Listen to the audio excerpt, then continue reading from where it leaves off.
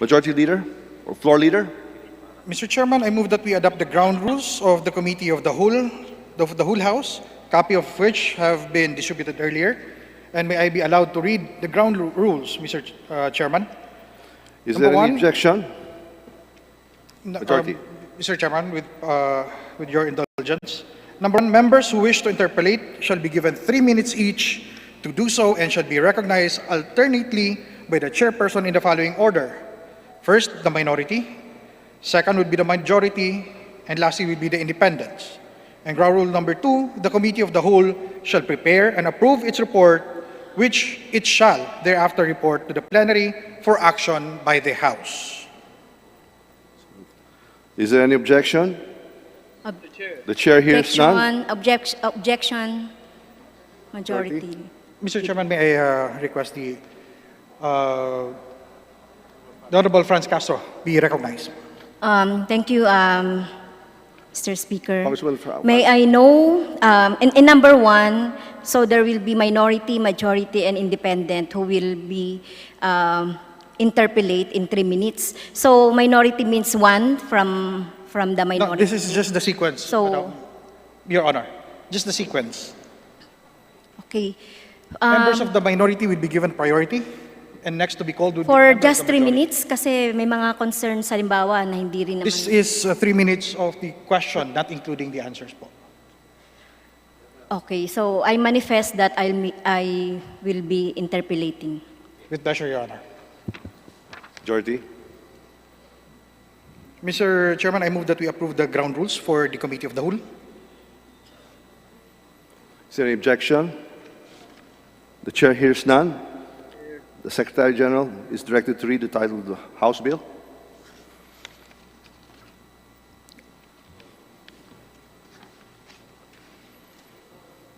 Are we allowed to participate in this committee of the whole? Is there any objections on the approval of the ground rules? The chair hears none. Said motion is approved. Mr. Chairman, I move that we consider House Bill number 6616, and may I request the Committee Secretariat be directed to read the title of the said measure. So move, Mr. Chairman. Is there any objection? The chair hears none. The Secretary General is directed to read the title of the House bill number 6616. House Bill number 6616, an act to declare the existence of a national emergency arising from the coronavirus 2019 COVID-19 situation and a national policy in connection therewith, and authorizing the President of the Republic of the Philippines for a limited period and subject to restrictions to exercise powers necessary and proper to carry out the declared national policy and for other purposes. Mr. Chairman, I move that we recognize the author of the bill, the chairman of the Appropriations Committee, the Honorable Eric Yap, to give his sponsorship on the bill. Representative Eric Goyap is recognized to sponsor the measure. Please proceed. As a legislator from the party list group whose main concern is to address anti-crime and terrorism, and the moniker ang party list ng inaapi, we strongly support the leadership and the President Rodrigo Roa Duterte in its quest towards ending the COVID-19 crisis. Ito ay hindi lang namin laban, kung hindi laban natin lahat para mapabuti ang kapakanan ng bawat Pilipino.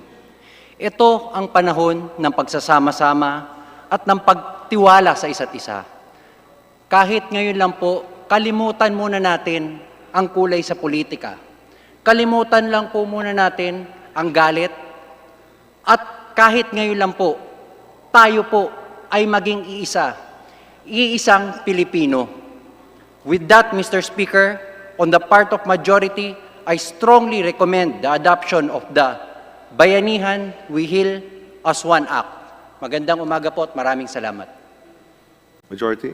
Floor Leader. Mr. Chairman, may I move that we allow our resource person, the Executive Secretary, the Honorable Salvador Medellea, to give his remarks.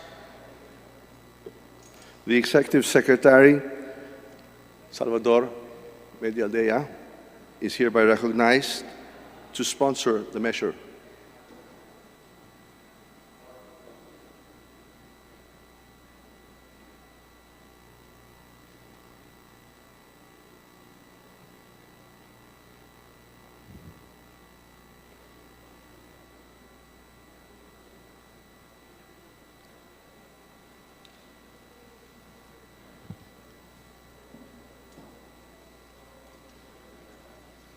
distinguished members of Congress, we live in very unusual times, a time when in order for us to show compassion to our fellow men, most of us are called upon to keep our distance from them rather than to approach them. It is a time when our normal way of life has been severely changed, as if it was turned upside down. We are not alone in this. Because of the threat of this dreaded disease we know as COVID-19, the whole world is in disarray. As German Chancellor Angela Merkel said in her address to her people, along with the rest of the world, the Philippine government has been trying to address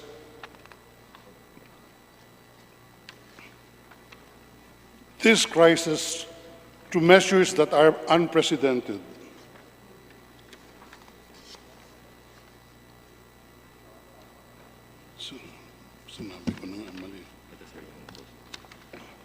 Merkel, in her address to her people, the coronavirus is currently dramatically changing our lives, our standing of normality, of public life, of social togetherness. All this is being tested as never before.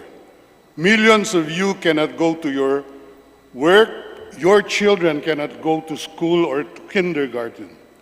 Theaters, cinemas, and stores are closed. And what is perhaps the hardest, we all miss the social encounters that usually are natural. The Chancellor was referring to the situation of her own country, Germany.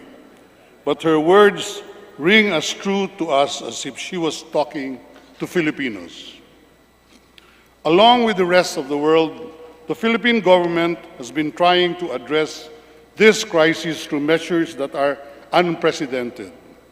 Never before has the government required nearly all the citizens of Luzon to stay in their homes for 24 hours, allowing them to live only to buy their basic necessities.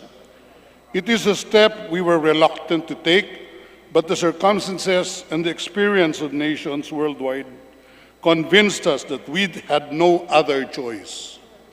Truly, we live in highly unusual times, but today, we secretaries and senior officials of the executive branch now come before you, honorable members of Congress, believing that in a time of crisis, the rule of law should prevail. We come before you with the conviction that in the most challenging of times, our democratic institutions are up to the challenge and will prevail. We therefore approach the distinguished members of Congress, the elected legislators of our people, to ask for a law that will enable the President and the executive branch the legal authority to address this crisis in a manner that is free from the restrictions which, while beneficial during normal times, might prove disadvantageous during such an unusual time as this. In so doing, we do not desire to overstep the bounds of Constitution, which remains firmly in place even in times of emergency. In each of the powers we are requesting the Congress to grant the President, our objective is to hasten the delivery of services to those who are suffering or are suspected of having COVID-19, to halt its spread, and to bring relief to the rest of our countrymen who are now constrained to stay in their homes and give up for a time their ability to earn a daily living. Thus, among the legal authorities we are asking from you today is the ability to purchase equipment for our health workers on the front lines in the most expeditious way possible, without being restricted by existing procurement laws. For our laws have provisions for emergency procurement, even these are subject to procedures that are no longer appropriate to the situation we are facing today. We also ask for authority to ensure that our local governments will fall in line with the national policy for dealing with this crisis, We believe that under existing laws, they are already have that legal obligation to comply with standards that the national government has set regarding community quarantine. But the confusion sowed by the local government units who are acting on their own, preventing the entry of people and cargo in their territories when the national government has already exempted them from the quarantine restriction, is making life for the entire country more difficult than it already is. We thus appeal to Congress to enable the national government to swiftly deal with such wayward officials. We also appeal to Congress to enable the President to move deadlines and timelines for the filing of taxes and other requirements, as well as the payment of benefits such as mid-year and year-end bonuses. The question of extending deadline for income tax filing was an issue the past few weeks, and we have dealt with it by adjusting the deadline so as not to further burden our people who are on community quarantine. But if Congress will grant us this clear authority, such issues would be addressed without any delay. We also ask Congress to enable the President to more freely reallocate the budget in the General Appropriations Act and use the funds for addressing COVID-19. And now I come to the requested power that has been stirring some controversy since yesterday, and I believe unjustifiably so, the power to take over private establishments. Even as originally worded, the intent of the proposal was simply to grant to government a standby power. It is a power which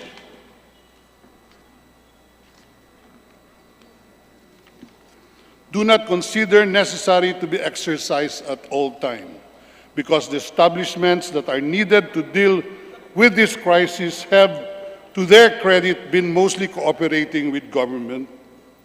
But we only desire such a power to be legislated because the virus we are up against is so unpredictable and can spread rapidly in a community. The power to take over is intended merely as a standby power in the event the crisis reaches its worst. When our most critical institutions are nearing a total shutdown and government is left with no choice but to take over these establishments. We are requesting it this early because we do not know how quickly our Congress can convene if and when we reach that point. Thus, for the benefit of our people, we opted to include it in our requested authorities. But as I said, this government believes that our democratic way of life will prevail through this crisis. As a testament to that conviction, we listen to the advice of our legislators and the opinions of our countrymen and have adjusted our proposal by narrowing it down and subjecting it to safeguards in addition to what we originally proposed. We hope our modified proposal would now merit our legislators' approval and our people's wholehearted consent. You may be assured that we only aim to equip your government with all the legal authorities necessary so that we can, at the shortest time, bring our life as a nation back to normalcy.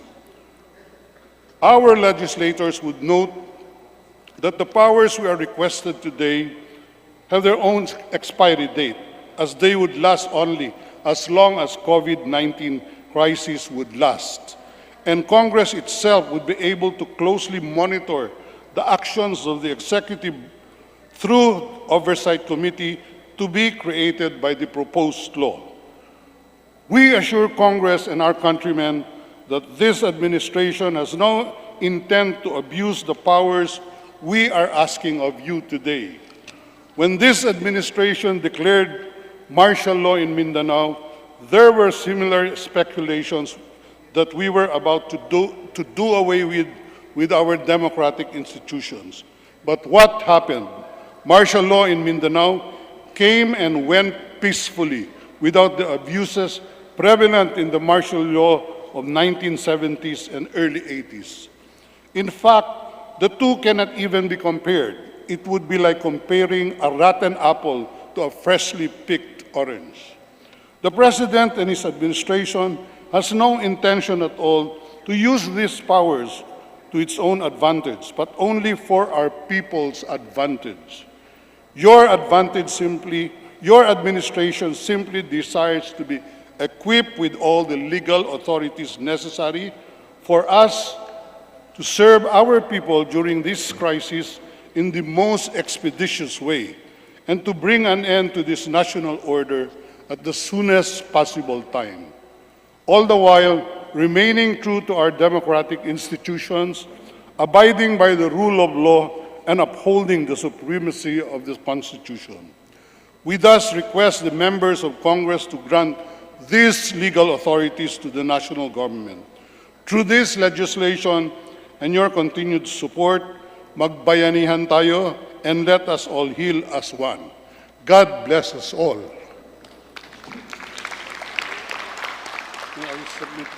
We would like to thank the esteemed Honorable Secretary, Executive Secretary Salvador Medialdea for his speech.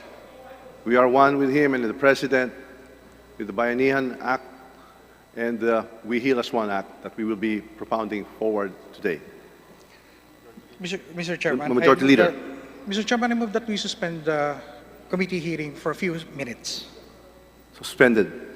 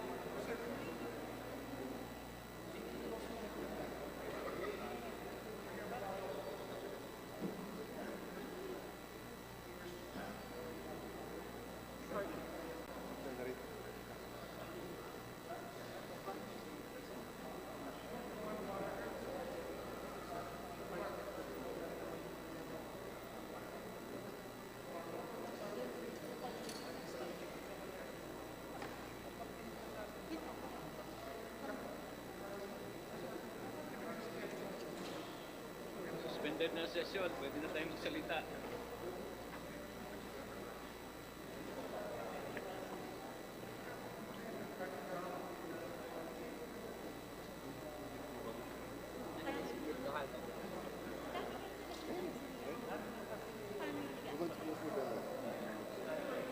Consideration, first consideration. Do you have the list already of those people who will calculate? Palista po kayo sa Viber group. Dali, dito pwede rin. Can you include my name? Shaki. Palista ko po kayo dun sa group chat ng Viber. Okay.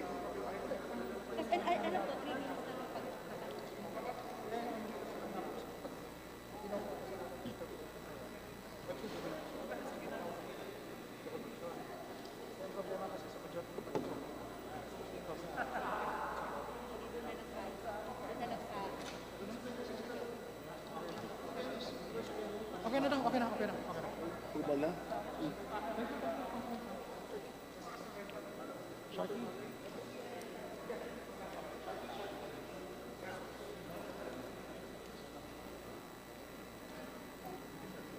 Oh, Sound contract.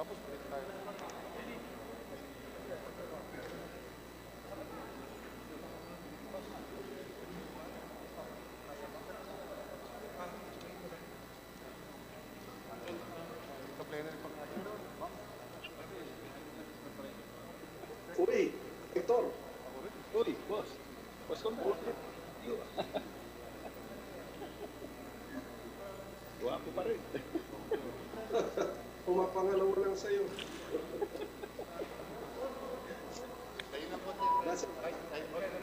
Paul. Ganda naman ng bahay dun, ah. Boots. Yeah. Oy. Basta. Okay. Hello. Getting bored? Good morning. The doctors mo. Congressman Hector Sanchez, baby. How are you, my boss? Ano kaya? Ay, buntag. Oy, dako. Mayo. Pons. I'm back.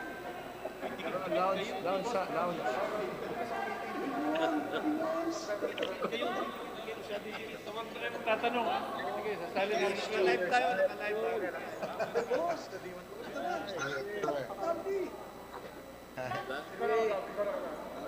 Yes, from Coach. Okay lang. Anong bot? Main kontak. May buntag. Nakaroon na ka sa Surigao. Niya ako sa Manila. Namimiss ko na yung president. My brother, Deputy Speaker Henry. Yes, sir, my brother. Distinguished Sarate, sir. You should be there in the tweet.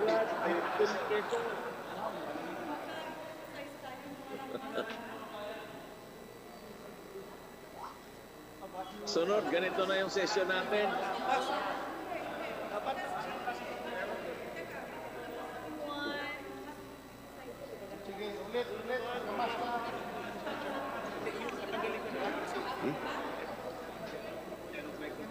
Boss, congrats. Namimiss ko na yung keso mo.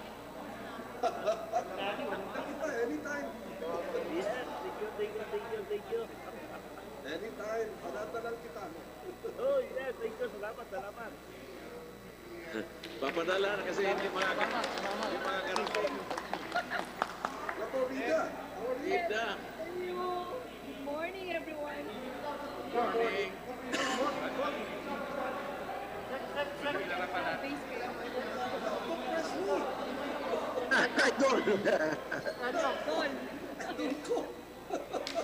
Speaker, nag-request yung TV raw.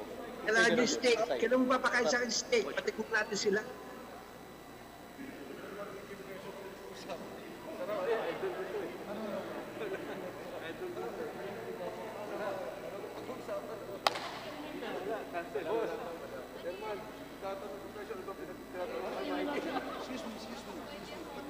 Para maraming may hawak.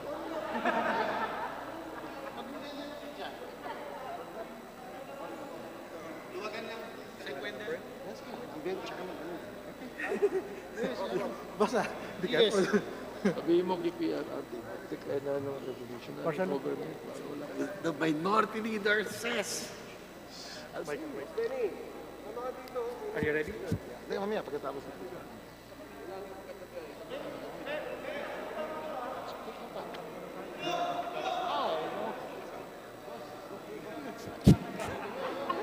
Hindi ko yung konga. Para may flavor din ako. Para na. Tinext ako eh. Andiyan ba po? Pinicture na kita ka. Ito sigurado. Prupa. Mas.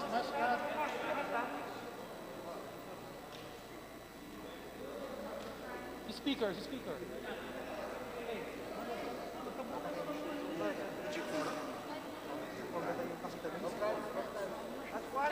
Teka. May joke. Samayin mo si...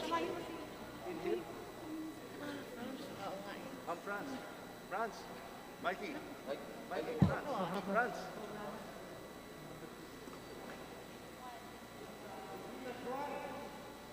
Last one.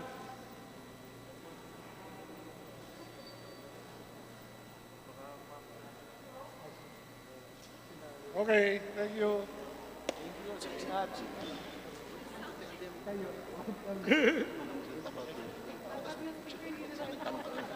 Oo nga eh. Mas marami pa yata oras sa picture taking kaysa ako.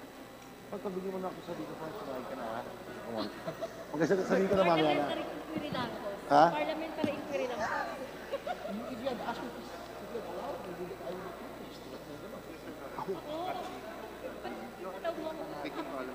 Okay, let's we'll finish it lang.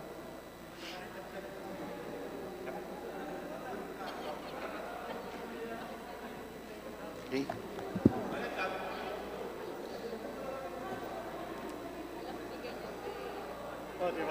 Korea naman.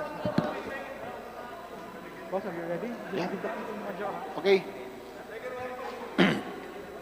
Meeting is resumed. Majority, floor leader. Mr. Chairman,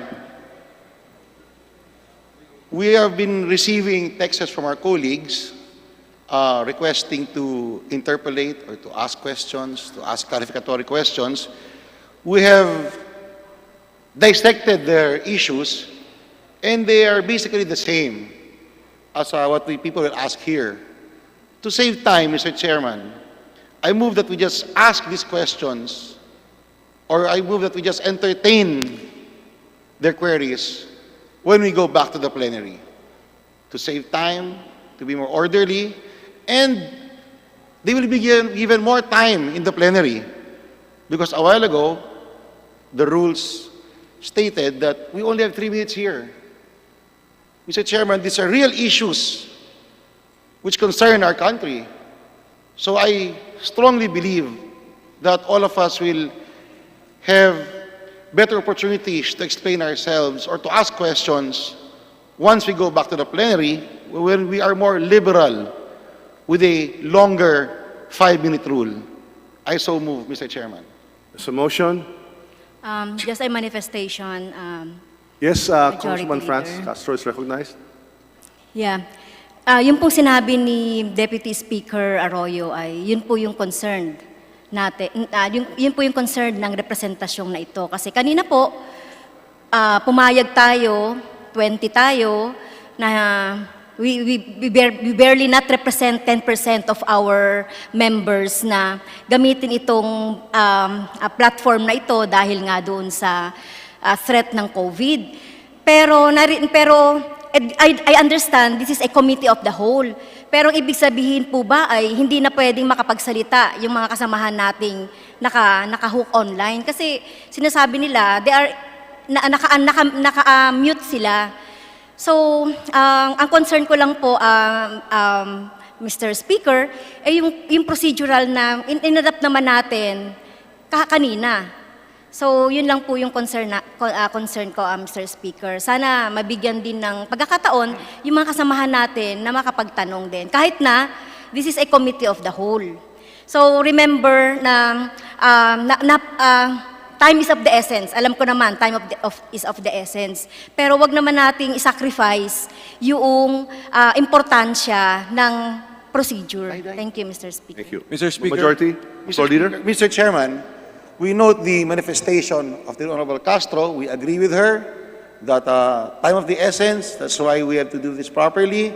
Of course, without curtailing the sentiments of our legislators, of our members.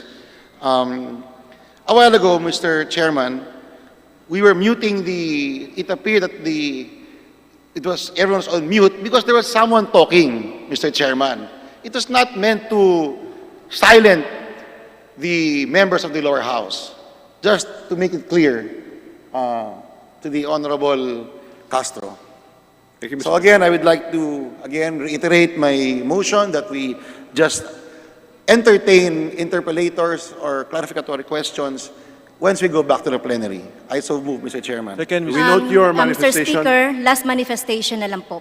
Kung mag-file po ba sila o magbato po sila ng questions doon sa ating Viber group. So ito ba i-entertain? So paano po ba yung procedure nito? During the plenary session. Yes. Mr. Chairman, it is as if we are in a normal plenary when we will entertain everybody, as long as their questions are different from each other. Of course, if they're the same, then we should dispense with that. Mr. Chairman, again, my motion that we just entertain interpellators when we go back to the plenary. Second the motion, Mr. Speaker. There's a motion duly seconded. The chair hears no objections. Said motion is carried. Thank you, Mr. Majority. Speaker. Congressman Mike Defensor. Just to follow up dun po sa motion ni Honorable Arroyo, yung pong mga kasama natin na may mga punto naman at talaga naman pong may importante ang kanilang katanungan, marami po ay nagchat-chat. Kung ito po ay maaaring ilagay sa record ng ating procedure sa ngayon, I so move, Mr. Speaker. There's a motion. Mr. Chairman, yes, it will form part of the records of these proceedings. Thank you, Mr. Majority. Floor Leader. Mr. Chairman, I move that we approve on the committee level House Bill number 6616. There is a motion to approve House Bill number 6616. As many in favor of the House Bill 6616, please say aye. Aye. As many are against, please say nay. The ayes have it. House Bill number 6616 is approved. Mr. Chairman, I move that the Secretariat be directed to prepare the report of the Committee of the Whole on the House Bill number 6616 and thereafter distribute the copies to the members of the said report. Is there any objection? The chair hears none. The Secretariat is directed to prepare the report of the Committee of the Whole and thereafter distribute copies of said report to all members. Mr. Chairman, I move that we suspend session to allow our Secretariat to distribute the copies of the committee report. So moved, Mr. Chairman. Meeting suspended. Copies will be sent by email to all online. Hindi, i-ingon kailangan.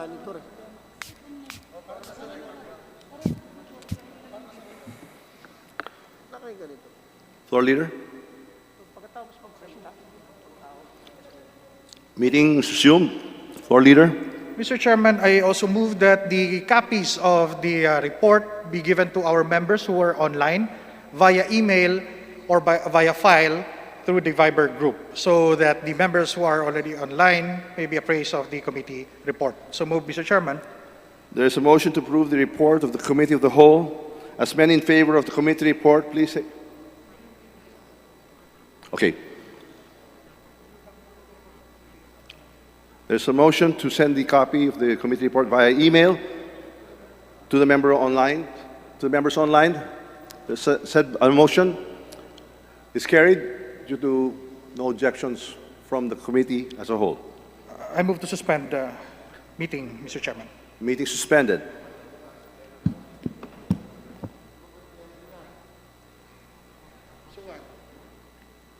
One more. Just one more. We go back to regular session, but we have one more portion. Adjournment of the. Just give us a few minutes.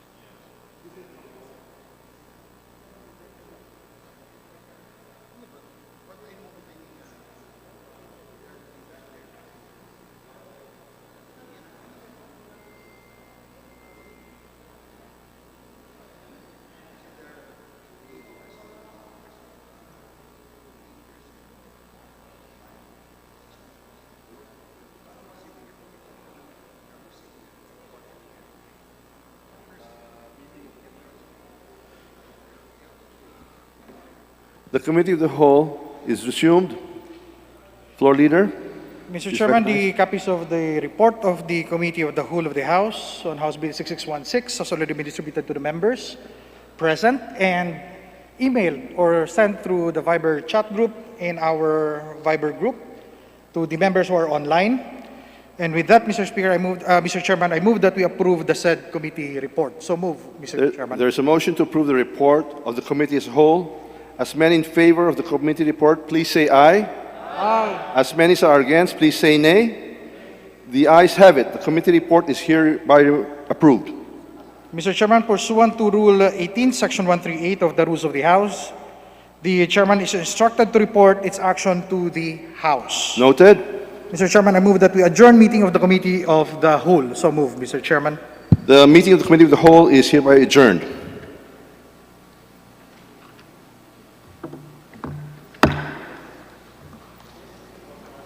Rani.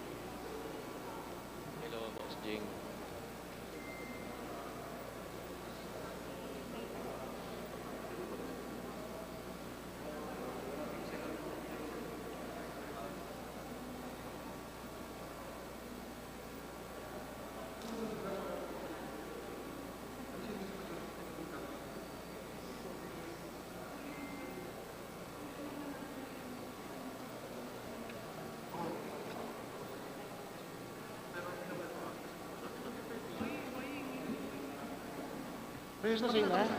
Nasa'yo na? O yung gusto ko na yung listahan natin?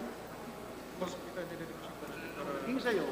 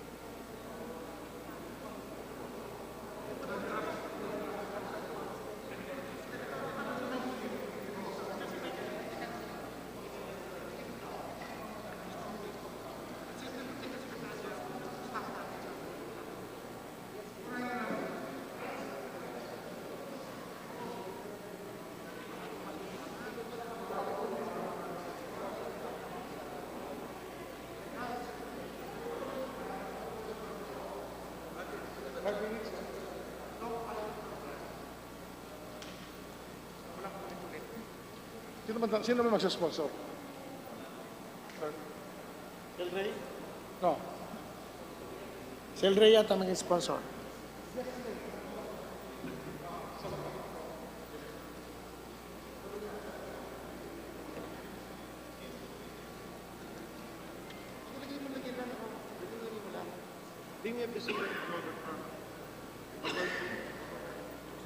Ito na, pinapaano ko kay Mike yung questions. Questions that I've asked you, stop.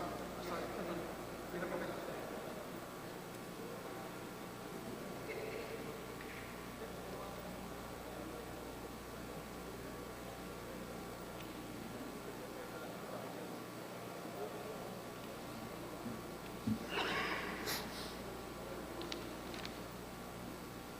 Pwede natin simulan.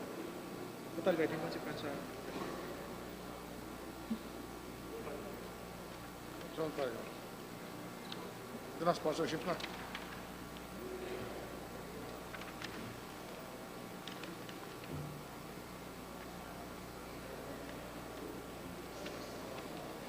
Yan, may meeting pa lang yan eh. Hindi, meeting pa lang to. Ito na. Hindi, ano na to eh. Ay, sorry. Sirani na eh. Ulit tapos na yun. Adjournment na yan eh. Ito na, pero Yun, na. Ito na. Yes po. So, bakuna ka medyo. Then, to the committee of rules.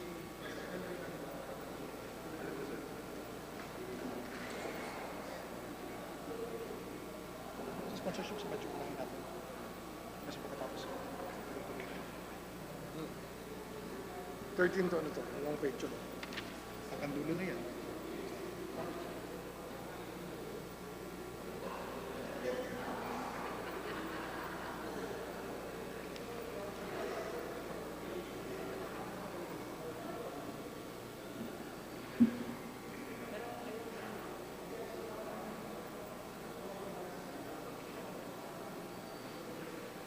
So, wala pa number.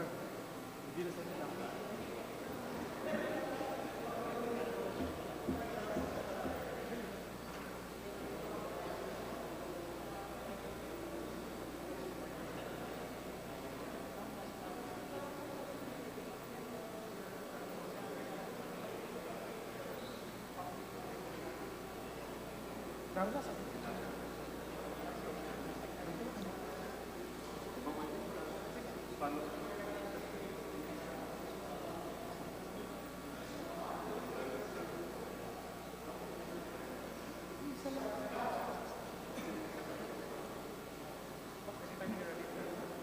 Kaya ako.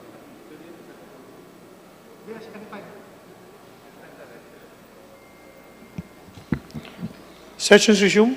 Majority Leader. Mr. Speaker, I move that we proceed to the additional reference of business. I so move, Mr. Speaker. Any objection? The chair is none. The Secretary General is directed to read the additional reference of business. Additional reference of business. Report by the Committee of the Whole House on House Bill number 6616, recommending its approval without amendments.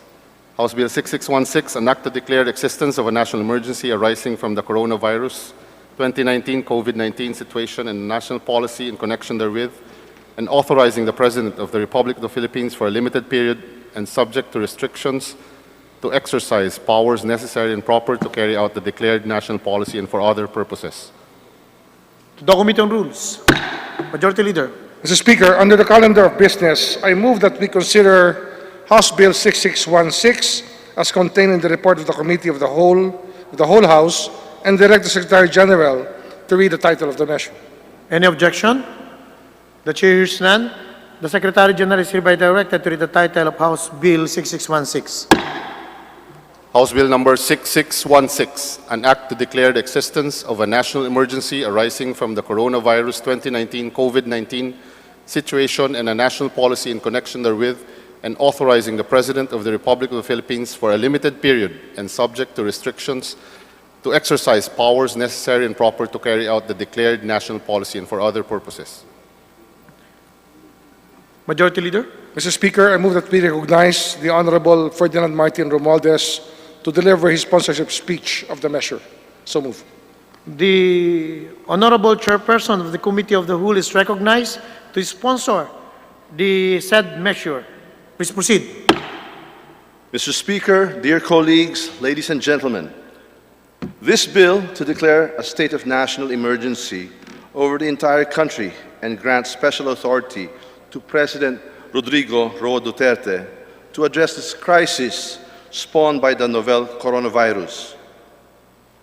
Such authority is needed not only to control COVID-19 pandemic now gripping the country, but also to immediately mobilize resources for the provision of basic necessities to families and individuals affected by the imposition of the enhanced community quarantine, especially the indigent and their families. The measure, once approved, will immediately and amply provide health care, including medical tests and treatments to COVID-19 patients, persons under investigation, and persons under monitoring. It also mandates formulation of a program for recovery and rehabilitation, including social amelioration programs and provision of safety nets to all affected persons.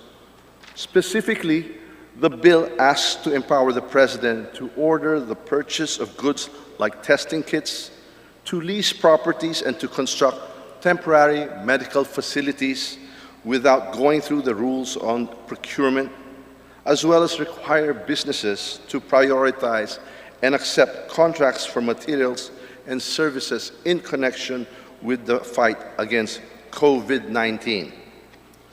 With the enactment of this measure, the President is empowered, among others, to exercise special authority within a limited period to respond to the public health emergency. Under the penalty provision of the proposed measure, any person who violates the rules, regulations, and directives of the national government will be imposed the punishment of 2 months in jail and a fine in the amount of 10,000 pesos to 1 million pesos. With extreme urgency and utmost sense of patriotism, let us all support the enactment of this measure. May God bless the Philippines. May God bless us all. Mabuhay ang buong Pilipinas at ang buong mundo. Majority Leader. Mr. Speaker, I move that we recognize Representative Eric Go Yap to deliver his sponsorship speech on House Bill number 6616. I so move. The Honorable Eric Yap, Chairperson of the Committee on Appropriation, is hereby recognized to sponsor the said House Bill 6616. Please proceed. Manifesto lang, manifesto. Mr. Speaker, I manifest to give way to Deputy Speaker El Rey Villafuerte. Our Deputy Speaker for Finance, Honorable El Rey Villafuerte, is recognized to sponsor the said measure. Please proceed. Mr. Speaker and fellow members of the House of Representatives, our world is under siege by the 2019 coronavirus disease, a highly infectious pathogen named by the World Health Organization as COVID-19, and which has claimed more than 11,000 lives in barely a year's quarter.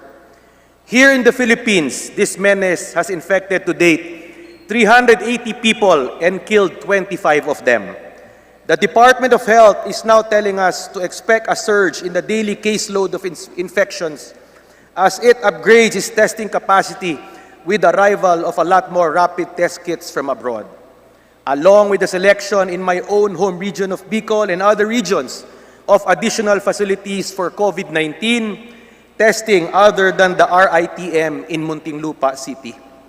A major casualty of this virus is our resurgent economy, as the pandemic threatens to stop dead on its track the continuous growth momentum that our country has been experiencing.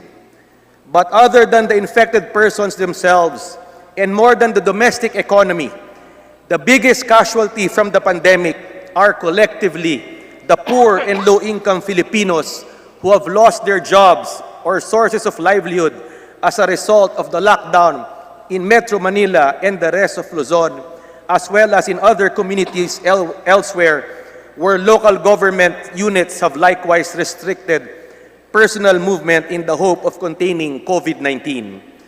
These lockdowns have shoved the national and local economies almost to a standstill, thereby dislocating an estimated 18 million Filipino households who live by the no work, no pay system. They have no other means of earning a living or fending for themselves for the duration of the community quarantine. Mr. Speaker, baka po mamatay ang marami sa kanila, hindi dahil sa coronavirus, pero dahil sa tinding gutom sa mga darating na linggo, na tayo ay nakapailalim sa lockdown at sila ay walang mapagkitaan upang buhayin ang kani-kanilang mga pamilya at mga minamahal sa buhay. Mr. Speaker, I am thus sponsoring House Bill number 6616 to this august body for its urgent action. Dubbed as the Bayanihan to Heal as One Act, this bill seeks to vest the President with special powers to realign, reprogram, or reallocate portions of the 2020 GAA along with off-budget funds of government-owned and controlled corporations and national government agencies for relief programs like food rations and cash transfers for the 18 million households until such time that the lockdowns are lifted and the national and local economies are back on their feet. This bill will also allow the government to adequately equip and protect our countless health practitioners who are at the front lines of our battle against COVID-19. Their selflessness and bravery inspire us as we undertake this task. In keeping with my earlier proposal on forced savings under the 2020 GAA, this measure will also authorize the transfer of funds intended for non-essential expenditures to essential ones, particularly the emergency subsidies for the marginalized and vulnerable, as well as relief and recovery programs for affected workers and small and medium-sized businesses. As a former governor of the province of Camarines Sur, I know LGU officials who are now in the front line or forefront of the battle against the pandemic will welcome this measure as it will allow them to revisit their approved budget plans and, like the President, allow them to realign, reprogram, or reallocate portions of their respective budget programs to scale up their respective response system against COVID-19. In pushing these proposals, the proposed Bayanihan We Heal as One Act will let the national and local governments raise spending on urgent measures to protect Filipinos from the onslaught of COVID-19 without sacrificing the outlays in the 2020 GAA, comprising the unmatched state investments in infrastructure modernization, human capital development, and social protection, particularly for the poor and underprivileged sectors. Thank you, Mr. Speaker, and may God bless us all. Majority Leader. Mr. Speaker, since there will be no more sponsorship speeches, we are now in the period of interpellation, and first to interpellate will be a member of the minority, the Honorable Franz Castro. The first to interpellate will be the Minority Leader, Benny Abante. The Honorable Minority Leader, Representative Bishop Benny Abante, is recognized to interpellate the sponsor. Please proceed. Thank you, Mr. Speaker. My colleagues, Majority Leader, unang-una po, nais naming sabihin na tayong lahat ay nagkakaisa na magkaroon po tayo ng batas na ito upang ating Pangulo ay magawa po niya lahat ng kanyang magagawa para po sa ating bayan, lalo na po ang mga naapektuhan ng COVID-19. Pangalawa ay nais ko pong i-appreciate ang kagitingan ng ating mga health workers, ang ating mga doktor, sa kanilang heroic na ginagawa sa mga panahong ito. May I be allowed, Mr. Speaker, to ask certain questions to the sponsor? If the sponsor may do so. Mr. Speaker, with pleasure. Thank you. We made a promise that even if we support any bill, that we would like to objectively scrutinize the bill for the sake of our country's knowledge, information. Ano po? Number one, Mr. Sponsor, Mr. Speaker, the President was able to impose enhanced community quarantine and curfew and closure businesses without emergency powers. Bakit po kinakailangan ang bill na ito, Mr. Speaker? Mr. Speaker, distinguished Minority Leader, kailangan po ang bill na to because we are now in a crisis, we are in a time of emergency. These times call for urgent, immediate action, especially empowering the executive to deal with the crisis based on what is allowed by law. Thank you, Mr. Speaker. Good. Thank you. Under Section 4,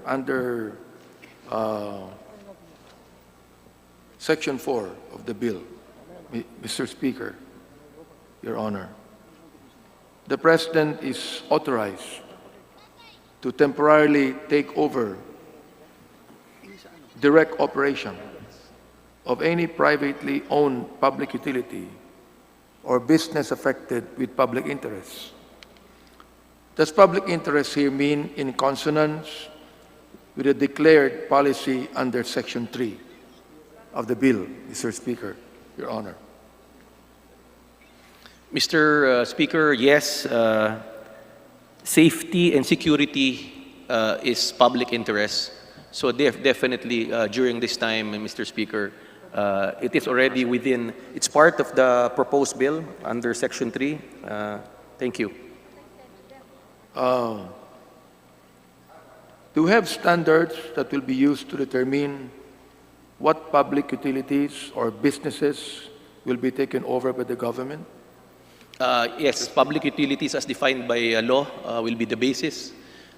Just to reiterate, there is a need for this provision because, for example, there are a substantial increase in cases and we really need to take over such.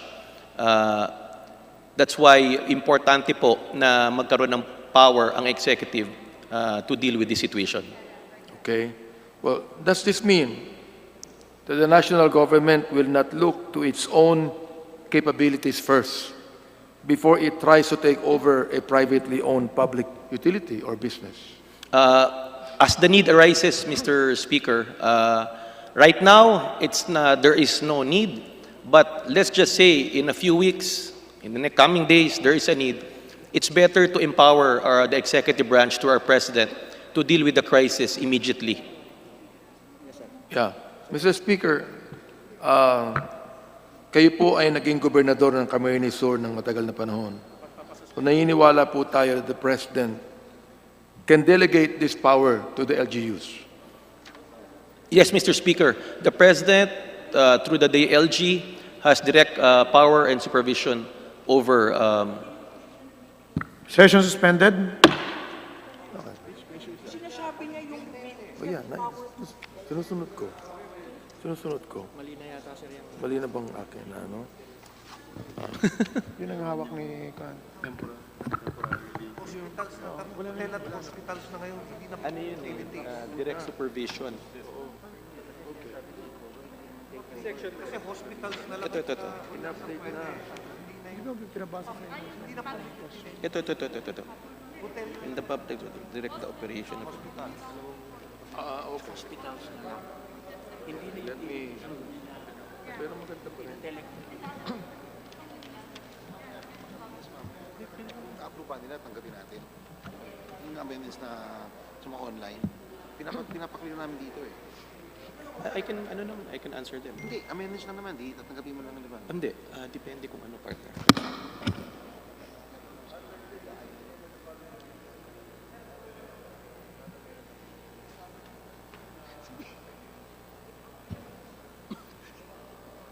Okay.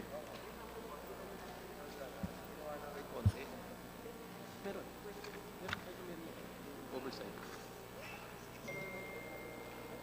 Hindi, ito na. Meron na akong kopya. I will answer that. Then he will also rephrase or recast. Sessions resume. Mr. Speaker, All right, just for clarification. Thank you, Mr. Speaker. I'd like to continue on with the others here. In Mr. Speaker, may Section I, 4. Before the interpolator continue his interpellation, what's the pleasure of the sponsor? For clarification, under the proposed bill, under Section 4, provision number 4, the minority leader earlier mentioned about the word taking over public utilities. I have here a copy of the draft bill, which specifically says, when public interest so requires, direct the operation of any privately owned hospitals and medical and health facilities, hotels, and other similar establishments. There is no mention of taking over, especially public utilities. This is the final revised version that we have filed, and I am sponsoring, Mr. Speaker. Noted, Mr. Speaker. Thank you for You may proceed, clarifying. Minority Leader. Okay, now in Section 4, under paragraph 14 to 16, I think I have the right bill here, where it says, the President, in essence, has the power to realign items under the 2020 GAA to this national emergency, like cancellation of appropriated programs under paragraph 14, unutilized or unreleased balance in a special purpose funds under paragraph 15, and the most comprehensive power is under paragraph 16, where it says that all amounts so reprogrammed, reallocated, or realigned shall be deemed automatically appropriated for such measures. Ito pong tatlong powers na ito allows the President to plenary bypass the 2020 GAA and realign all items, whether appropriated, special funds, or any items under the GAA. Gusto ko lang pong tanungin kung ito po'y constitutional. Mr. Speaker, yes, that's why there is a need to pass this measure as soon as possible time. With regards to the concern of our distinguished minority leader, times like these we need to give the executive branch flexibility. We have the cash in the GAA, but the executive, through its implementing agency, should be empowered to realign certain portions. For example, non-essential goods, such as travel and other non-essential, can be redirected to more important priority disbursements, like for social amelioration and for health. It's important to cite this provision because it gives the President, through the implementing agencies, the authority to act based on the need, Mr. Speaker. All right, last question, Mr. Speaker. Ito po sa Section 9, kung pwede lang pong ipakiliwanag, sapagkat sa ilalim po ng ating saligang batas, the period for the grant of emergency power should be limited. The last section po dito, yung effectivity in the bill, nakalagay po yung 2 months or longer, depending on the President's discretion. Baka po merong question dito on its constitutionality, Mr. Speaker, Your Honor. Well, first of all, the title really specifies for a limited period and subject to restrictions in the title. In Section 9, it was specifically mentioned for 2 months or longer if the calamity will persist. Of course, can you imagine if we only authorize the President or the Executive only 2 months, and after the 60th day, it still is? The power or the flexibility of the Executive to deal with the crisis stops. So that's why it's very important that we specify 2 months. Hopefully, this will be averted or minimized within the 2 months, but it's important to put the words "or longer if the calamity will persist." I feel we included it in the bill because it's within the bounds of law and constitutional, Mr. Speaker. Salamat, Mr. Speaker. Naniniwala po ako na ang mga paliwanag na ito ay ay nakita at narinig ng ating taong bayan na kinakailangan lamang po na maipaliwanag po mabuti upang wala maging question tungkol dito. Maraming salamat po. Thank you, Mr. Sponsor. Maraming salamat po sa leader ng minorya. Majority Leader. Mr. Speaker, before I recognize the Honorable Alvarado, I would like to thank the distinguished Minority Leader for following and adhering to the 5-minute rule. With this, I enjoin the other members of Congress who are participating online that they should also try to follow the 5-minute rule. With that, I'd like to recognize the Honorable Alvarado for his interpellation. The representative from the province of Bulacan, Honorable Kuya Jonathan Alvarado, is recognized.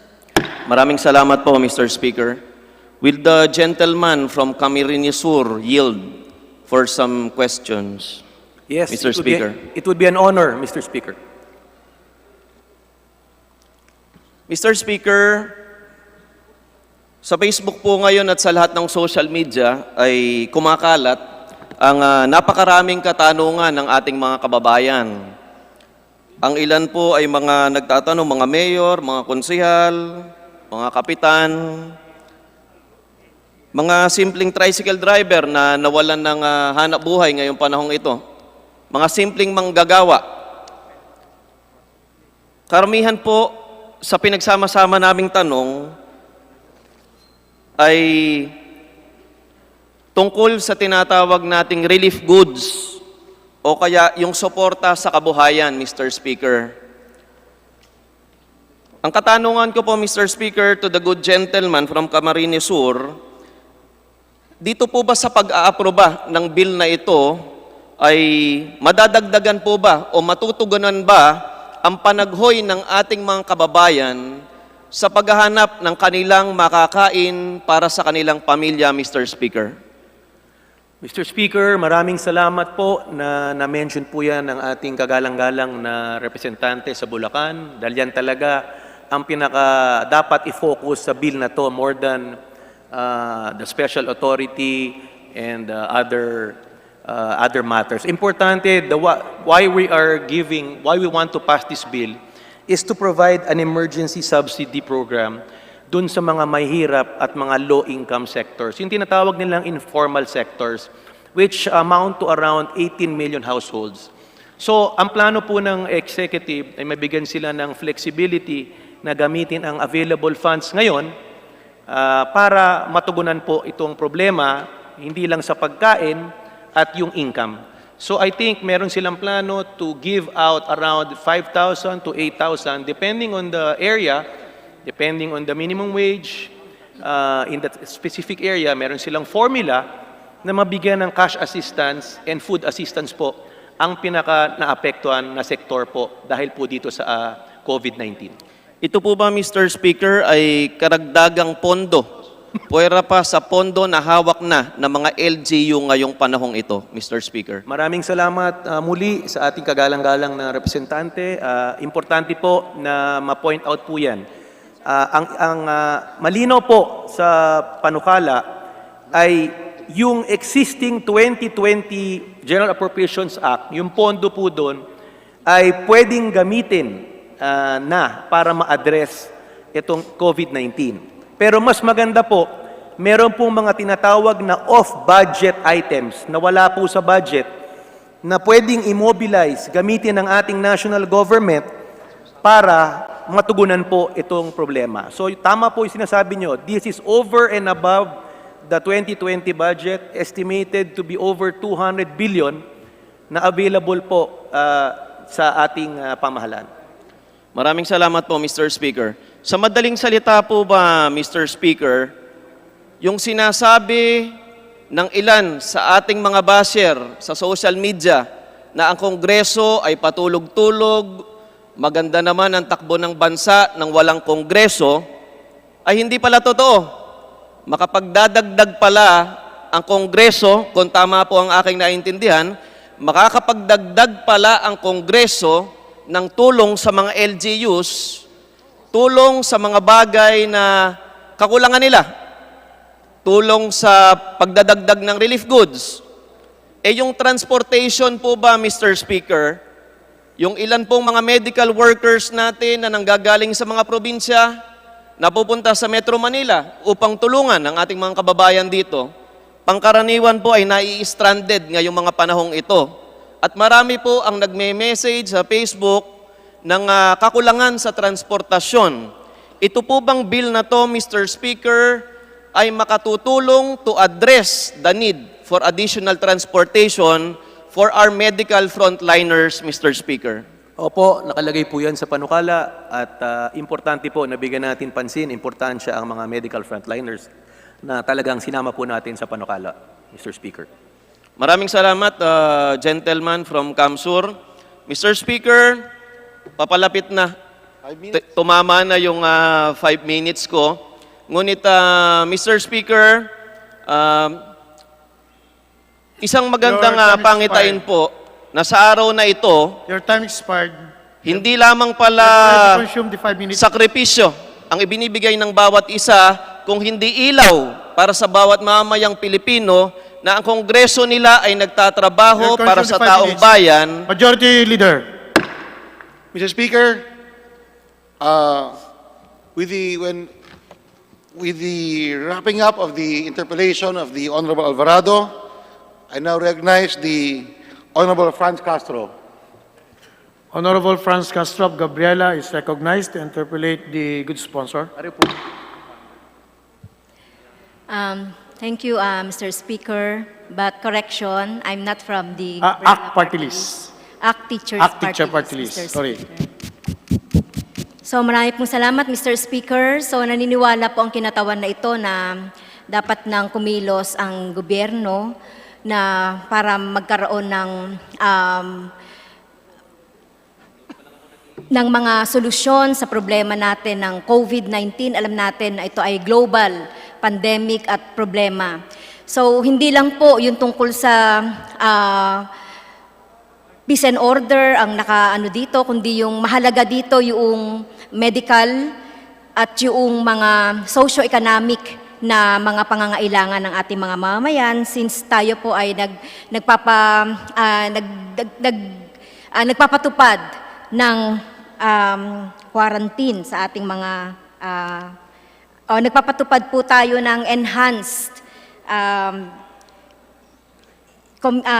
community quarantine po. So unang tanong po, Mr. Speaker, sa ating kagalang-galang na sponsor, dahil po sa kabuuan naman po, gusto nating mag-realign dito sa bill na to, ma-realign yung pondo para sa paggagamitan ng mga pangangailangang medical. So, ang unang tanong po, Mr. Speaker, so kukuha po tayo ng pondo doon sa existing na mga budget natin sa 2019 na hindi pa ginagamit, tsaka sa 2020 sa kasalukuyan. Pwede bang malaman, Mr. Speaker, yung status nung mga pondo natin na hindi pa nagagamit as of now? Halimbawa po yung QRF, Calamity Fund, Contingency Fund, Intelligence Funds, PAGCOR, PCSO, Savings, Presidential Pork Barrel, and other accessible funds. Pwede po bang malaman ang status nito at kung magkano po yung available na mga fund pa mula rito, Mr. Speaker? Mr. Speaker, I would like to assure the Honorable Distinguished Congresswoman Franz that all available funds within the GAA will be spent accordingly as per provisions of law. They will be fast-tracked as per the assurance of the Executive Department. Implementing agencies have already streamlined their guidance to act in times of this crisis. For example, DSWD has streamlined their guidance to fast-track the implementation. The DOLE under TUPAD and other departments are following suit. Just to reiterate, the funds are available for 2020, particularly the quick response. They're being utilized, and it will continue to be spent based on the need in time of this crisis, Mr. Speaker. Pwede po ba tayong makakuha ng kopya ng mga available funds na mga binanggit ko kanina?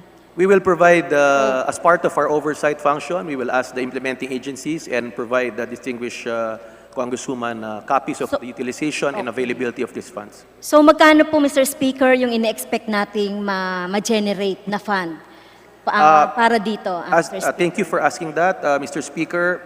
The GAA 2020 GAA appropriations will continue. However, the government wants to fully utilize existing off-budget items from various GOCCs that will total around 175 billion.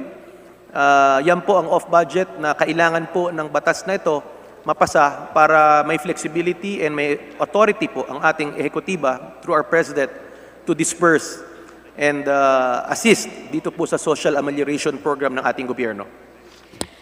Okay, so sinasabi po ng ating butihing sponsor, Mr. Speaker, yung parang mabigyan ng leeway yung ating presidente dun sa pag-access ng fund, kaugnay nitong paggamit nito doon sa problema natin ng COVID. Dito po sa Section 16, pwede po bang linawin natin dito sa number 16? So, notwithstanding any law to contrary, reprogram, reallocate, and realign any appropriation. So, ibig po sabihin nito, yung buong 2020 budget ay binibigyan natin ng leeway ang presidente na galawin ito. So, hindi po malinaw kasi dito, Mr. Speaker, ano lang yung pwede nating galawin dito sa GAA? So, alam ko po doon sa 2019 budget, meron na yon. Pero dito po sa 2020 budget. Nakalagay po sa paragraph 16, malinaw po that notwithstanding any law to the contrary, they can reprogram, reallocate, realign any appropriation in fiscal year 2020. However, what is important is ito po, for whatever purpose the President may deem necessary and desirable to fund measures. So while they have the authority to reprogram, reallocate, of course, this has to be subjected to the necessity, the availability, the importance, and what is important to note is that under Section 5, there's a oversight committee. So we will ask the executive branch to report to Congress weekly to determine which funds they need, which funds they need to disperse, which funds has been dispersed, and what else, what other funds they need. Okay, so thank Last you question. po sa explanation. So medyo po, worried po ang kinatawang ito doon sa tinatawag na kung discretionary magiging prone to corruption yan. Dahil binanggit po yung oversight. So hindi malinaw dito paano ba mag-meeting ang mga oversight, sino-sino ba to at paano ito. At yung huli, Mr. Speaker, yung effectivity, nakalagay po dito will affect for 2 months Your time or no expired. longer. Pakidirekta na lang ng tanong. So, dalawa lang po yun tungkol sa oversight po para po doon sa makita naman natin yung corruption, di ba? So, paano natin makikita kung magkakaroon ng corruption dito using the oversight? And yung effectivity, Mr. Speaker... Please, sponsor, please respond because the time of the lady is already expired. We'll make sure, Mr. Speaker, that there will be zero corruption in the disbursement of funds, not only in the 2020 GAA, but whatever off-budget items that will be dispersed. The power of Congress is mandated. It's there. We will make sure that this will not happen. Thank you, Mr. Speaker. Okay, thank you, Mr. Majority Leader. Thank you very much, Honorable Castro. I now move we recognize the Honorable Michael T. Defensor for his interpellation. And again, we'd like to remind our colleagues that not to ask questions which have already been propounded, Mr. Speaker. The representative from Anakalusugan, Party List, Honorable Mike Defensor, is recognized. Thank you, Mr. Speaker. Thank you, Majority Floor Leader. Ulit lang po sa atin pong Deputy Speaker Villafuerte, isa pong katanungan tungkol po dito ulit sa negosyo. Para lang humalinaw, dahil ito po yung mga agam-agam na maraming negosyante na maaari daw mag-take over kahit sa anong negosyo. Pero dito po sa ating batas, Section 4 Authorized Powers, particular po Section 4 number 4. Ang sinasabi po dito, tama po ba, na hindi na lang lahat ng negosyo, kundi mga hospital, medical facilities, hotel, at kung ano po mga establisamento o mga negosyo na makaka-apekto sa problema ng coronavirus. Tama po ba? Mr. Speaker, tama po ang sinabi niya. Malinaw po dito sa Section 4, Paragraph 4. Nakastate po yan, malinaw, when the public interest so requires, direct the operation of any privately owned hospitals, medical and health facilities, hotels, and other similar establishments po. Thank you. Mr. Speaker, at dito rin po ba sa ating mismong batas na ginagawa kasama ang Senado, malinaw din po ba ang deklarasyon at polisiya na ang national emergency na ito na ukol sa coronavirus, ang lahat ng gawain, ang lahat ng pondo, ang lahat ng akto na gagawin ng ating gobyerno ay para lamang puksain at itigil ang problema ng coronavirus, Mr. Speaker? Mr. Speaker, tama po ang sinabi ng kagalang-galang na Congressman Mike, na malino naman po sa title na itong an act to declare the existence of a national emergency arising from the COVID-19 and for a limited period. These are the key words na importante po. So ang ibig pong sabihin, pagka may isang hotel na biglang tinake over lang ang gobyerno pero hindi naman naaayon sa problema ng coronavirus, ito po ay hindi pwede, illegal at unconstitutional. Tama po? Tama po. Magkakaroon lang po sila ng authority to direct the operation, not take over po. Linawin po natin. The key words, direct the operation if there's a need. Alam mo, kung dumami na po yung PUI, PUM, importante po equipped ang ehekutiba na ng ganitong provision po ng poder po. Mr. Speaker, for the record, nung pong kapanahunan ng martial law sa Mindanao, ito po'y binanggit na rin ni Executive Secretary Vidaldea, nagkaroon ng martial law sa Mindanao. Ngunit yung karapatang pantao at mga agam-agam na problema, hindi po nangyari yan sa Mindanao under martial law, under the leadership of President Duterte. Tama po ba? Tama po yan. Nung alam nyo naman, nung pinopost yan sa Kongreso, maraming nagkaroon ng pag-iisip na magkakaroon ng abuso. Walang pang-abuso nangyari, walang korupsyon na nangyari. In-extend pa ng Kongreso ang power na yan sa martial law. Wala rin po. So maganda po ang track record ng ating ehekutiba. That's why importante na mabigyan sila ng authority ngayon dahil maganda po ang track record, lalong-lalo na po pag binibigyan sila ng extra powers or special authority po, Mr. Speaker. Nililinaw ko po to, Mr. Speaker, sapagkat kung titingnan po natin kung ano yung ating kinabukasan sa ilalim nitong emergency declaration ng ating Pangulo, meron na po tayong track record, martial law sa Mindanao. Yung pong sinasabi nilang problema sa human rights violations, yung problema sa pagpatay sa negosyo, at kung ano paman, hindi po nangyari. Kaya muli ko po itong binabanggit dahil ito po yung nabanggit ng ating Executive Secretary Vidaldea at ngayon po binibigyan panlinaw ng ating pong kasamahang si Deputy Speaker Villafuerte. Ngayon, Mr. Speaker, babalik po ako sa isang punto at ito po'y maraming katanungan ng ating mga kasamahan. Maging po sa Viber, sa video chat, at kanina po, napakaganda naman dahil nagkaroon ng sesyon ang ilan po sa atin, ang karamihan sa atin, kay Undersecretary Bayani Agbayani ng Finance upang ilinaw ang problema, partikular ang Section 14 at Section 16 ng batas na ito. Ito po ay ukol sa budget.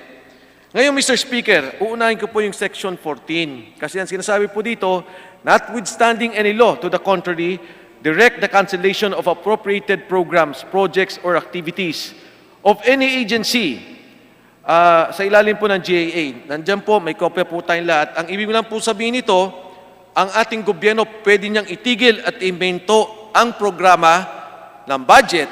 Paglilinaw lang ha, Undersecretary Bayani Agabin. Ay, Agabin, I'm sorry. Thank you, Mr. Speaker. Ba't Bayani Agbayani ba nabanggit ko? I apologize, Mr. Speaker. But anyway, Mr. Speaker, that is my question. Please respond, good sponsor, because the time has already expired. Alam mo, yung importante, napaganda po ng punto ni Congressman Mike Defensor. Importante kasi at this time of crisis, ma-identify mo ano ba ang essential, ano ba ang non-essential. Meron mga budget items, for example, travel. Hindi po importante mag-travel ngayon. So yung pondo dyan, kung milyon yan, gawitin natin panglaban ng COVID. Marami dyan na mga non-essential na pwedeng ilagay. So we need to give these powers and authority to the executive so that they have the flexibility and authority to deal with the crisis. So importante po, Section 4, nakalagay, paragraph 14 na sinabi po ni Congressman Mike Defensor. Ito po isa sa mga importanteng provision na kailangan para talagang mabigyan ng ngipin itong panukalang ito. Mr. Speaker, dahil maikli na rin po ang oras ko, at kanina naman po ipiniliwanag to, imamanifest ko na lang po. Unang-una po ipiniliwanag ng ating executive officials na ang budget na pagkukunan ay tatlong bagay. Of course, ang GAA, ang Special Purpose Funds at ang mga pondo ng GOCC. Partikular na tinitingnan para sa problemang to. Your time is expired. Yes, Mr. Speaker. Gusto ko lang po linawin sa GOCC kukunin 175 billion at doon po sa Treasury 100 billion. Sa ngayon, wala pang tatamaan sa inapprove po nating budget. At ito pong pondong to ay gagamitin sa pagkain, partikular sa pang-araw-araw ng mga tao upang wag nang lumabas at di na rin magutom. So with that, Mr. Speaker, Section 14 and Section 16, we have been assured that that is legally feasible and will stand in court. If ever there will be anyone who will question this in the Supreme Court, the Executive Department is ready for this, and this is a well-studied bill proposed Majority before Leader. us. Thank you, Mr. Speaker. Thank you, the Honorable Privileged Speaker. Majority Leader.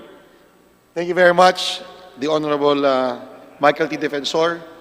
I'd like to recognize the Honorable Senior Minority Leader, Congresswoman Janet Garin of Senior Iloilo. Minority Leader, Honorable Janet Garin from the province of Iloilo is recognized to interpolate the good sponsor. Maraming salamat po, Mr. Speaker.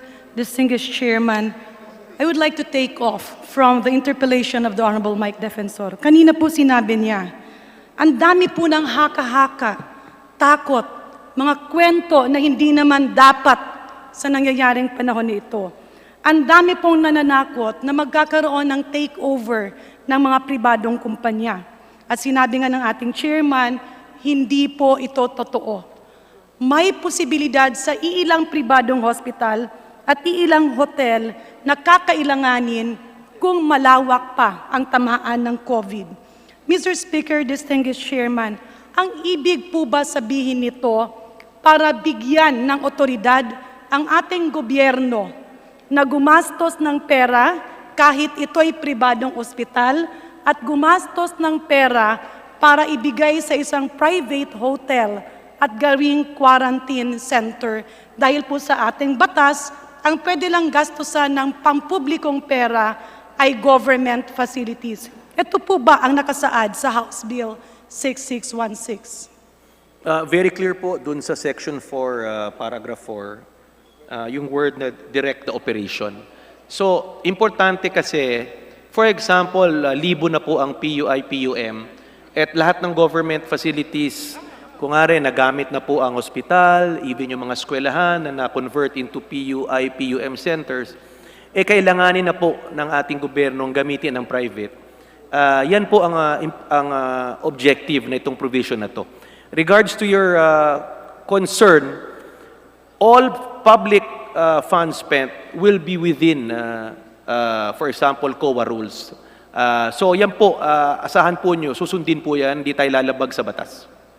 Thank you for that, Mr. Speaker. Mr. Chairman, klinaklaro ko lang po. Itong House Bill na ito ay magbibigay kapangyarihan sa ating gobyerno para yung pribadong ospital, pribadong facilities ay pwedeng lagyan ng pera ng gobyerno at paggastusan. Tama po ba? Ang malinaw kasi dito, private facility to be used for public purpose. Yes, yes. With regards to the mechanics of how that will be spent, rest assured, Mr. Speaker, that the concern is well taken. We understand that the law only allows public funds for use for public purposes. But I feel that it does not stop the government because public interest so requires, Mr. Speaker.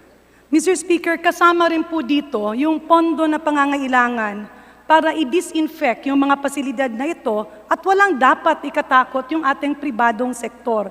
Ibig po sabihin, after all this crisis is over, it will be returned to them in exactly the same shape as it will be for use as a private facility para po mawala ang takot ng ating pribadong sektor. Malinaw po, nakalagay po, Mr. Speaker, Section 4, Paragraph 4, fourth sentence, that the management and operation of the foregoing enterprises shall be retained by the owners of the public servants or enterprise who shall render a full accounting to the President or his duly authorized representative of the operations of the business as basis for appropriate compensation. So, sa kanila po yun. Gagamitin lang for emergency, and it will be turned over to them. Thank you for that, Mr. Speaker, Mr. Chairman. Kanina po sinabi, 200 billion ang kailangan para sa pagkain sa bawat mesa dun sa mga pamilyang nasa mababa ang kanilang income. Ito po para lang sa 2 buwan. May we know from our distinguished colleague how much is needed for health expenditures, how much is needed for the subsidy of patients with moderate and severe COVID, how much is needed for the LGU support for quarantine centers and LGU hospitals. Meron na po ba tayo? Right now, off budget that is available is total of 275 billion. Mr. Speaker, pasensya na po. Ang tanong ko po magkano ang kailangan ng gobyerno? Kanina, 200 billion para sa pagkain sa bawat mesa. 2 buwan lang po yan, hindi pa po kasama ang health expenses, subsidy sa mga pasyenteng may moderate at severe COVID dahil milyon-milyon ang kailangan nila para sa hospital at yung suporta natin sa LGU quarantine centers and LGU hospitals. Do we already have a budget? That's the last question. Yes, as I was saying, Mr. Speaker, 275 billion ang available. I will answer the question. 200 will be allotted for the emergency subsidy program. So there is another 75 billion to fund the concern of our distinguished Congresswoman Garin for health and other services. With regard to the breakdown, that is part of the reporting to Congress. I'm sure as we speak, it's being totaled, and I'm sure they will provide the Congress with that, and we will provide the Congresswoman Garin with such details, Mr. Speaker. Thank you for Thank that, you very Mr. much to Speaker. the Senior Deputy Yes. Minority Leader. Last question po, Mr. Chairman. Your time expired. Okay. Majority Leader. Thank you very much, Honorable Green.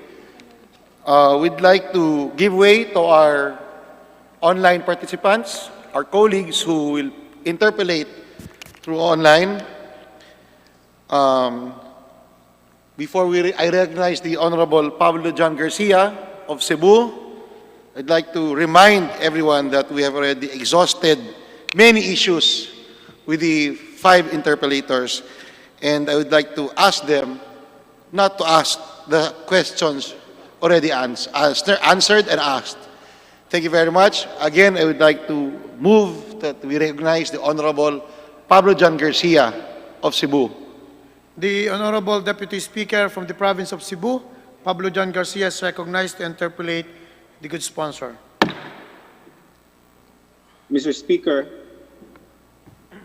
in lieu of my interpellation, Mr. Speaker, I wish to make the following manifestation. Mr. Speaker, I believe I speak on behalf of a great majority of the members from the Visayas region when we manifest our firm and full support to House Bill number 6616. Just as forcefully as we demand swift, decisive, and comprehensive action from the executive, so must we be swift and decisive today in providing the executive with ample powers and resources it urgently needs to defeat the COVID-19 menace and to alleviate the sufferings of our people in its wake. On behalf of the health frontliners in the Visayas who need immediate relief and reinforcement, for the freelancers and daily wage earners, our workers in the transport sector and tourism sectors who have been deprived by this virus of their livelihoods, small retailers and small and medium-sized enterprises who are taking a beating, our brothers and sisters who have been laid off by businesses, especially in the tourism and travel sectors, and so many others, we need to act now and with decisiveness. We believe House Bill number 6616 provides just this swift and decisive action while ensuring that the measure is limited in scope and limited in duration to prevent executive abuse. Thank you, Mr. Speaker. Majority Leader. Thank you very much, Honorable Deputy Speaker Garcia of Cebu. Next to interpolate, is the Honorable Deputy Speaker Ferdy Hernandez.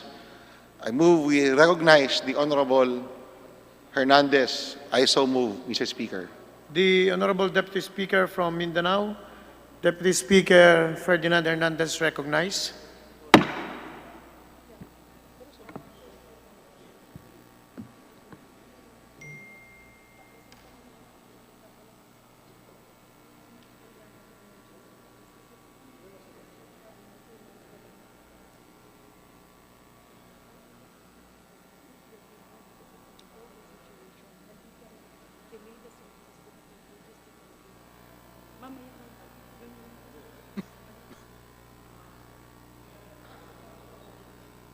Walang mic.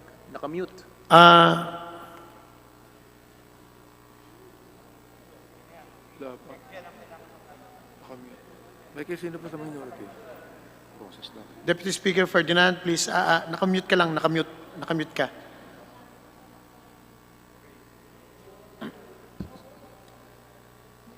Nakamute pa rin. Sandali lang. Mr. Speaker, I move to Can you hear me, suspend for Mr. a minute. Speaker? O sige, proceed. Okay na? Okay. Proceed, please. Mr. Speaker, in lieu of my interpellation, I'd like to make a manifestation that I can proudly speak majority of the Mindanaoans right now, which we are in a desperate situation considering that until now, we have no testing kits, we have no laboratory tests.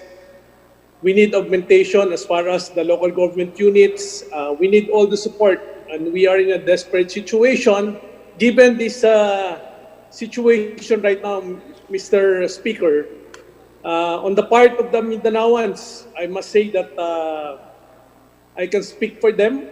I manifest my support for the We Heal as One Act 2020 of the majority. Thank you, Mr. Speaker. Majority Leader. Thank you, Honorable Hernandez. Next to interpolate is the Honorable Caloy Zarate. I move we recognize the Honorable Caloy Zarate. I so move, Mr. Speaker. The representative from Bayan Muna Party List, Honorable Caloy Zarate, is recognized for his 5-minute interpellation. You may proceed. Thank you, Mr. Speaker. I direct my question to the sponsor. Kanina po sinabi ninyo na merong 275 billion na off-budget funds, no, na pwedeng gagamitin. No? So, ang unang tanong ko dyan, with due respect, no, babalikan ko yung Article 16, Paragraph 16 ng Section 4. Bakit ho kailangan bigyan natin ng kapangyarihan pa na ang Presidente na galawin niya ang buong budget? No? Sa number 14 and number 15, papayagan natin siyang mag-augment dahil magkakaroon ng savings. Pero doon sa number 16, napaka-broad ng power na yon. No? At gusto kong i-explain ito ng sponsor dahil malinaw sa ating konstitusyon, Article 6, Section 25, Paragraph 5, no law shall be passed authorizing any transfer of appropriations. Malinaw po ang batas na yan. No?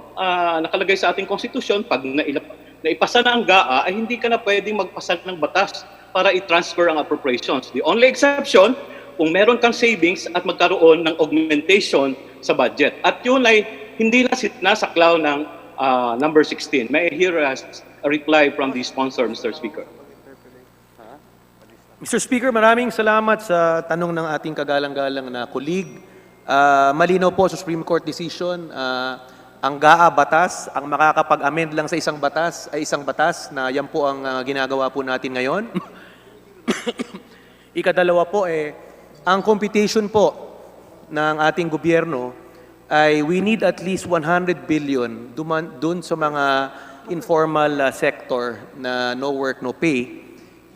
Kaya po nag-allot po ng off-budget na 200 billion ay only for 2 months. Ngayon, pag lumampas to ng 2 months, there is a need to give the executive the power to reallocate existing amounts in the GAA na can be utilized for the crisis. Marami pong non-essentials doon that can be rearranged. So we need to give this power to the executive through our president, Mr. Speaker. Tama po yun, malinaw po. Kaya nga po sa number 14 and number 15 ay binigyan ng kapangyarihan ng Presidente na i-discontinue yung mga nakalaan ng proyekto sa GAA 2020 para pag na-discontinue ito ay magiging savings. No? At pwede na niyang gamitin ito. Tama po yun, batas ang GAA at pwede siyang baguhin. Pero malinaw po sa ating konstitusyon. Iulitin ko, no law shall be passed authorizing any transfer of appropriations. At malinaw po yan doon sa naging desisyon ng Korte Suprema sa Arroyo versus Aquino na hindi mo na pwedeng galaw-galawin yung budget na yan, no? Except kung meron kang savings at gagamitin mo ito for augmentation. At yan ang tingin ko na binigay natin doon sa kapangyarihan sa number 14 and number 15. Kaya surplusage, hindi kailangan itong number 16 sa tingin ng kinatawang ito. Tama po, kailangan immediate i-address natin ang problemang ito dahil huli na, no, na magdeklara ang ehekutibo na malaki yung problema. In the first place, nagkampante sila noong mga nakaraang buwan. Kaya kailangan maghabol tayo. Pero sa paghahabol po natin, kailangan nakasunod naman ito sa ating saligang batas. Mr. Speaker, ginawang sponsor. Sunod ko pong punto doon sa usapin ng effectivity. Sinasabi po natin, kung tama itong hawak kong version ngayon na 2 buwan, at it may be extended, depende sa tingin ng Presidente, kung andyan pa yung calamity. Sa tingin po natin uli, ay merong problema rito dahil Last 1 minute. malinaw naman, tatapusin ko lang po, malinaw din po ang sinabi sa Article 6, Section 23, Paragraph 2, no, na if we give the President powers, such powers shall cease upon the next adjournment of Congress. No? So hindi ho natin siya pwedeng bigyan ng unlimited power. No? Kung mag-adjourn na ang Congress, anumang kapangyarihan na binigay natin sa kanya dito sa batas na ito ay dapat tapos na rin pag nag-adjourn ang Congress. May we hear a response from the sponsor, Mr. Speaker? Mr. Speaker, while I totally respect the statements and valuable inputs as laid out by our honorable distinguished congressman, we fully understand the concern. And however, nagkaroon na pong pag-aaral ang ating mga kapwa congressman, ang ating mga legal luminaries. We feel that the bill is constitutional. It is in accordance with the Constitution. It's not in violation of Article 6, Section 26, Part 2 of, as mentioned by our distinguished gentleman.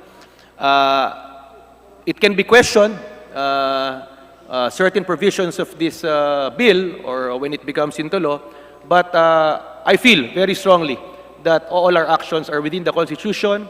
All provisions here are within the Constitution, and we will implement them within the bounds of law. Thank you, Mr. Speaker. Thank you, Honorable Zarate. Majority Leader. Majority Leader. Tapos na po pa yung 5 minutes ko. Mr. Speaker. Ubus na po. Mr. Speaker, Mr. Sponsor. Ubus na po. Sa 2020 budget, ano ang Ubus na po, ubus na po. itidiscontinue ng executive Time expired na dito? po. Thank you very much, Honorable Zarate. Next to Just hear a interpolate will be the Honorable Ominal. I'd like to recognize the Honorable Ominal. I so move, Mr. Speaker. Another Deputy Speaker from Mindanao Region, Honorable Henry Waminal, is recognized to interpolate the good sponsor. You may Thank proceed. you very much, Mr. Speaker, distinguished sponsor. At this very moment, we feel grateful that there is yet no confirmed COVID-19 case within our province of Misamis Occidental, and we continue to hope that our province will be totally spared of this virus. For this, we should be extra careful, take all the measures necessary that hopefully none of our people will get infected. We are also very grateful to President Duterte for his timely and dynamic action for declaring the whole country into the state of calamity, and to Speaker Alan Peter Cayetano of his snappy leadership in establishing the DCC, Defeat COVID-19 Command Center, for us, each of our members, to bring our concerns. Section 4, Paragraph 6 of House Bill number 666 6616 provides and authorized the President to buy testing kits, PPEs, and paragraph D, Section 6, construct hospital facilities as an exemption of Republic Act 9184 or our procurement law. These provisions is exactly what we need in our district and probably true to the whole of Mindanao. With our district has lesser PUM, PUI, but when worse situation comes, God forbids, we are not best prepared and maybe beyond our capability, hence the need of this bill to pass into law. We have no test kits, even if we have the money, because of current government regulations in procurement and the non-availability of supply, even PPEs, because of the restrictions and the stringent provisions of our current procurement law. Our referral facility hospital here in the province and in this area of northern Mindanao only has an isolation wards that can only accommodate 16 PUIs, and currently with 300 population, not to mention the population of the first district who are also dependent with our Mars Hospital in such kind of need, then our facility is very, very insufficient. With that, Mr. Speaker, this humble representation in behalf of the people of the second district of Misamis Occidental and the Mindanaoans, we fully support the passage of House Bill 6616. And with that, we congratulate our leadership for calling this special session in order to enact this bill into law. Thank you very much, Mr. Speaker. Majority Leader. Mr. Speaker, just to react to the manifestation of the distinguished gentleman from Misamis. You may proceed.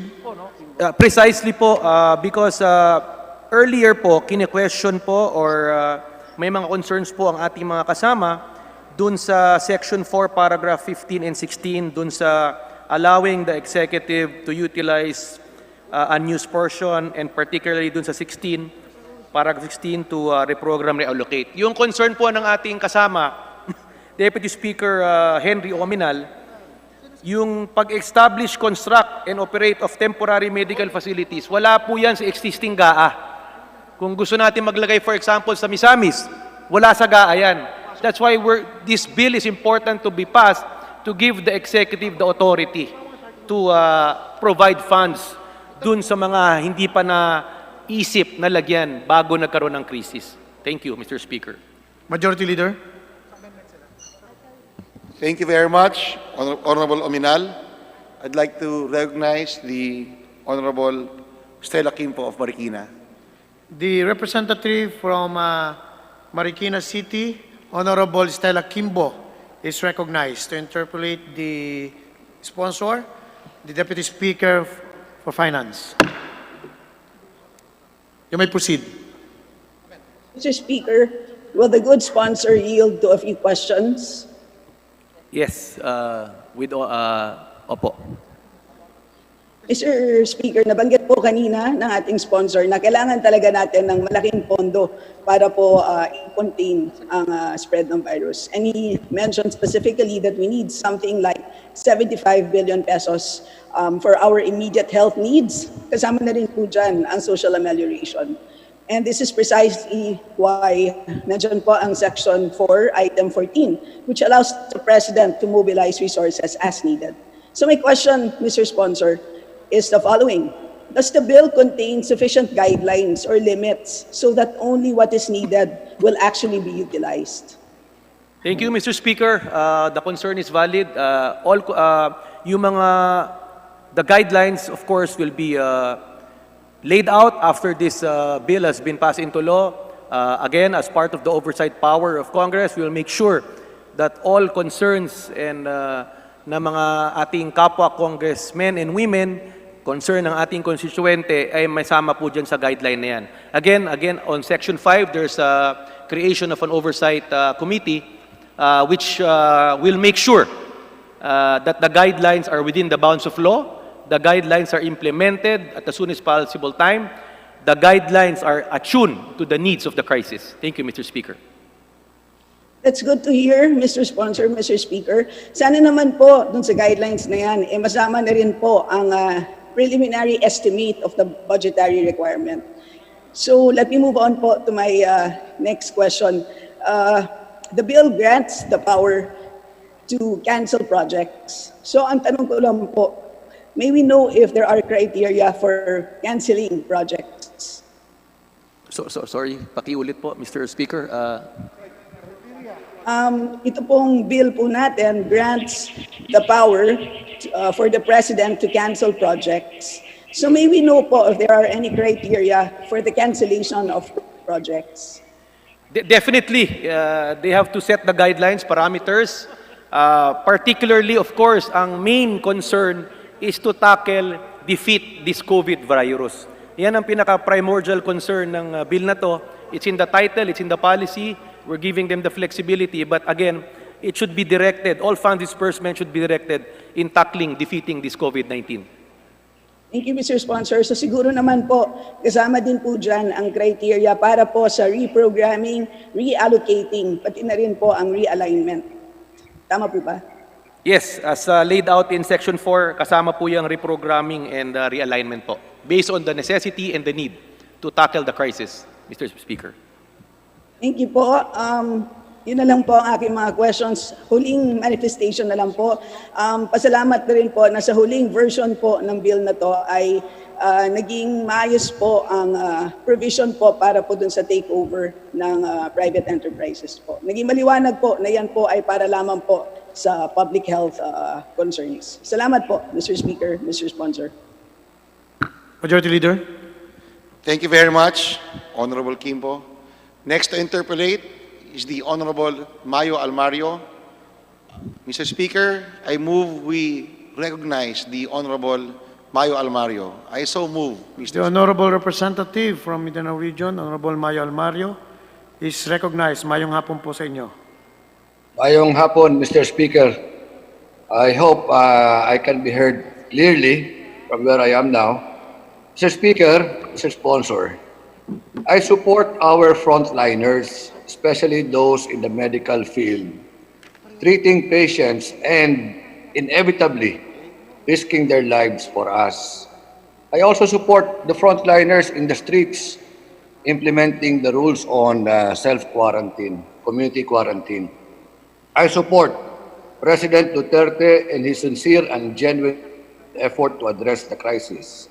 In behalf of my constituents in the 2nd District of Davao Oriental, I support House Bill number 6616. Now, Mr. Sponsor, let's go back again to section 4, number 14 of section 4. Paulit-ulit, binabanggit to and sinasabi ang mga non-essential items in the 2020 GAA can be cancelled on the strength of this section and reallocated for some needs which will help us defeat the COVID virus. Now, Mr. Speaker, who will determine whether such project is essential or non-essential? Mr. Speaker, thank you for pointing that out. There's an IATF, Interagency Task Force. The various implementing agencies is empowered to determine the need. For example, if funds are downloaded, for example, in DSWD, that's under the Secretary of DSWD to determine the need for such budget. What's important right now is there's a problem, there's a pandemic, there's available funds. All we need to do is give the Executive Department the authority to use these funds to deal with the crisis. As mentioned by Deputy Speaker Obinal earlier, kung kailangan biglang magtayo ng emergency facility sa kanyang probinsya at wala po sa budget yan, that is the problem we're trying to solve with this measure giving the President and the Executive the authority to realign and use it to fight this crisis, Mr. Chairman. Mr. Speaker. Mr. Speaker, just an input, no? Kunwari na lang for discussion purposes. There are big ticket projects which are funded but not yet started. Example, for discussion again, if the Davao-Samal Bridge is already funded for 2020 and it has not yet started, obviously, then yung mga ganyan ang pwede nating i-realign for the purpose of this bill. Let us not touch, hopefully, on the much-needed projects in our respective districts. Kunwari, patubig na 5 million, baka magalaw pa yon. Sana hindi na. No? And, Mr. Speaker, let me go on that Section 14, to synchronize it with Section 16, the wording as used to augment the allocation for any item for support, operation, etc., must be amended at the proper time to read as to augment the allocation and or to fund any item to support. Kasi pag sinabi natin augment, as we know it, it's only if there is already an existing allocation. That's when we augment. Ang sinasabi ko, let's also put there to fund new items if necessary. Thank you, Mr. Speaker. Maganda po ang mga punto na ni-raise ng ating distinguished gentleman from Davao. Of course, that will all be part of the guidelines that will be set by the executive. Alam po namin ang concern nyo. But of course, just to reiterate, right now, may pondo. We give them the authority to utilize it para labanan ng virus. Then in terms of hierarchy and needs na tinatanong po ng ating mga kasama, of course, at this time, ang mga importante po ay kalusugan, kabuhayan.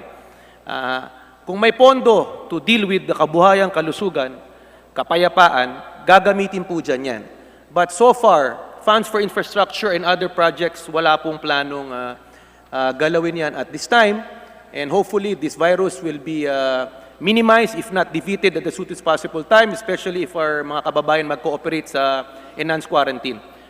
The target for this is 2 months, can be extended unless necessary. But if you all cooperate, bigyan natin ng armas ang gobyerno na labanan to, and we will move from there. Thank you, Mr. Speaker. Thank you. Your time, Honorable Almario, has lapsed. Thank you very much. Majority Leader. Mr. Speaker, next to interpolate is the Honorable Gentle Lady, Arlene Brosas. I'd like to recognize the Honorable Brosas for her interpellation. I so move, Mr. Speaker. The representative from Gabriela Party List, Honorable Arlene Brosas, is recognized to interpolate the good sponsor.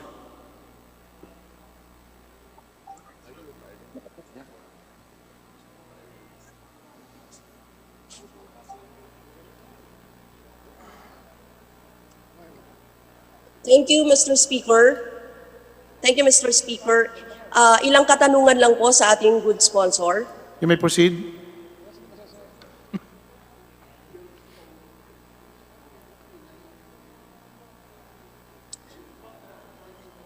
Yes, Mr. Speaker, may listahan po ba ang gobyerno natin ng dapat pagkagastusan? Dahil ang sinasabi nga natin, dapat ay pagtugon sa pandemic na nangyayari ngayon. At ang gusto natin, yung sinasabi nilang 275 billion, saan po yun mapupunta? Ilan ba yung mass testing kits na gagawin?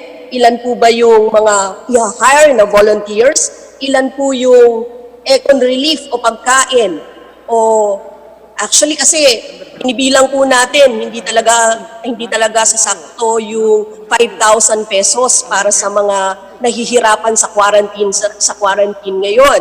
Kailangan po gumilang ng mga 10,000 pesos bilang subsidy para po sa mga mamamayan natin na hindi makapaghanap buhay. So gusto pong nating itanong yung komprehensibong plano.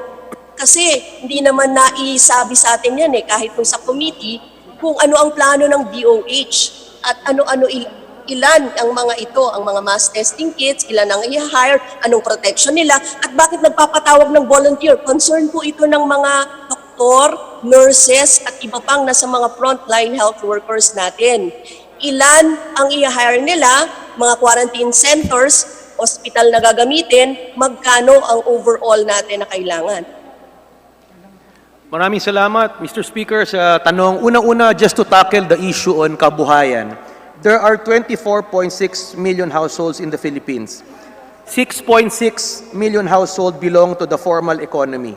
18 million households are either poor or low income. Ito yung tinatawag na informal sectors. Ito po yung tutuganan na 18 million, especially dun sa plano na magbigay ng emergency subsidy program. Nawalan sila ng trabaho, no work, no pay sila, nawalan sila ng kabuhayan. So ang gobyerno po ay handang tulungan sila. Of course, yung concern nyo, yung amount, ang competition po ang gagamitin na lang po natin kasi para hindi tumagal is yung daily minimum wage requirement per region na iba-iba po. Iba po ang daily wage sa NCR, iba sa Mindanao, iba sa Bicol. So yun po ang gagamitin nating basihan pag-subsidize. Ang initial estimate, more or less, just to provide to 18 million households is basically over almost around 100 billion per year, per month. So, yan po yung estimates. Regards dun sa health na issue mo, issue po ng ating congresswoman, kagalang-galang na congresswoman, ay ibibigay po yan sa atin malinaw, and Congress has the power of oversight para usisain po yan. Thank you, Mr. Speaker.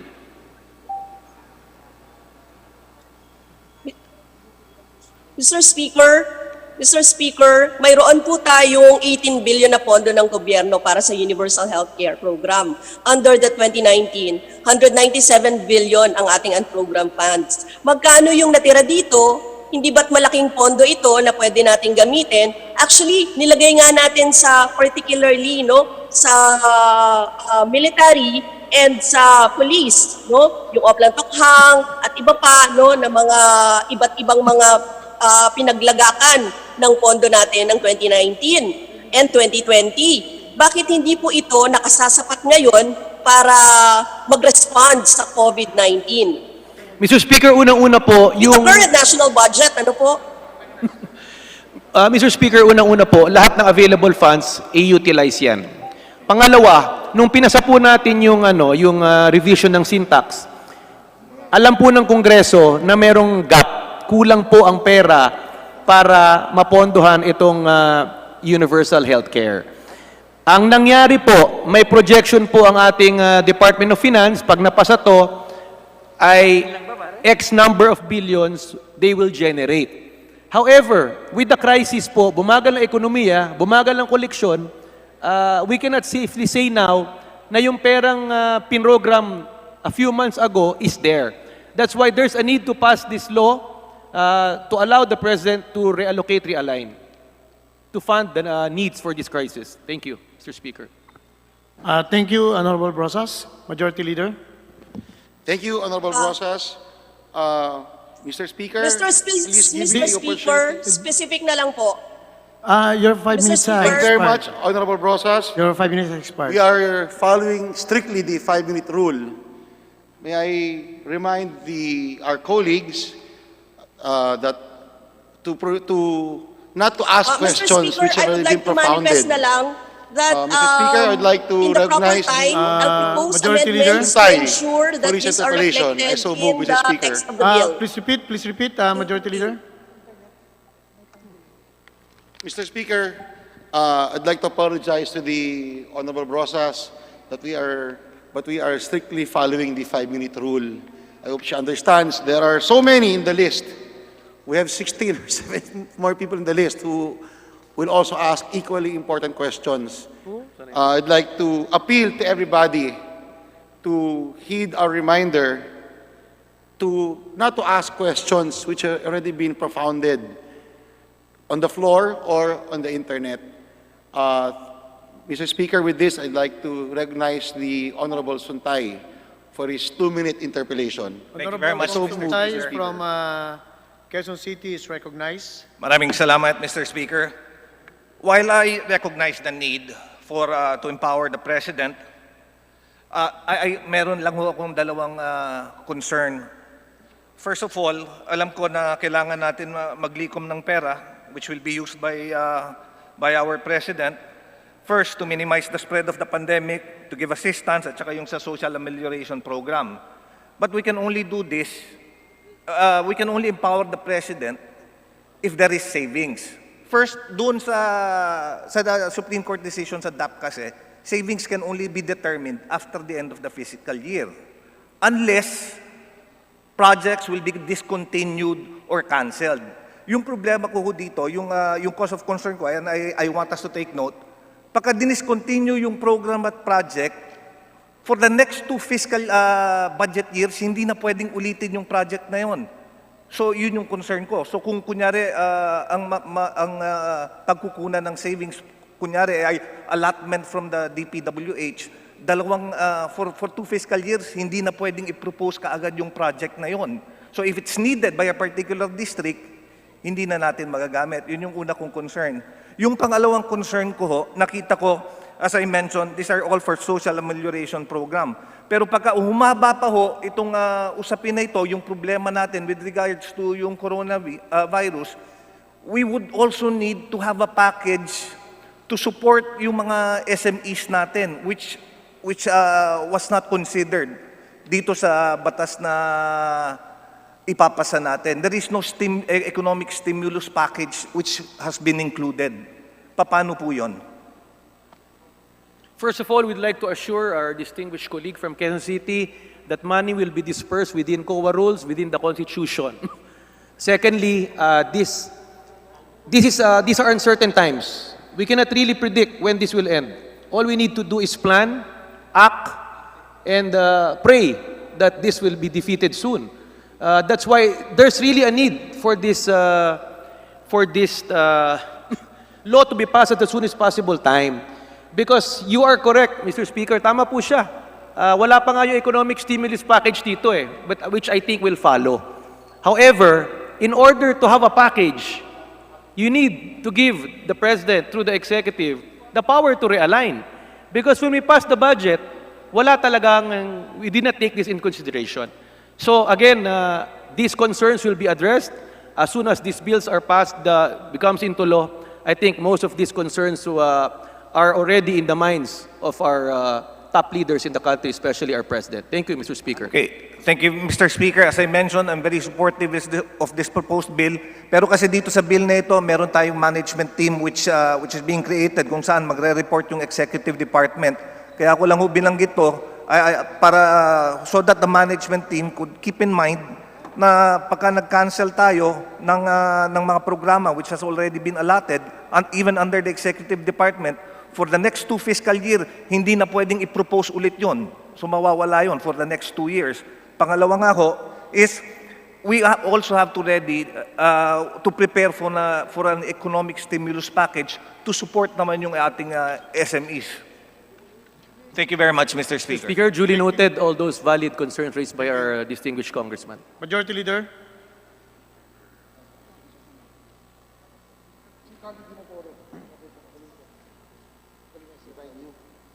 Majority Leader. Thank you very much, Honorable Suntay. I'd like to recognize the Honorable Divine Yu, Mr. Speaker. Honorable Divine Yu is recognized. Good morning po. Good morning sa lahat. May I ask, Mr. Speaker, if hindi pala nakasama yung public utility companies dun sa Section 4,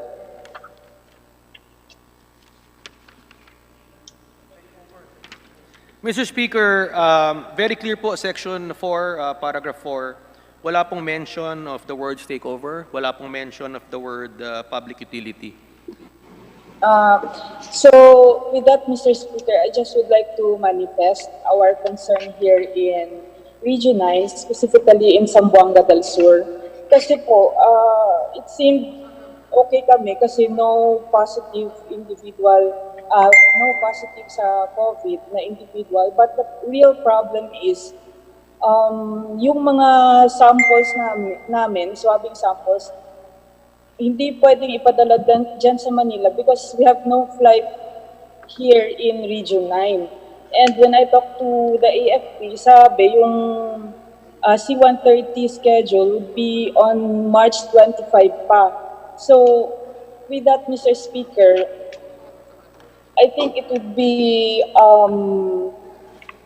it would help us a lot if we could use kahit 1 or 2 planes from private companies like PAL or Sidupac to transport very important cargos like our medicines. We have purchased medicines and kits, PPEs from Manila, but until now, hindi pa rin napadala papunta dito sa amin. So that's our problem, Mr. Speaker, and I would like to manifest that so that the Congress would think of some ways on how to help regions far from Manila and Cebu. Thank you very much, Mr. Speaker. Thank you, Mr. Speaker. Duly noted all the valid and important concerns raised by our colleague, Congresswoman Divine. We will take that in consideration in the implementation of the guidelines of this law once passed. Thank you, Mr. Speaker. Majority Leader. Mr. Speaker, I move we recognize the Honorable Kit Belmonte of Quezon City for his interpellation.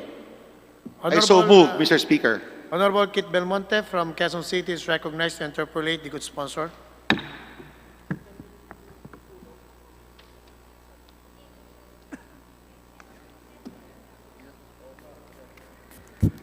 Mr. Speaker, move for suspension. I think nakamute po.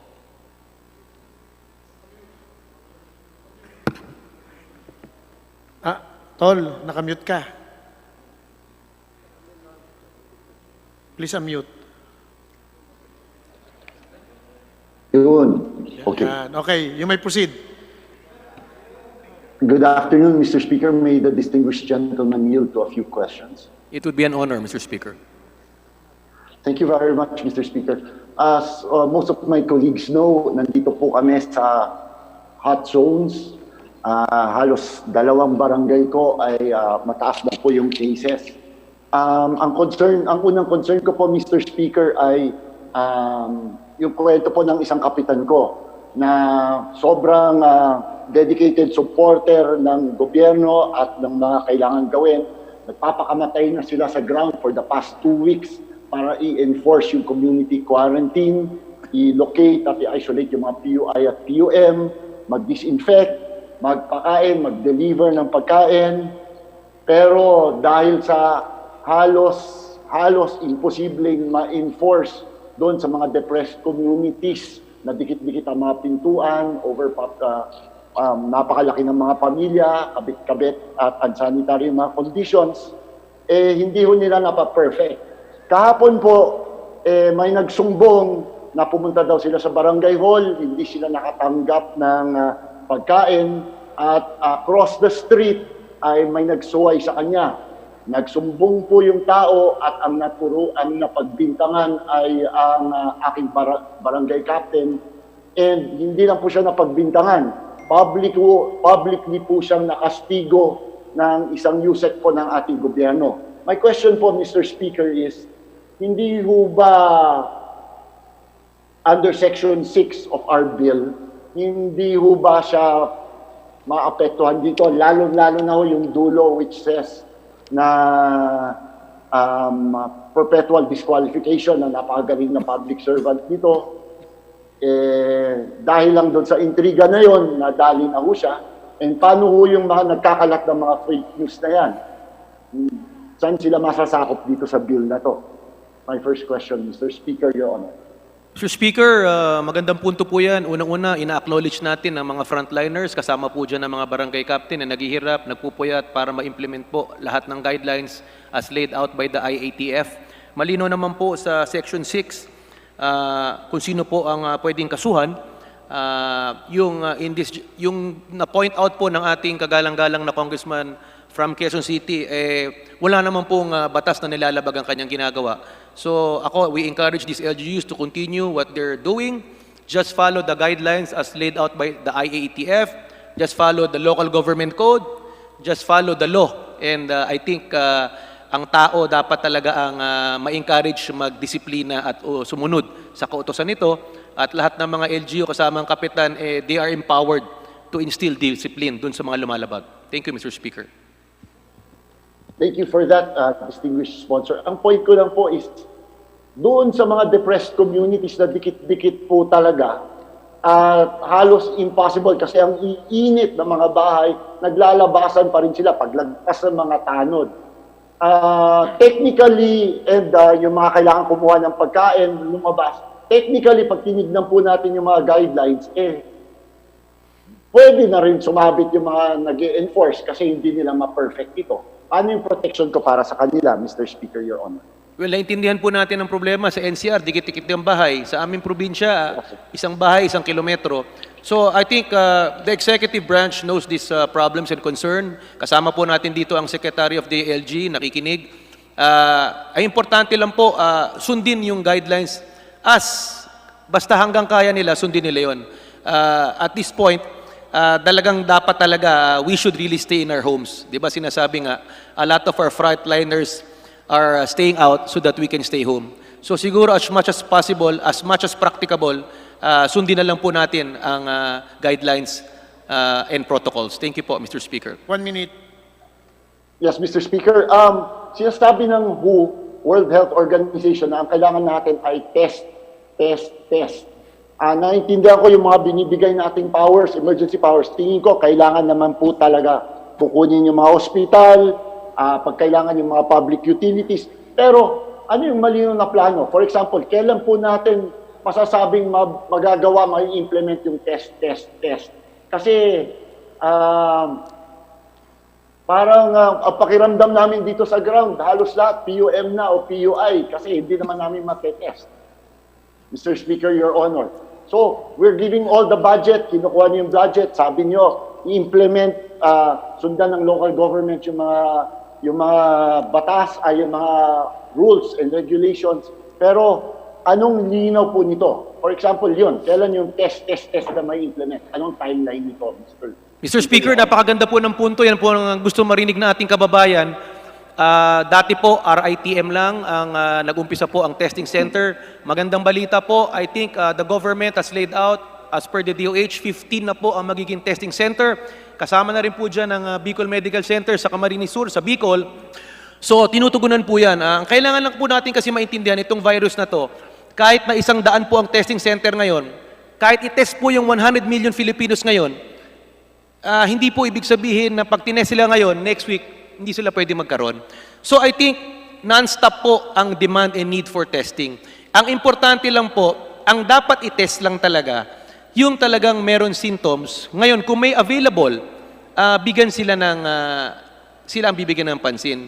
Kasi just to reiterate, I can be tested now and I'm negative, but tomorrow I can be positive. So I think what's important again is for people to stay in their homes to minimize the spread. Yan po naka-importante po. Thank you very much, Representative Belmonte. Majority Leader. Mr. Speaker, I move we recognize the distinguished Deputy Speaker from my hometown of Pampanga, the Honorable Aurelio Don Gonzales, for his interpellation. Representative Deputy Speaker from Pampanga Province, Honorable Aurelio Don Gonzales is recognized.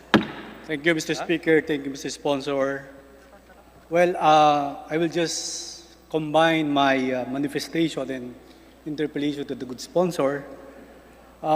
Based on our consultation or our medicine group, meron lang po akong manifestation na kasi we have to be transparent.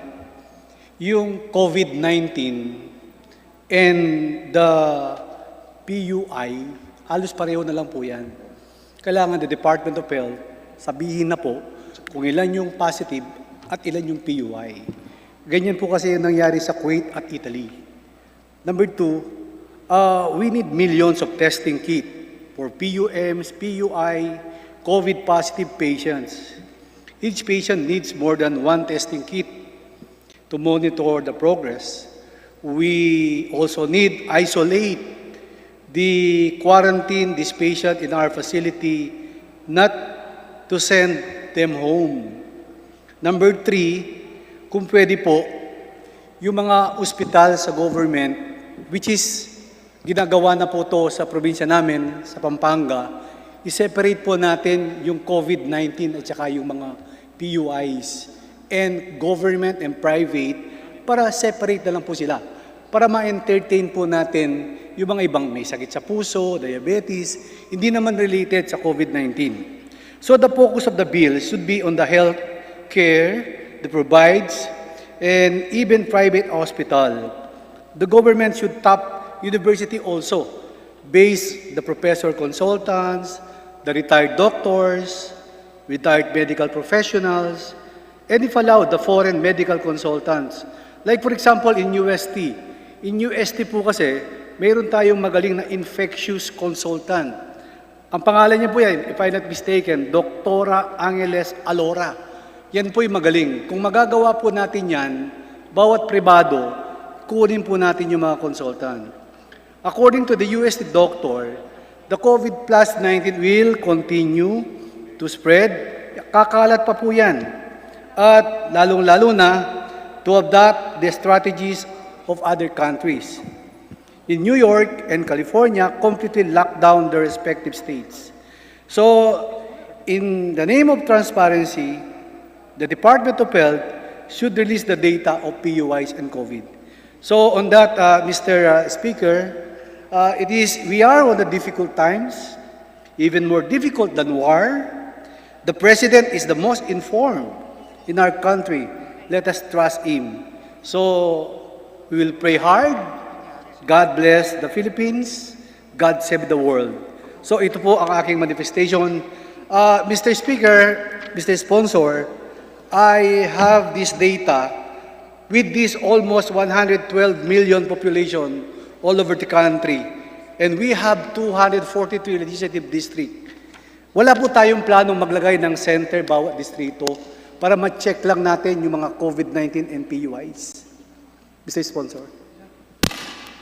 Well, right now po, ang testing center po, dati RITM, ngayon all over the country, 50 na. Right now, there's a plan to convert government hospitals, if I'm not mistaken, Lung Center, to be a COVID center. Private hospitals are volunteering to treat COVID patients. Again, yung issue po ng ating distinguished gentleman from Pampanga, we will take that in consideration, but putting up testing centers or isolation centers per district, again, needs funding.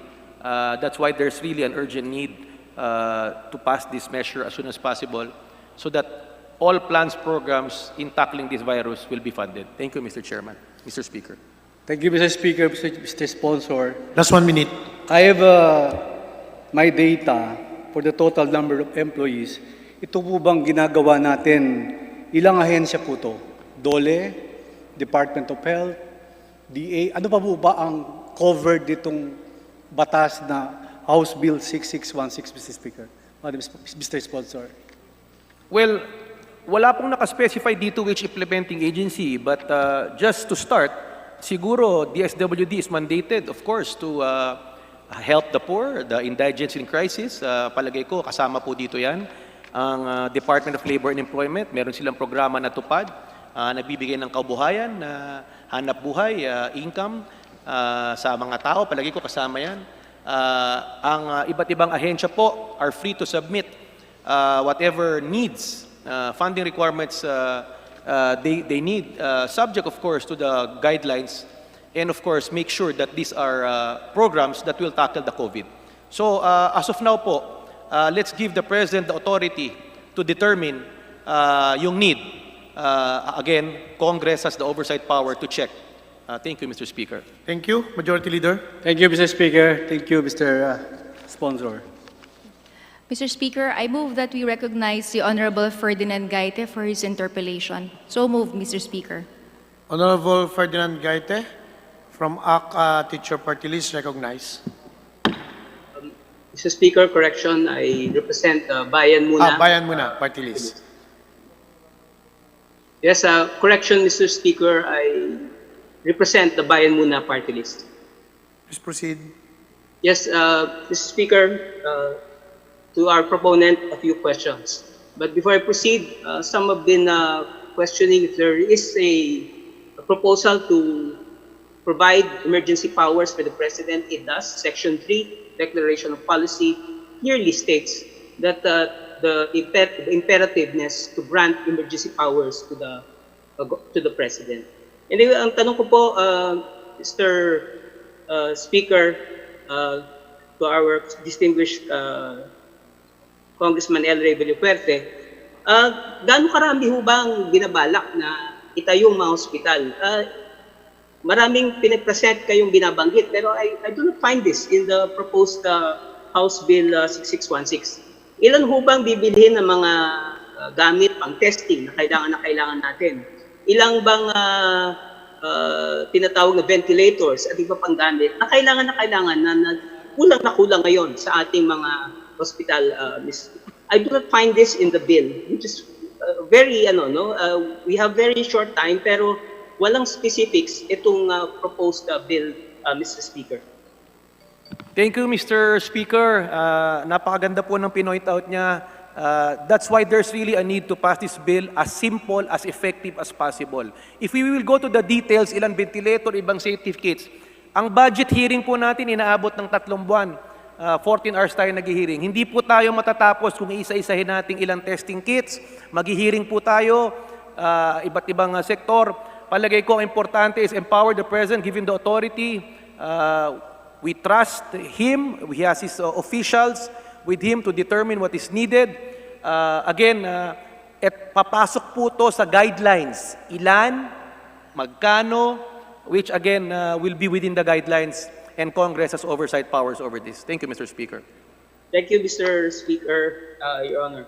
But on the other hand, our Constitution also already provides for measures in which the President can utilize a large chunk of our approved GAA for 2020.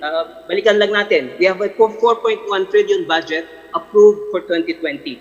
Ibawas na natin dito yung ilang items, yung tinatawag na yung sa constitutional commissions at iba pa, isama natin ibang funds.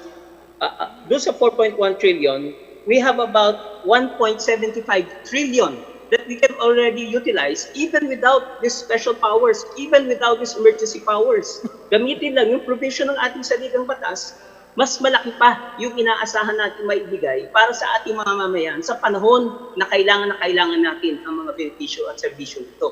Hindi lamang sa paggamot, hindi lamang yung testing, hindi lang yung treatment, hindi lang yung tracing, pati yung iba pa, rehabilitation, which has already affected our economy, yung ating micro small enterprises, yung ating mga manggagawa na wala ng trabaho, hindi lang aabot ito ng 2 months, baka mas mahaba pa.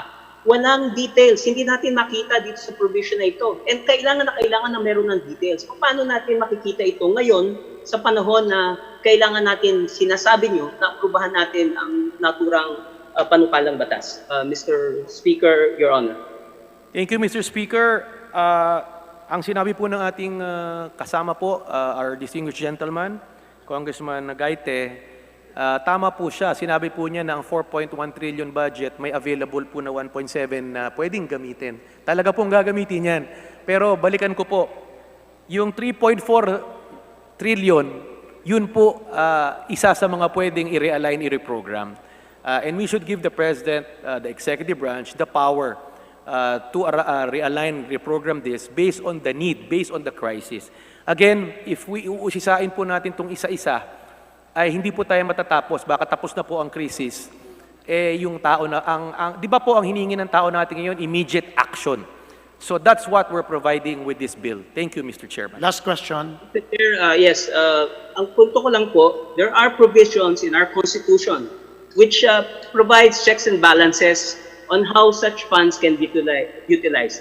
Article 6, Section 24, number 5, nabanggit na po na no law shall be passed authorizing any transfer of appropriations. Pero mismo sa ilalim ng executive branch, ang Pangulo ay pwedeng gumamit ng napakalaking pondo. Ito yung tatawagin na nating war chest to address the concern or issue. So we believe merong mga provisions na unconstitutional dito sa binabanggit na panukalang batas.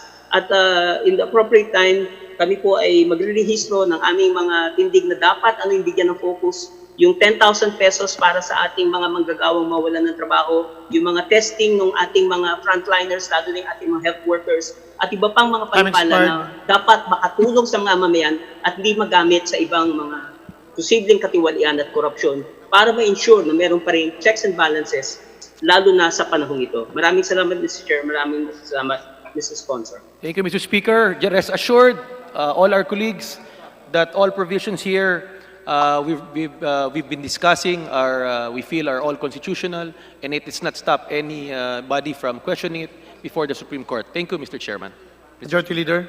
Mr. Speaker, I move that we recognize the Honorable Khalid Dimaporo for his interpellation. So moved, Mr. Speaker. Honorable Khalid Dimaporo is recognized for his interpellation.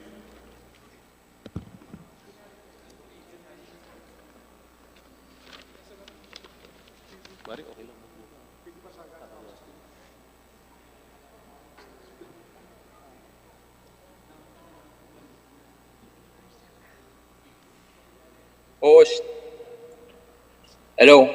You may Hello? proceed. You may proceed. Hello. Test. Yes, Mic yes. test. Mic test. Please proceed. Please proceed. Test.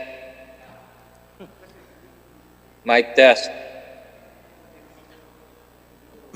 Hello.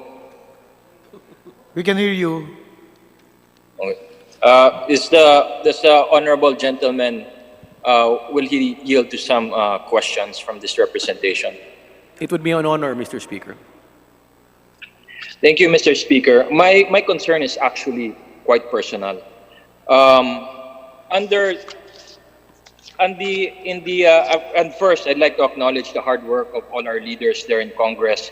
We're working together with the executive in coming up with a bill that will be our response against COVID-19. Now, I'd like to state for the record, from my understanding, 3 out of the 4 first COVID positive patients in Mindanao are actually Muslims. And my understanding also is that in the fight against COVID-19, the Department of Health recommends cremation to prevent the further transmission of COVID-19 if a patient dies from the virus. Now, in the case of Cagayan de Oro, patient 40 died in CDO, and he was a Muslim. And there was a compromise between the DOH and the family that that person or that patient be buried in accordance to Islamic rights and principles. Now, my concern is to the author, Mr. Speaker, is in regards to the intent of the bill. Now that we're giving extra authority to the President, is it going to be extra strict compliance in terms of, for example, cremation should the patient die from COVID-19? And secondly, what's the intent of the authors of the bill? Is there any, can we get on the record whether or not our religious practices will be acknowledged and even protected? That's my first question, Mr. Speaker. First of all, religious curtailment is not is guaranteed within our constitution. It will be followed. What's happening now, for example, kung may namatayan, is there are certain protocols to avoid to ensure the safety of our people. But let me assure our colleagues that all religious practices, of course, will be respected within the protocol set. For example, right now, pinagbawal po ang large gatherings, so they can do online worship. With regards to burial and others, it will still be respected, but within the protocols po. Again, religious and others types of worship will be respected. Thank you, Mr. Speaker. Mr. Speaker, I'd like to thank again Deputy Speaker El Rey for that answer, and that's a piece and at least reduced my anxiety. Secondly, I'd like to ask a question about what's happening outside of Metro Manila. there's localized quarantine, closure of local boundaries, and individual local executive orders.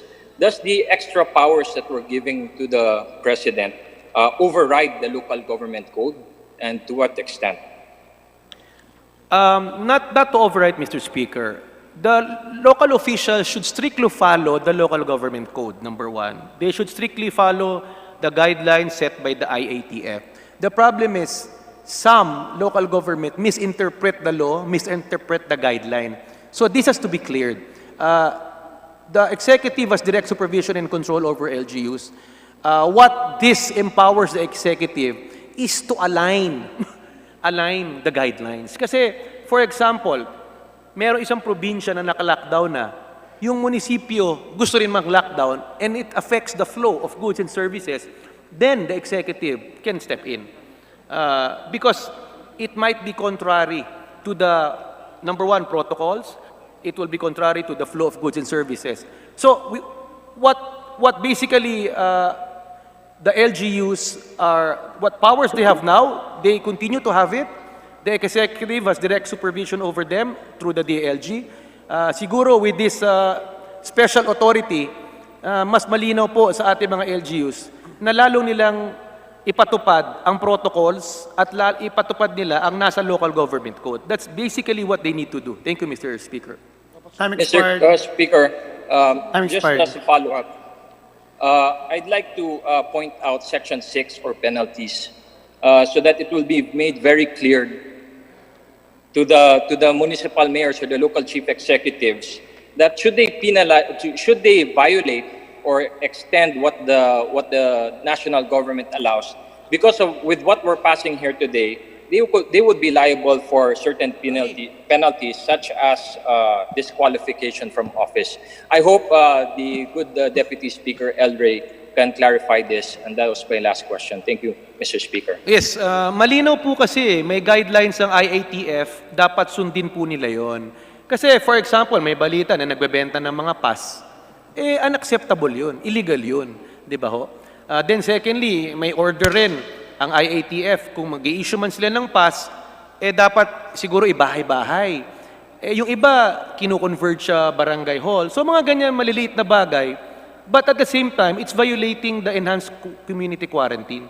So again, we encourage the LGUs to read the IATF protocols clearly. Secondly, to follow the local government code. And thirdly, it's incumbent upon the DILG to issue regular circulars so that these LGUs will comply. Thank you, Mr. Speaker. Thank you. Majority Leader. Mr. Speaker, I move that we recognize the Honorable P.D. Barsaga for his interpellation. So move, Mr. Speaker. Honorable P.D. Barsaga is recognized from Cavite Province.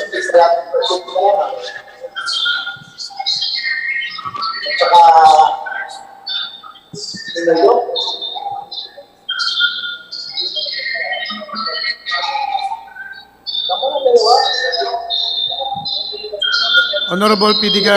Barsaga is recognized.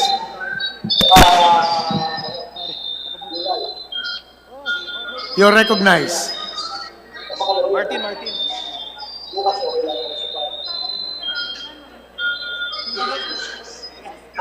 You're now recognized, Honorable P.D. Barsaga from Cavite Province. You may interpolate the good sponsor. Tingin lang siya.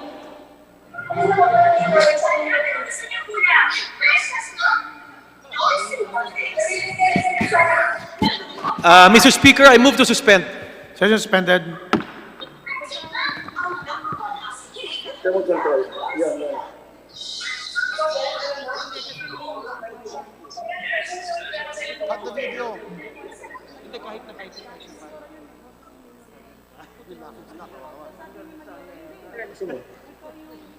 Si Brian po. Sige, sagutin mo.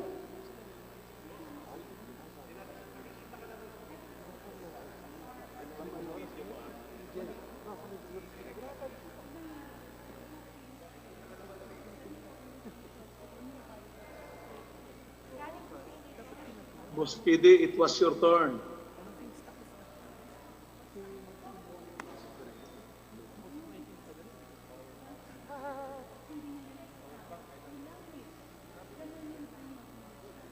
Wala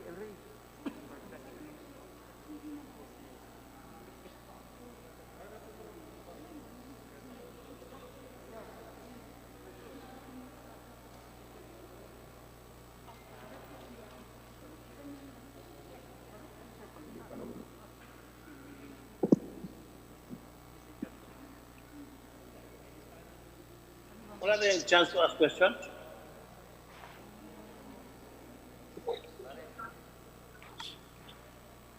I'm number one in the list, but I haven't been recognized. I would like to ask questions, but parang hindi. Okay lang. But I think 90% of my questions, okay naman. Answerable. Yeah. That's the problem.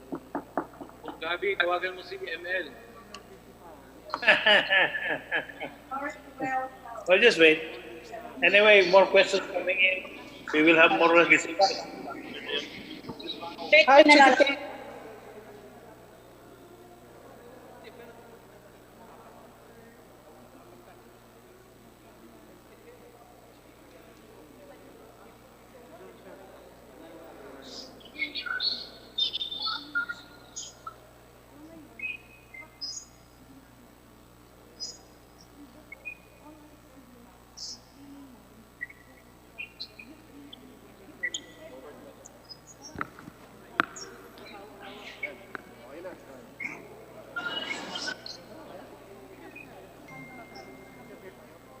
Sessions resume. Mr. Speaker. Honorable P.D. Barsaga from Cavite Province is recognized to interpolate the good sponsor. Magandang hapon sa inyong lahat. Ang tinig ng lungsod ng Dasmariñas ay pinararating ang taus-pusong pagsuporta sa House Bill number 6616. Kailangan na ng ating mamamayan, lalong-lalo na ng ating mga health workers, ang tulong na manggagaling sa ating pamalan. Kaya nakikiusap ako sa ating mga kasamahan sa Kongreso na agaran na nating ipasa ang House Bill na to para mabigyan natin ang ating Pangulo ng pondo at makagawa ng agarang hakbang para masugpo ang coronavirus. Maraming salamat. Maraming salamat po, Honorable Barsaga. Majority Leader. Mr. Speaker, next to interpolate is the Honorable Sara Elago of the Kabataan Party List. From Kabataan Party List, Honorable Sara Elago is recognized. Thank you, Mr. Speaker. Magandang hapon sa lahat. Will the sponsor yield to further interpolation from this representation? It would be an honor, Mr. Speaker. Mr. Speaker, nakita na natin ang 27.1 COVID-19 package at nakakabahala po na napakaliit na porsyento lamang dito ang mapupunta sa kalusugan. Nasa 11% ang para sa COVID-19, nasa 10% para sa SureAid. Ngunit po ang ilan dito, nasa 51.66% naman ang para sa turismo. Bakit po napakaliit ang ilalaan natin na pondo para sa kalusugan, Ginoong Speaker? Mr. Speaker, I think the distinguished Congresswoman was referring to the economic package earlier proposed. No? However, we are already talking about 275 billion for immediate funding of, for example, yung mga nawalan ng trabaho, for health, over and above yung mga program, over and above po ng mga IRRA program sa budget. So I think the primordial objective of this special authority that we will be giving is yung mga tao, iwas sila sa virus, una, at mas importante, hindi sila magutom. Dahil pag nagutom po ang ating mga kababayan, mas lalo po silang prone na magkasakit. So yan po ang pinaka-importante dito. And yung mga ibang bagay po ay tutugunan pa rin because of the power to reprogram the budget. Thank you, Mr. Speaker. Mr. Speaker, what's the breakdown of this 275 billion budget? 200 billion will be used to as an emergency subsidy program to be given to around 18 million households, ranging from 5,000 to 8,000, depending on the region. Around 1 month ang kailangan, based on estimates, is mga 100 billion. So if you give subsidies or cash assistance, itong mga affected na to, for 2 months, 200 billion automatic ang kailangan. Mr. Speaker, socio-economic assistance is indeed needed. Ayan, but what about funds for mass testing, for PPEs, for regional testing centers, and for further boosting of our healthcare systems, Mr. Speaker? There's an available 75 billion available from the 275 of budget, number one. Number two, there's existing funds available in the 2020 GAA, such as the quick response funds that can be tapped for testing kits, purchase of PPEs, establishment of testing centers nationwide, which is currently being done. So, again, kailangan talaga mabigyan ng special authority because while there are existing funds, the government, the executive should be given the power to reprogram. Because when the budget was approved last December, hindi po na-put into consideration itong crisis na to. So, therefore, kailangan talaga itong special authority to be given to the President. Thank you, Mr. Speaker. Mr. Speaker, UP developed a testing kit. Will this be fully and substantially supported by the national government? Yes, testing kit is one of the programs and priority of this government. However, as mentioned earlier, may mga protocols rin in doing this because even if you test 117 million Filipinos today, next week they can be contaminated. So, may guidelines pa rin. It's not how much testing kits, it's how it will be utilized and applied. Thank you, Mr. Speaker. Mr. Speaker, practices and studies show that mass testing is key and critical to battling COVID-19. Mr. Speaker, saan po makikita itong 275 billion na sinasabi ng sponsor sa bill? Hindi po ito nakasulat kahit saan dito sa proposed bill, Mr. Speaker. Wala po sa bill, Mr. Speaker. Importante nga is we give the government, the executive, the authority to top off budget, GAA budget to RIBRIC program. Kasi if we put an exact amount, for example, 275, and the government needs to tap 276, time is of the essence. Dapat may flexibility, may need. So, time expired. Thank you, Mr. Speaker. Mr. Speaker, Thank hindi you. po kasama ang mga questions. Thank you, time expired. Mr. Speaker, Your time has expired. Majority Leader. Thank you very much, the Honorable Sara Elago. Again, I'd like to apologize to the gentle lady that we are following strictly the 5-minute rule, Mr. Speaker. Next to interpolate, I'd like to recognize the Honorable Deputy Speaker, Honorable Dante Marcoleta. Honorable Dante Marcoleta from Sagip Party List is recognized to interpolate the good sponsor. You may proceed.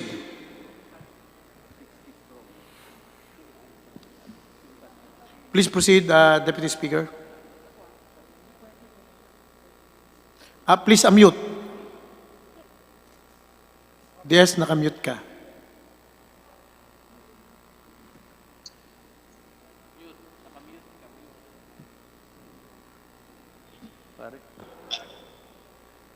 Pasensya na po, hindi ko masyadong kabisado, Mr. Speaker. Narinig na po ba ako? Opo. Please proceed, Please proceed. Pwede na po kayo magtanong. Salamat po. Wala po akong itatanong. Ang aking pong masasabi lamang, ang Sagip Party List po ay buong pusong sumusuporta sa panukalang batas na inihahain natin sa kasalukuyan. Ito po ay kailangan sapagkat wala po tayong ibang mabisang paraan na naiisip kung hindi lamang ito para kaagad po nating mapuksa ang kasamaang dulot ng COVID-19.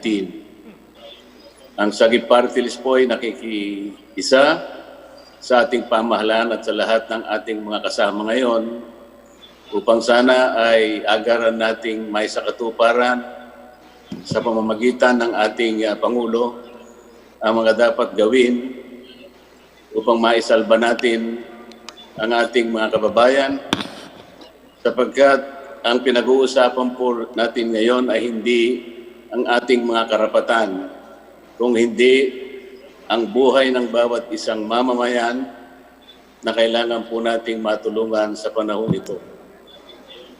Ako po ay nakikiusap sa ating mga kasamahan na bigyan natin ng kaukulang karapatan at prerogative ang ating Pangulo na gawin ang nararapat sapagkat ang sabi ko nga, wala na pong ibang paraan. There is no better option available unless anyone from our members is smarter enough to be able to suggest a better alternative than this one. Ito po ay kailangan at kailangan na po nating pagtuunan ng pansin kung paano natin mapapadali ang pagpuksa sa isang salot na dumating sa ating bansa. Huwag po kayong mag-alala mga kababayan sapagkat kung babasahin po natin ang panukalang batas, ito po ay nakasaad sa ating saligang batas. At napakarami po ng restrictions na nakalaan dito, nakapaloob dito upang sa pagsasagawa ng anumang mga bagay na kakailangan ng ating Pangulo. Ito po'y naaayon lamang sa kailangan the necessary and appropriate steps that are needed at hindi naman po maaaring abusuhin ito sapagkat nandun nga rin po yung sinasabi nating oversight ng ating Kongreso. At ako po ay naniniwala na ang ating Pangulo kahit kailan ay hindi niya gagawin abusuhin ang isang special na kapangyarihang ibinibigay natin. Ito ay kanyang gagamitin lamang upang matulungan ang ating bansa at ang kanyang mga mamamayan. Salamat po sa ating lahat, Mr. Speaker. Maraming po salamat, Majority Leader. Thank you very much, Honorable Dante Marcoleta. I'd like to recognize the Honorable Kabatbat, Argel Kabatbat, for his interpellation. Honorable R.J. Kabatbat from Magsasaka Party List is recognized. Thank you, Mr. Hello? Narinig po ba ako, Mr. Speaker? Yes, please proceed. Thank you, Mr. Speaker. Would the honorable gentleman yield to some questions? With pleasure, Mr. Speaker. Thank you, Mr. Speaker, Mr. Sponsor. Noon pong nakaraang taon, ipinagsisigawan na natin na huwag po tayong umasa sa importasyon para masigurado na may kakainin po ang sambayan ng Pilipino. Bagkus, dapat po tayong mag-invest sa mga magsasakang Pilipino para masigurado natin na mapapakain natin ang ating mga kababayan. Kanya lang po, ang naging direksyon ng gobyerno ay importasyon. At ang kinakatakot namin, baka dumating ang panahon na magkaroon ng problema ang ibang bansa at bigla sila magdesisyon na huwag nang magpadala ng pagkain dito sa Pilipinas at baka kulangin tayo. Ito nga po, nangyari na yung COVID-19. Sana po matuto tayo ngayon sa pangyayaring ito at siguraduhin na kaya nating pakainin yung ating sarili nang hindi nakadepende sa ibang bansa. At ang dapat po natin gawin dyan, magbigay tayo ng ayuda at tulong sa ating mga magsasaka para masigurado na habang meron tayong krisis, mapapakain natin ang ating mga kababayan at mapauunlad pa natin ang ating mga magsasakang Pilipino. Dahil sa totoo lang po, huwag po tayong umasa na mamahalin tayo ng ibang bansa. Mahalin po muna natin yung ating mga magsasaka at yan po magpapakain sa atin. Ang tanong ko po, Mr. Speaker, Mr. Sponsor, meron po ba dito sa proposed measure na nagsasabi na ang pondong gagamitin natin, na malilikom natin, no? Parte nito ay maibibigay natin sa natulong sa ating mga magsasaka para masigurado na during this crisis, masisigurado natin na meron tayong sapat na supply ng pagkain at hindi tayo nakadepende sa importasyon. Mr. Speaker. Thank you, Mr. Speaker. Kasama po dun sa 18 million households ang ating mga farmers.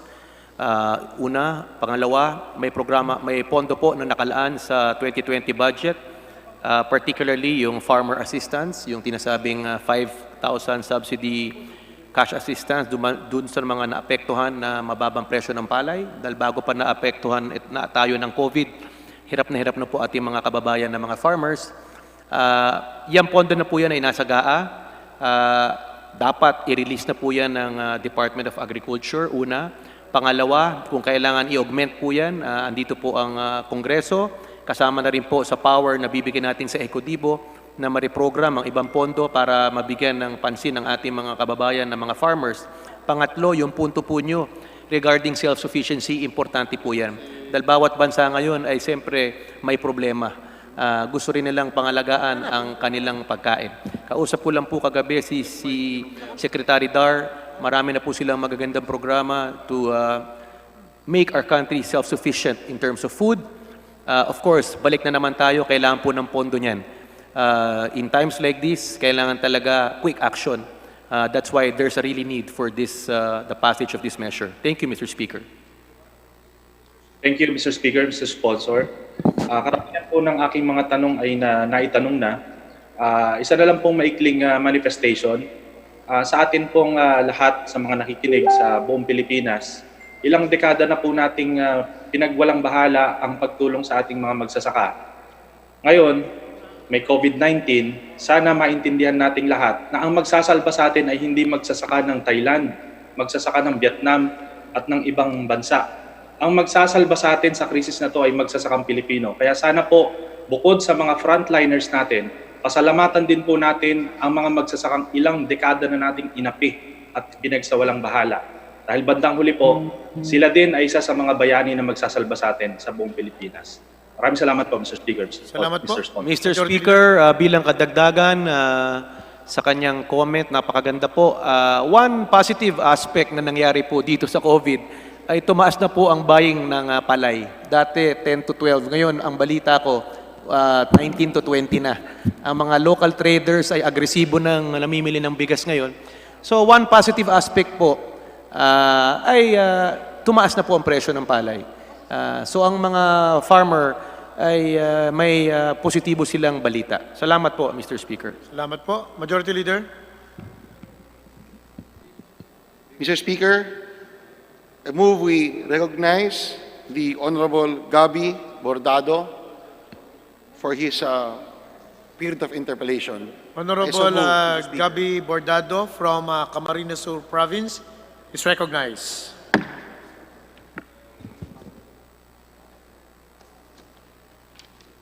Okay, thank you, Mr. Speaker. You may proceed. And thank you to our Deputy Speaker from Camarines Sur, Elray Villafuerte. Let me just deliver a sort of manifestation. And this is my manifestation, Mr. Speaker. We need the Bayanihan spirit in stomping COVID-19. Everyone must be involved. Everyone must pitch in. But we need also a leader to do all this. We need a leader who is free from numerous tasks to see to it that everyone is doing theirs. We need a leader who will tell everyone which way to go, what to prepare, how to execute, how to move forward.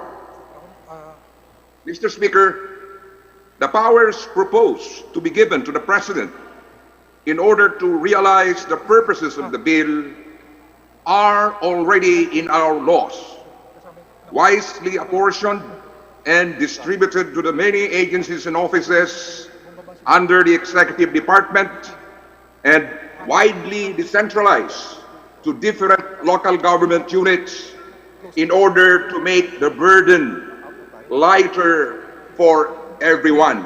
In fact, right at this very moment, the President, the stroke of his pen, can order the massive procurement of test kits and declare universal testing if need be, ensure the timely delivery of personal protective equipment to our doctors, nurses, and other medical workers, as well as soldiers, police officers, and barangay officials manning our checkpoints, provide free treatment for all COVID-19 patients, heighten Department of Health contact tracing efforts, provide enough medical equipment and ventilators and oxygen for each hospital, provide enough hospital beds for COVID-19 patients, provide new hospital wings for COVID-19 patients, provide additional compensation and access to temporary housing facilities, and then give enough safety nets like unconditional cash transfers, also provide financial assistance for the daily wagers, and economic packages for the business affected by the calamity. So in other words, the President has now the powers to do this. And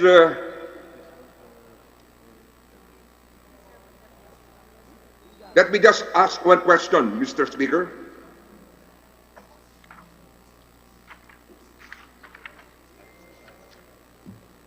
Mr. Speaker? Yes, you may proceed.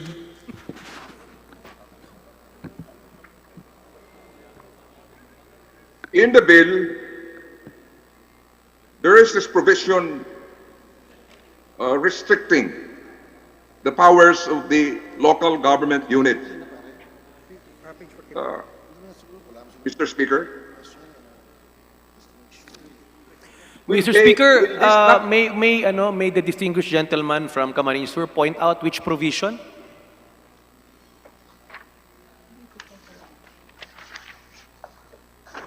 Because as far as I know, there is no provision restricting local government units. In fact, local government units will be a strong partner in the fight for COVID. Because once we give special authority and powers to the President, who is the executive, he has direct supervision over LGUs and he can easily implement this through the coordination, cooperation with the LGUs, Mr. Speaker. Mr. Speaker, Mr. Deputy Speaker, we have Bayanihan Act of 2020, Section 4, the authorized powers. Mr. Speaker. Section. In the interest of a unified response, communication and coordination with the national government is imperative. But if all issues, especially those that can be undertaken by local government officials, are to be redirected to the national government, wouldn't it slow down our response to a crisis that calls of urgency? Just for clarification, Section 4, Paragraph 3 ba ang kinukot? Yes, Mr. Speaker. Thank you for pointing that out. This provision is very important because the key word here is a unified, cohesive, orderly implementation of national policy.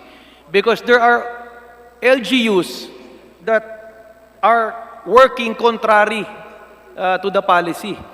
It's very clear that the IATF has laid out guidelines, and some LGUs misinterpret it by issuing orders contrary to the national interest, executive order, and the IATF protocol. So this section is really important. However, this does not curtail in any way the power and prerogatives of the LGU. Time has expired. In fact, they are more empowered. Again, I would like to add that the best person to exercise this special authority is our President because he's a strong, capable, decisive leader. May tapang at malasakit. So I think giving this special authority to the President, the incumbent President, is, I think the people can have full confidence because the President has the heart and the political will to fight this virus. Thank you, Mr. Speaker. Thank you, distinguished sponsor. Thank you, Honorable Bordado. Majority Leader. Mr. Speaker, last question. Mr. Speaker, The time has Speaker, expired. Majority Leader. Mr. Speaker, I move we recognize the Honorable Rida Robes of Bulacan. I so move, Mr. Speaker. Mr. Pete. Hi, good afternoon. Honorable Rida Robes from San Jose del Monte City is recognized for her interpellation. Magandang hapon po sa atin lahat, higit sa lahat sa kabayan natin sa buong mundo at sa buong Pilipinas. Sanosenyo, pamilyang Sanosenyo, magandang hapon. I'd just like to make my manifestation to our sponsor here. Will you lead for it? Can you hear me? Yes, it would be an honor, Mr. Speaker. All right. Thank you, Mr. Speaker. Ang gusto ko lang po iparating po sa bayan ng Pilipinas ay I agree with the House Bill number 16 with the Bill of Bayanihan Bill dahil ako rin po ay syempre chairman ng People's Participation. Ang gusto ko lang pong malaman, Your Honor, kung ano po ang timeline natin sa pag-i-implement nito pagkatapos po natin aprubahan ang batas na ito.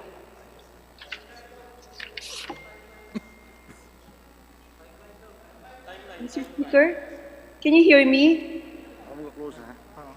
Mr. Speaker, sorry po, akala ko po manifestation. What is the pleasure of our distinguished Congresswoman from Bulacan, San Jose del Monte? Yes, magandang hapon, Mr. Speaker. I'd like to make my manifestation to this bill, the Bayanihan Act, dahil ako nga po ay siyempre chairman ng People's Participation wherein volunteerismo po ng pamilyang Pilipino ang tinutukoy dito. Ang gusto ko lamang po malaman after manifesting that I agree with this bill para po sa Pilipino at higit sa lahat sa pamilyang Sanosenyo, ay gusto ko lamang po malaman after approving this bill, what is our timeline in delivering this to our people? Tama Mahalaga po, po yan sa kanila, Mr. Speaker. Napakagandang tanong. Pag na-approve po yan ng Kongreso at Senado ngayon, ipapublicize yan as mandated by law. Once published, it is, has the full force of effect. What we are asking, if we pass this law in one day, we expect the executive to act as swiftly, as fast as possible. Yan po ang timetable. Kung pwede nga, yesterday. But we have to pass the law today. Okay, thank you, Mr. Speaker, and I'd like to congratulate each and everyone sa pagsulong po ng batas na ito kahit hindi pa po naipapasa. Alam ko po, pagdating po sa kakayahan ng bawat pamilyang Sanosenyo o bawat Pilipino, ibibigay po natin ito para sa kanila. Yun lamang po, Mr. Speaker. Majority Leader. Thank you very much, Honorable Robes. Mr. Speaker, I move we recognize the Honorable Kafemia Kulyamat for her interpellation. I so move, Mr. Speaker. Representative from Bayan Muna, Kafemia Kulyamat is recognized. Ba na makapagtanong ng ilang tanong ang sponsor? Yes, Mr. Speaker. Mr. Speaker, mayroon akong ang una kong tanong po ay pag maipasa ang batas na to, magkakaroon ba ng libreng mass testing para sa mga health workers na sa mga frontline at saka sa mga people under investigation at people under monitoring? Dahil ito ang rekomendasyon ng World Health Organization. Mr. Speaker, opo, kasama po sa provisions ang pag-provide ng testing kits, lalong-lalo na po sa ating mga frontliners, Mr. Speaker. Maraming salamat din, Speaker. Kung mayroon tayong mga testing kit, ang tanong ko po ay ilang testing kit ang idadagdag natin? Mr. Speaker, as we speak, testing kits have protocols. It has to be FDA approved. But rest assured, our colleague, that ima-maximize po ang testing kits what is required. However, as mentioned earlier, kahit itest po natin ang lahat ng residente ng ating bansa, ay kailangan po linggo-linggo natin sila itest. So, even if we have the funds to do that, we still have to follow protocols po, such that let's just test people who have symptoms and yung mga frontliners, and based on guidelines protocol set.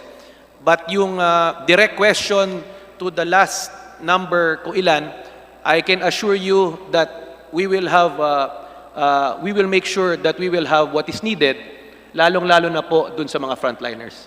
Thank you po, Mr. Speaker. Salamat, Mr. Speaker.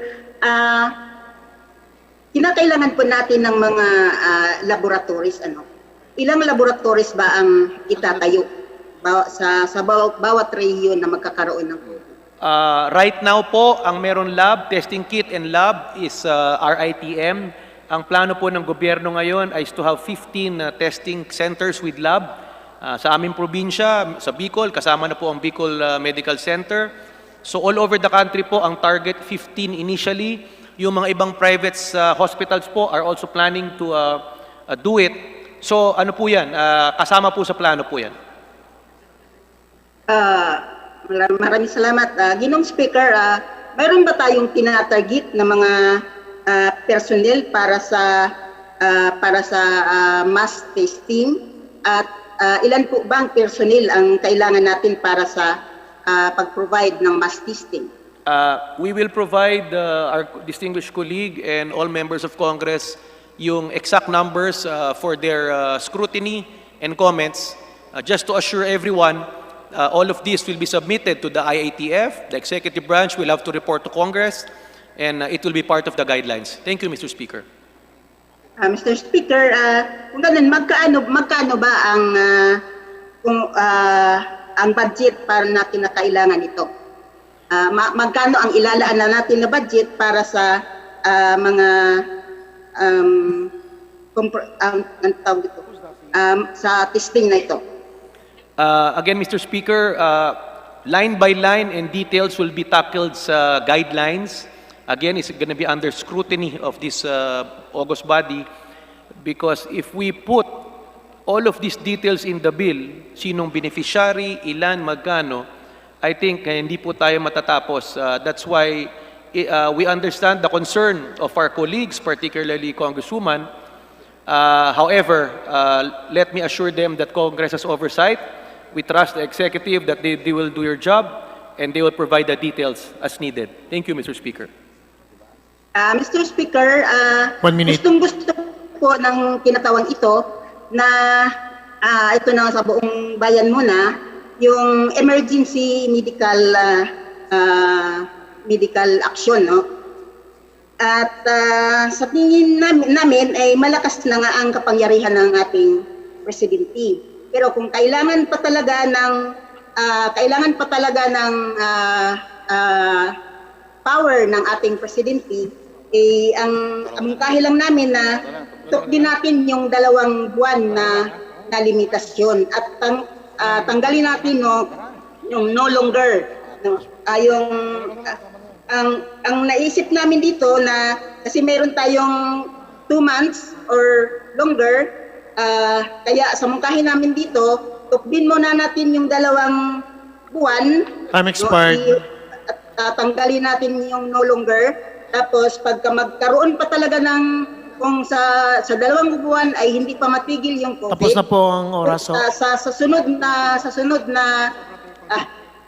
sesyon, pag resume ng sesyon ay mag-uusap ulit tayo para paano natin ipagpatuloy itong serbisyo na ito. Marami pong salamat, Majority Leader. Maraming salamat po. I'd like to recognize the Honorable June Datol for his interpellation. The representative from Senior Citizens Party List, Honorable June Datol, is recognized. Magandang hapon po sa inyong lahat. Kagalang-galang na Speaker, Alan Peter Compañero Cayetano, sa ating Pangulo na nakikinig ngayon. Alam niyo po, nang mabalitaan na 10 milyon na senior citizen na magkakaroon ng special session ngayong araw na ito, ang gusto po nila matapos kagad ng isang araw. Bakit? Ang sabi nila sa akin, Congressman, ito naman ang chairman ng senior citizen ng Kongreso. Aanhin pa ng damo pagpatay na ang kabayo. Ngayon po, nagkaroon nga po tayo. Dininig ng Diyos ang panalangin niya. Siguro po, sa pagpupunyagi ng ating speaker at ng mahigit 300 na congressman, napakarami na po nang namamatay sa mga senior citizen sa buong mundo. Sa ngayon po sa World Health Organization, ng China, USA, Italy, at sa lahat po, 8% po ang mortality ng senior citizen. Kaya nga po, nung mabalitaan na 10 milyon na senior citizen, iparating ko raw po sa aming speaker, sa principal loto, na paapurbahan na kagad ng ang mga senior citizen naman magkaroon ng sariling testing kit. Ipadala po sa 42,044 barangays. Alam niyo po, ang indigent po na senior citizen, 3,700,000. Nagtitiis po silang lahat na nang sabihin ko na huwag muna sila lalabas ng bahay sapagkat sila po ay madaling mahawa. Yung pong 3 milyon na senior citizen ay may mga maintenance na po ng gamot. Meron pong mga diabetes, sakit sa puso at kung ano-ano pang mga karamdaman. Kaya nga po, sana tapusin na po ang ating special session na purbahan na yung batas ng mga kapwa ko, mga kongresista. Alam ko naman po na may 100 na kongresista, senior citizen na, at ang lahat naman ay tatanda rin. Kaya nga po, kinakatuko ang puso ng mga kongresista at senador. Nandiyan naman sa Senado, senior citizen na rin ng Senate President, na sana apurbahan na natin ang madaling-madali at alam ko na kaya natin ito sa ikaliligtas ng sambayanang Pilipino at ng mga senior citizen ng ating bansa. Marami pong salamat. Marami pong salamat. Thank you, Mr. Speaker. Nasa isip puso po natin ang mga senior citizens, sila po ang mga most vulnerable ngayong panahon na may COVID. Kaya kasama rin po sa diskusyon ng ating mahal na speaker, a few days ago, he was pointing out the need to assist the senior citizen. In particular, mabigyan sila ng hygiene kits, may vitamins, may hygiene kit. Yung social pension na natatanggap nila kada buwan sa DSWD, dapat lalong mapabilis ang pag-disburse. So just to reassure our colleague, Congressman Datol, and over 10 million senior citizens in the country, ay ramdam namin, alam po namin ang inyong mga hinaing at concern. Majority Leader. Thank you, Mr. Speaker. Mr. Speaker, I move we recognize the Honorable Sergio Dagoc for his interpellation. I so move, Mr. Speaker. Honorable Sergio Dagoc is recognized for his interpellation. Thank you, Mr. Speaker. Thank you, distinguished Senior Deputy Speaker, the sponsor of this measure. I have two concerns. One is manifestation and the other is a proposed addendum or amendment. First, I would like to manifest that together with the rest of the representatives from the power sector representing the 121 electric operatives and 13 million member consumer owners residing in the countryside, represented by Pelrica Party List, Ako Padayon Filipino Party List, and this representation from EPIC Party List, would like to manifest our full support to the passage of this measure, recognizing its noble intention and with great trust and confidence of my kababayan, a Mindanaoan President. As a matter of fact, Mr. Speaker, the 121 electric cooperatives under the control of the National Electrification Administration is already doing our part in order as a government, a part of the government agency in order to ensure the continued electric service in our respective area while this problem exists. Since we consider ourselves already a government entity being supervised and controlled by a government agency, the National Electrification Administration. Secondly, Mr. Speaker, I would like to humbly introduce an addendum or proposal that under Section 4, Item number 13, an amendment be included. Mr. Speaker. That the generation Mr. Speaker. and transmission of energy. Mr. Speaker, now is not at the right time to introduce any amendment or any addendum, Mr. Speaker. That's right, Majority Leader. This is not the right time. We are in the period of interpellation and not on the period of amendments. I would like to apologize, Mr. Speaker. I would just like to amend my manifestation that my manifestation would include that the proposal that we have submitted this morning to the office of the Speaker be put on record that if ever I cannot participate, I will not be given the opportunity to participate in the period of amendment. This will be considered that the generation and transmission sector be included in Section 4, Item 13. Thank you, Mr. Speaker. Thank you. We'll deal your amendment at the proper time. Mr. Speaker, we note the manifestation of the Honorable Dagook. Mr. Speaker, I move we recognize the Honorable Deputy Speaker, Dan Fernandez. I so move, Mr. Speaker.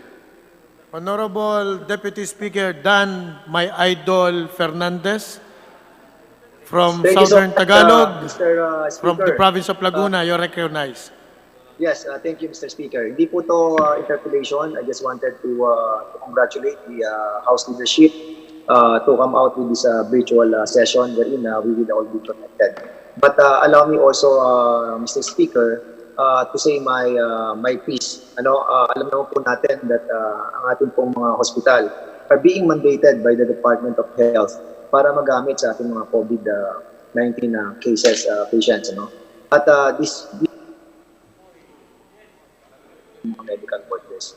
At sila po ay talagang, yung mga frontliners natin ay talagang nagiging at risk sa ating pong virus na sinasabi. Kaya Mr. Speaker, allow me to use this background para ipakita natin sa kanila that in our own little way ay makakagawa tayo ng isang isolation center na kung saan pwede natin magamit sa ating mga hospital. Alam niyo po yung mga hospital natin ay pwede tayong magtayo ng isang maliliit na isolation and treatment facility. Kaya, Mr. Speaker, allow me to use my background para mapakita lamang po sa inyo ang mga bagay na pwede natin gawin. Alam niyo, Mr. Speaker, ito po nakikita niyo ay isang container van na kung saan sa buong Pilipinas ay napakarami na magagamit po natin converting ito into isang individual room para sa isang may virus na kung saan ay murang-mura lang na pwede natin pong construct. Mr. Speaker, ito po ay pwede tayong maglagay ng 10 ganitong klase sa isang kalapit na hospital na kung saan ang ating mga medical workers ay hindi kailangang na andun sa mismo sa hospital na kung saan sila ay vulnerable. Tandaan po natin, Mr. Speaker, na sinasabi sa World Health Organization at katotohanan ay maaring ito po ay airborne. Kailangan po natin dito na tinatawag na air purification system. At dapat po ay may ginagamit tayo ditong activated carbon at ozone gas, and at the same time, yung thermal oil tube na kung saan dumadaan sa mga ER natin sa kasalukuyan. Mr. Speaker, we can create a simple like this. Kung nagawa ng Wuhan, na kung sila ay nakapag-construct ng 1,000 bed capacity in just 10 days, tayo naman po ay pwedeng gumawa ng 10 hanggang 100 na mga bedrooms na kung saan ito po ay air locked rooms, na kung saan kung makikita nyo po yung green zone na yan, Mr. Chairman, sa mga ER ginagamit na po ito. Ginagawa na po ito ng mga ospital. Ang sa ating lamang po, makapagtayo tayo ng mga containers na ito, kung nakikita po natin pula na 10 o kaya 100, at makapagtayo tayo ng 40-footer na kung saan mapoproteksyon na naman natin ang ating mga medical workers. Mr. Speaker, this presentation na template ay na-discuss na rin po natin kay Dr. Blas. I know this is not our work. Our work is to approve our bill to have a budget for our people. But this kind of template ay isinasabit po namin dito sa Kongreso na sa ganun po ay makonsider din po natin na maging isa sa mga maaaring solusyon para sa problema po natin sa pagtatayo ng mga isolation center sa buong Pilipinas. Mahal po magpatayo at mag-construct at will take time. This one, Mr. Speaker, ay pwede natin matayo sa loob lamang po ng 7 araw. Kaya, Mr. Speaker, allow me to submit this proposal to the leadership of the House and hopefully, and this will also be considered by the Department of Health. I submit, Mr. Speaker. Maraming po salamat. Maraming pong salamat. Sa napakaganda po ninyong proposal. Kaya idol ko kayo. Majority Leader. Mr. Speaker, I move we recognize the Honorable Mark Go from the city of Baguio. I so move, Mr. Speaker. Honorable Mark Go, representative from Baguio City, is now recognized. Thank you, Mr. Speaker. To begin with, this humble representation from the Lone District of Baguio City appreciates the noble intention and the urgency of this measure. I agree and recognize the fact that we need to resolutely address the current health crisis brought about by COVID-19. To cite a statement in Section 2 of the bill, despite government interventions and efforts, the number of confirmed cases of COVID-19 continuously grow and expected to rise throughout the country, as it is in the other parts of the world, giving rise to an urgent need for us to do all the efforts that we can. While I agree on the objective of this urgent measure, I wish to seek clarification on some of the provisions of the bill. Would the distinguished sponsor yield to a few clarificatory questions? Yes, Mr. Speaker, it would be an honor. In Section 4, Paragraph 4, it provides when the public interest so requires temporary takeover or direct the operation of any privately owned public utility or business affected with public interest to be used in addressing the needs of the public during the COVID-19 emergency as determined by the President. In the last paragraph of the same section, it states, provided finally that reasonable compensation for any additional damage or cost incurred by the owner or the possessor of the subject property solely on account of takeover may be given to the person entitled to the possession of such private properties or businesses. Mr. Speaker, I'd like to find out what is included in the compensation. Does the compensation include the use of the said private property? Mr. Speaker, just for clarification, the sections and provisions as cited by our distinguished gentleman from Baguio is not being sponsored or part of this bill, Mr. Speaker. The final version as filed, being discussed, those concerns and provisions read out by our distinguished gentleman from Baguio is no longer present, particularly take over public utilities, and the last paragraph you mentioned is not applicable or within the bill, Mr. Chairman. Mr. Speaker. But I just would like to be clear that if we, let's say, ask them to manage their own property, will the government compensate these private entities that will be utilized by the government? Mr. Speaker, just to clarify, Section 4, Paragraph 4, page 3 of the bill, first sentence, specifically states, provided further that reasonable compensation for any additional damage or cost incurred by the owner or the possessor of the subject property solely on account of complying with the directive shall be given to the person entitled. Yeah, Mr. that's Speaker. what you were saying, that they will only be compensated when there is damage.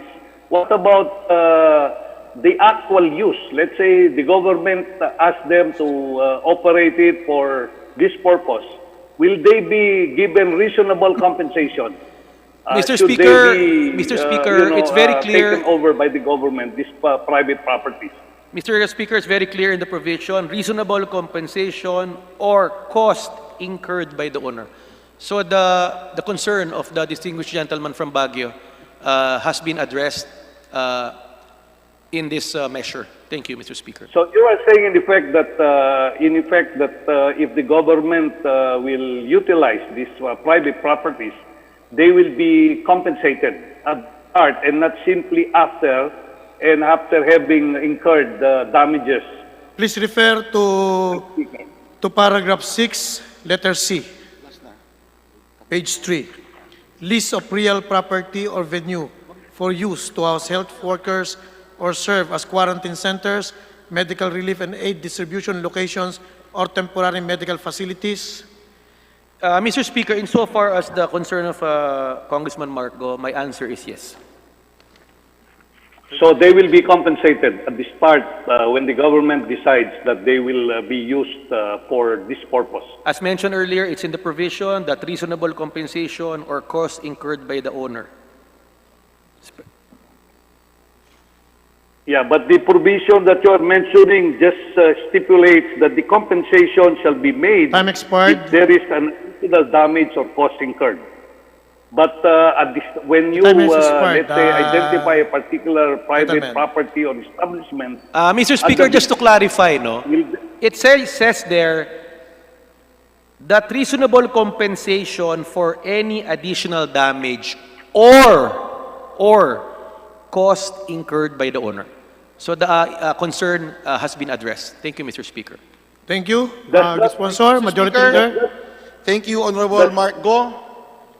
Mr. Speaker, we have debated on this measure for the past so many hours.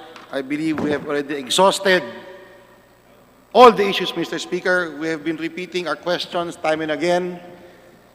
Mr. Speaker, I wish to beg the indulgence of our colleagues who have not yet asked their questions. I hope they realize we have to finish this before the Senate starts their session. We have to transmit it to the Senate. Mr. Speaker, I move that we close the period of amendments. Mr. Speaker, I move that we close the period of sponsorship and debate. I so move, Mr. Speaker. Any objection? Objection. Objection. Second. The chair is none. The motion is approved. Majority Leader. Mr. Speaker, I move we suspend for a minute. Session suspended. Objection. Second, this is unfair. Paano naman po tayo?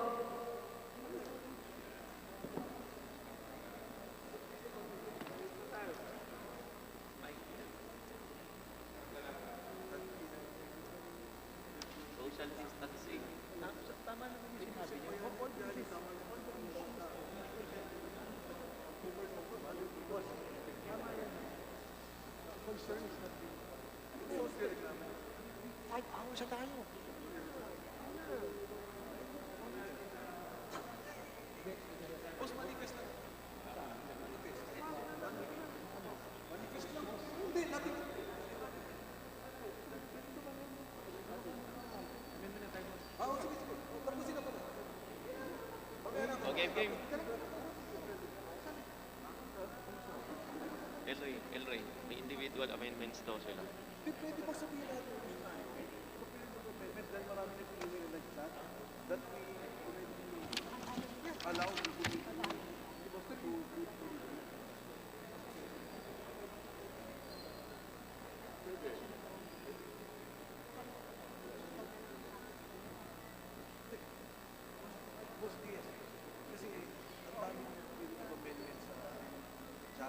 Dami. Pero ang point ko na lang, ibig sabihin ko na nga, na delete all the amendments, sara na natin yung submit ko style.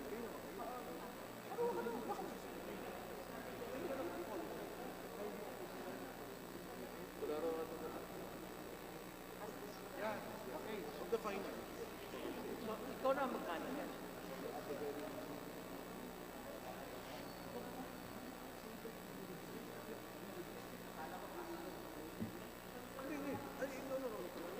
Gusto mo ba tanong ko sa'yo yun o hindi? Pero anyway, huwag na, tama na. Na.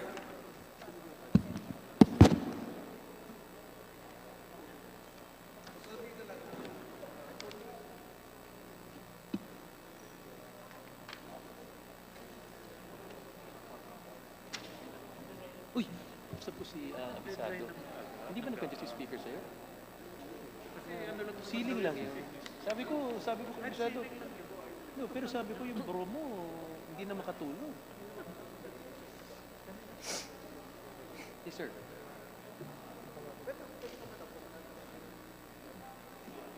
Boss, iihil lang ako. Pwede ka.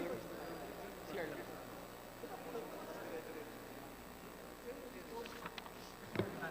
Sir, ang assurance na lang natin kasi written yung manifestation natin sa record.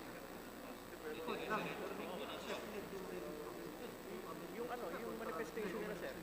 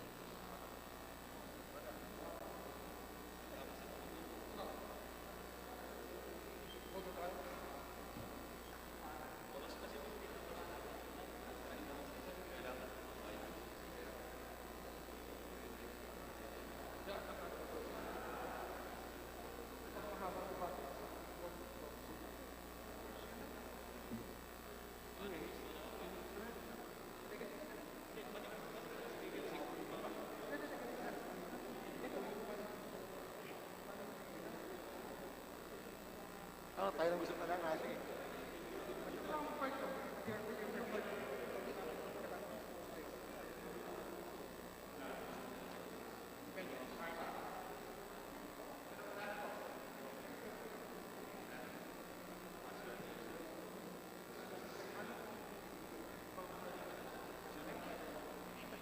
Ipanin ko lang po, boss.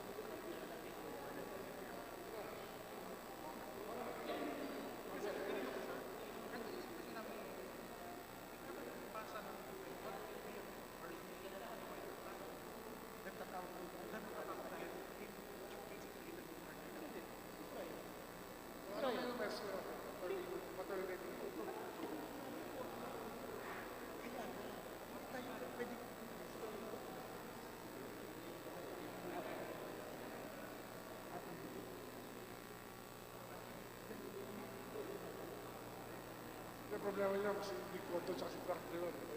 Si Frank ay iba siya. Pero bahala dapat siya. Pero pag wala si Glenn, hindi mo na kaya si Frank. Pero, hindi mo na kaya si Frank. Sinabi ko lang.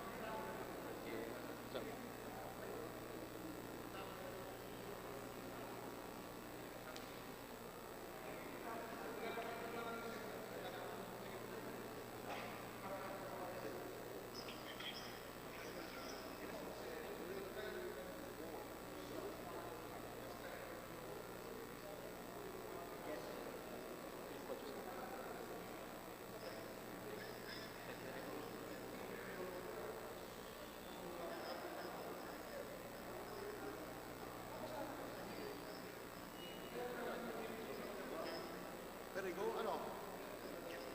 Rock and roll.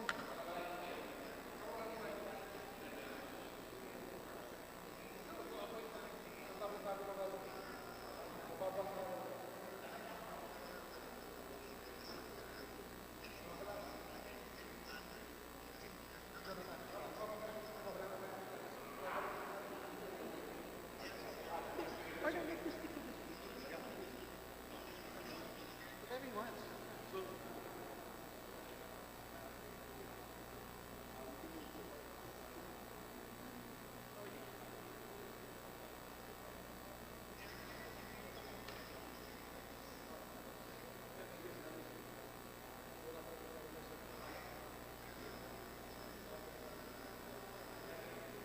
I saw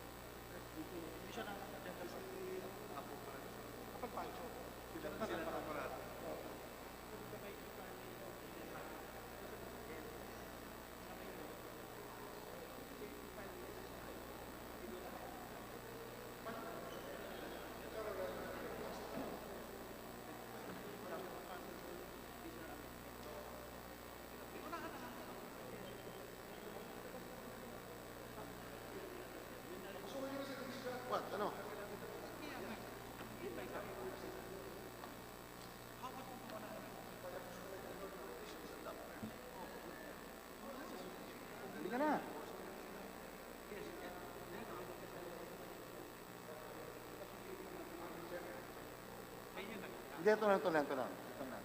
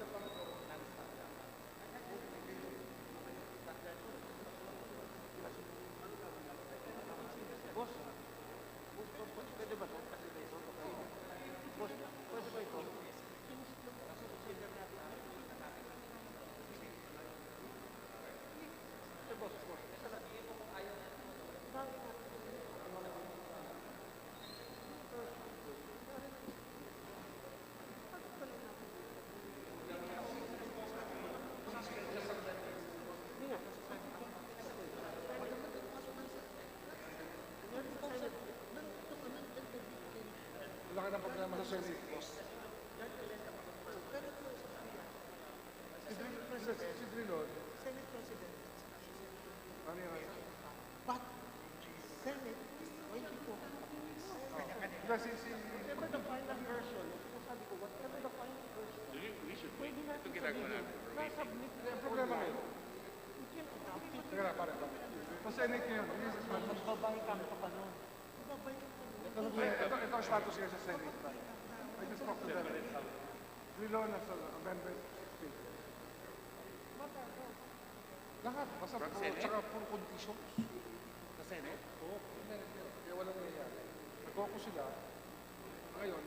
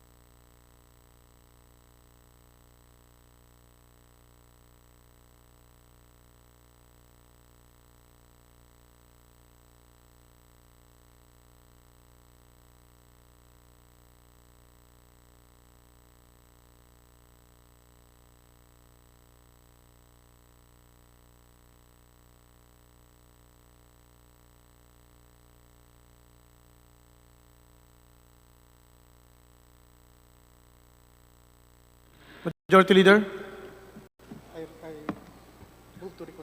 Mr. Speaker, the parliamentary status of our bill, House Bill number 6166, is that 6616 616. is that this representation move to close the period of sponsorship and debate.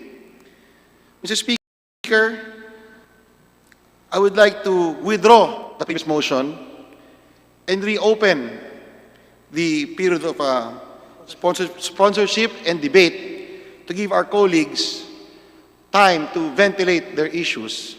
Though again, we plead to them that they avoid discussing the issues already ventilated. Mr. Speaker, I hope that they have in mind that we have a time frame. We are doing this, we are allowing them, we are reopening this period because anyway the Senate is still discussing their own issues. So with that, Mr. Speaker, I would like to recognize the Honorable The Majority Leader is reconsidering the... I had the vitamins. Mr. Speaker, I would like to is recognize reconsidering the closure of a period of sponsorship and debate of House Bill 6616. Any objection? The chair is none. The motion is approved. I'll tell you. Majority Leader. Mr. Speaker, I would like to recognize the Honorable El Rey Villaferte. Mr. to Speaker, sponsor will you the kindly open again the period of sponsorship and debate? Put it into motion. Mr. Speaker, I move we open the period of debates and sponsorship. And with that, again, I would like to recognize the honorable sponsor of this bill, the Honorable Deputy Speaker El Rey Villaferte. Any objection? The chair is none. The sponsor of House Bill 6616 is recognized on his sponsorship and debate. Mr. Speaker, Majority Leader. Mr. Speaker, on the list, we have the Honorable Representative Michael T. Defensor. I move, Mr. Speaker, we recognize the Honorable Defensor. I so move, Mr. Speaker. Honorable Mike Defensor of Anakalusugan Party List, recognized. Thank you, Mr. Speaker. Thank you, Majority Floor Leader. Mr. Speaker, I stand before you to verbalize the amendments that our colleagues would like to integrate in the bill from Congresswoman B.H. Herrera. Mr. Speaker, that under Section 4 to read as follows, to ensure the availability of credit. Representative Defensor, this is just a manifestation of the proposals of our colleagues and not an amendment to the proposed bill. This is just a manifestation of their Yes, Mr. Speaker. Proposals. Okay, Yes, you may Mr. proceed. Speaker. Thank you, Mr. Speaker.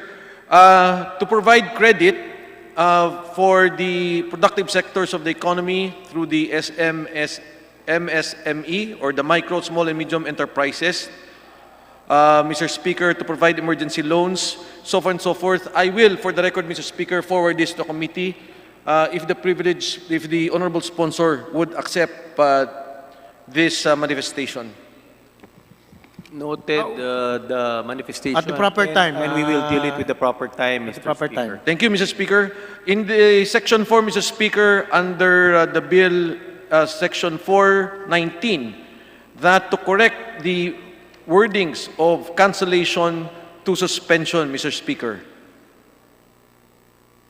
Please, paki-dire-diretso na lang dahil Thank you, Mr. Speaker. It's very important that the order to arrest and the prosecution of individuals or groups creating, perpetuating, spreading false information regarding COVID-19, such information having no valid or beneficial effect on the population are clearly geared to promote chaos, panic, anarchy, and fear. And it is important to extend assistance to our SMMEs during this time. We have to change the language and change cancellation to suspension, Mr. Speaker. Paki-diretso lang.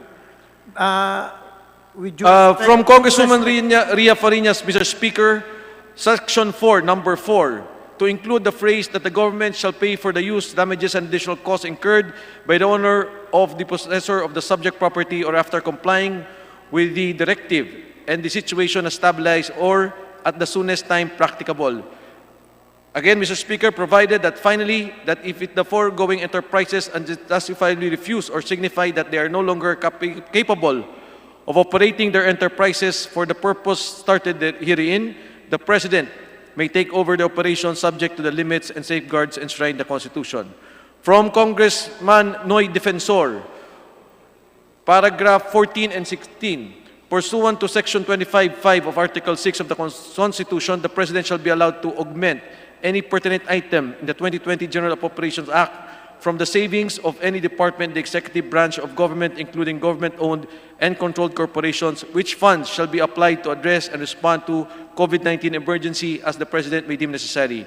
From Congressman Ron Salo, Mr. Speaker, that to include in Section 5, the phrase after 10 days, the President shall likewise submit a monthly report to Congress of all acts performed, the financial costs incurred and corresponding outputs and results. And in the same section, Mr. Speaker, after the phrase orders, rules, and regulations fall within the restrictions provided herein, and to evaluate their effectiveness, efficiency, equity, and sustainability, and thereafter to report its findings to Congress to plenary. I submit, Mr. Speaker, these are the proposals of our colleagues, Mr. Speaker. Thank you. Noted. Majority Leader. Thank you, Mr. Speaker. Mr. Speaker, next to present an interpellation is the Honorable Rufus Rodriguez. Honorable Rufus Rodriguez from Cagayan de Oro City is now recognized for his interpellation. Thank you very much, Mr. Speaker. Would the distinguished sponsor yield to some interventions from this representation? Yes, it would be an honor, Mr. Speaker. Thank you very much. First, I would like to take your attention to Section 4, Paragraph 2. It says to expedite the medical testing and observation and so forth and so on.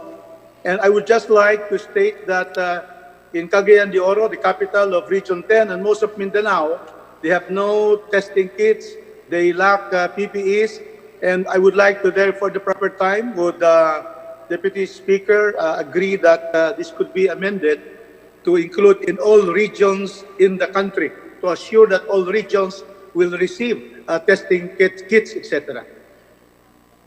Mr. Speaker, duly noted. We will tackle that at the proper time during the period of amendments. Thank you, Deputy Speaker. The next point will be in paragraph 3, section 4, it seems that we are giving a warning to local government units. They are our partners. So can we tone down the language here that instead of ensure that all LGUs are acting in line, if we can have this as we will coordinate with the frontliners. The LGUs are our frontliners. They are there on the ground. And can we therefore consider that we will, instead of the word ensure, to coordinate, that the local units will follow the directives of the national government, and that be done, distinguished sponsor. Mr. Speaker, we understand the concern of our distinguished gentleman from Cagayan de Oro. However, the main intent of this provision is really to make sure that LGUs are unified, cohesive in their approach with the national government. The problem is, marami pong LGUs are acting in contradiction sa order po ng IATF. So basically, what this provision really wants to achieve is to ensure that all LGUs follow. We understand that they are the frontliners. The more reason that they should be properly coordinated, Mr. Speaker. Thank you, distinguished sponsor. Then, if we would want them to be able to follow national guidelines, is it not also correct that in this bill we should assure the LGUs that money, funds, will be downloaded to our frontliners by including a provision here in this paragraph 3 that the national government will download funds that are realigned to the local government units? Actually, when the President or the Executive is given this special authority, it automatically follows that the implementing agencies can and will download funds to the LGUs. So it's already part of this provision. The President, through the DILG, has direct supervision and control over LGUs, number one. Number two, implementing agencies can and will download funds to assist LGUs in their efforts in fighting COVID. Mr. Speaker. Thank you, distinguished sponsor, my dear Speaker. The third point, and this is the second to the last point, is I take your attention to Section 4 of Paragraph 4, when the public interest so requires. Distinguished sponsor, you have removed temporal takeover, but when we maintain the words direct the operation of any private utility or businesses, does that not also mean that the government will take over really the direction and the operation? In other words, the management of these private companies will have to yield to the government's operation. Is that correct? I think the main word that has to be followed is direct the operation. Takeover is substantially different from directly. Taking over is directly substantially different from directing operation. The main intent of this is basically, if there are areas where there are no private hospitals, public hospitals, and there's a need to directly operate, at least the government has the power to direct these people to accept patients. Because being a private entity, the government does not have the right to direct and make them agree to accept patients. I think this provision basically is really to protect public interest, in this case, taking care of COVID patients, PUI, PUM, Mr. Speaker. Thank you, distinguished sponsor, my dear Speaker. And on Last this question. particular point, is it not that our Executive Secretary has said that the private sector has by and large coordinated and not followed government rules? And is it not that therefore there is no need for this provision because the law cannot assume or speculate that these particular businesses will not follow the government directives, distinguished sponsor? I think what the Executive Secretary has mentioned is that the large multinationals, the large companies, private, have really pitched in by helping fight this first by providing their employees salaries despite having no work. But the intent of this is for all private companies to cooperate and the government to have the authority to directly operate their operations, particularly yung privately owned hospitals and medical health facilities, Mr. Speaker. Thank you. Thank you, Deputy Speaker. My last point is on section paragraph 16 of section 4. And I'd like to call your May I attention remind that in the time this has already section, expired. the President is able to align funds. And so is it not that when we align funds under the case of David versus Arroyo, this alignment of funds should have specifics and should have limitations? But don't you agree that in this particular section, we should know where the funds should go, where the funds would come from, and what particular public purpose, Mr. Speaker? I agree. It's part of the oversight function. When the executive, we will require them to submit a weekly report. If there's a need to realign, they have to let Congress know. So we will exercise our oversight function and monitoring and making sure that all funds are spent within the Constitution, within the bounds of law. Thank you, Mr. Speaker. Thank you, Mr. Speaker. Lastly, about effectivity. Just one last point. In the effectivity, it states that the period of this law shall be for 2 months, for this particular force and effect for 2 months. Now, it will be extended as may be determined by the President. Would this not be in violation of the Constitution that requires that there should be limit? There should be a limit. It says here in the Constitution, Section 23(1), that in times of national emergency, Congress by law authorize the President for a limited period. Now, if you have 2 months plus whatever the President will decide is determined, it will be indeterminable. It has no limit. Can we put here, therefore, that as may be determined by Congress? After all, Congress can meet like this now. It is easily done, and it can easily be able to extend it if it is necessary. Just to be able to have a term, there is a limit to the powers given by this bill. We highly respect the opinion and inputs of our distinguished gentleman. He's a legal luminary. However, we believe that this is constitutionally firm. The title itself specifies for a limited period and subject to restrictions. The reason why we're putting the 2 months and the phrase or longer if the calamity will persist is that we should give the executive, especially the president, the authority to continue functioning and be given the authority if this goes beyond 2 months.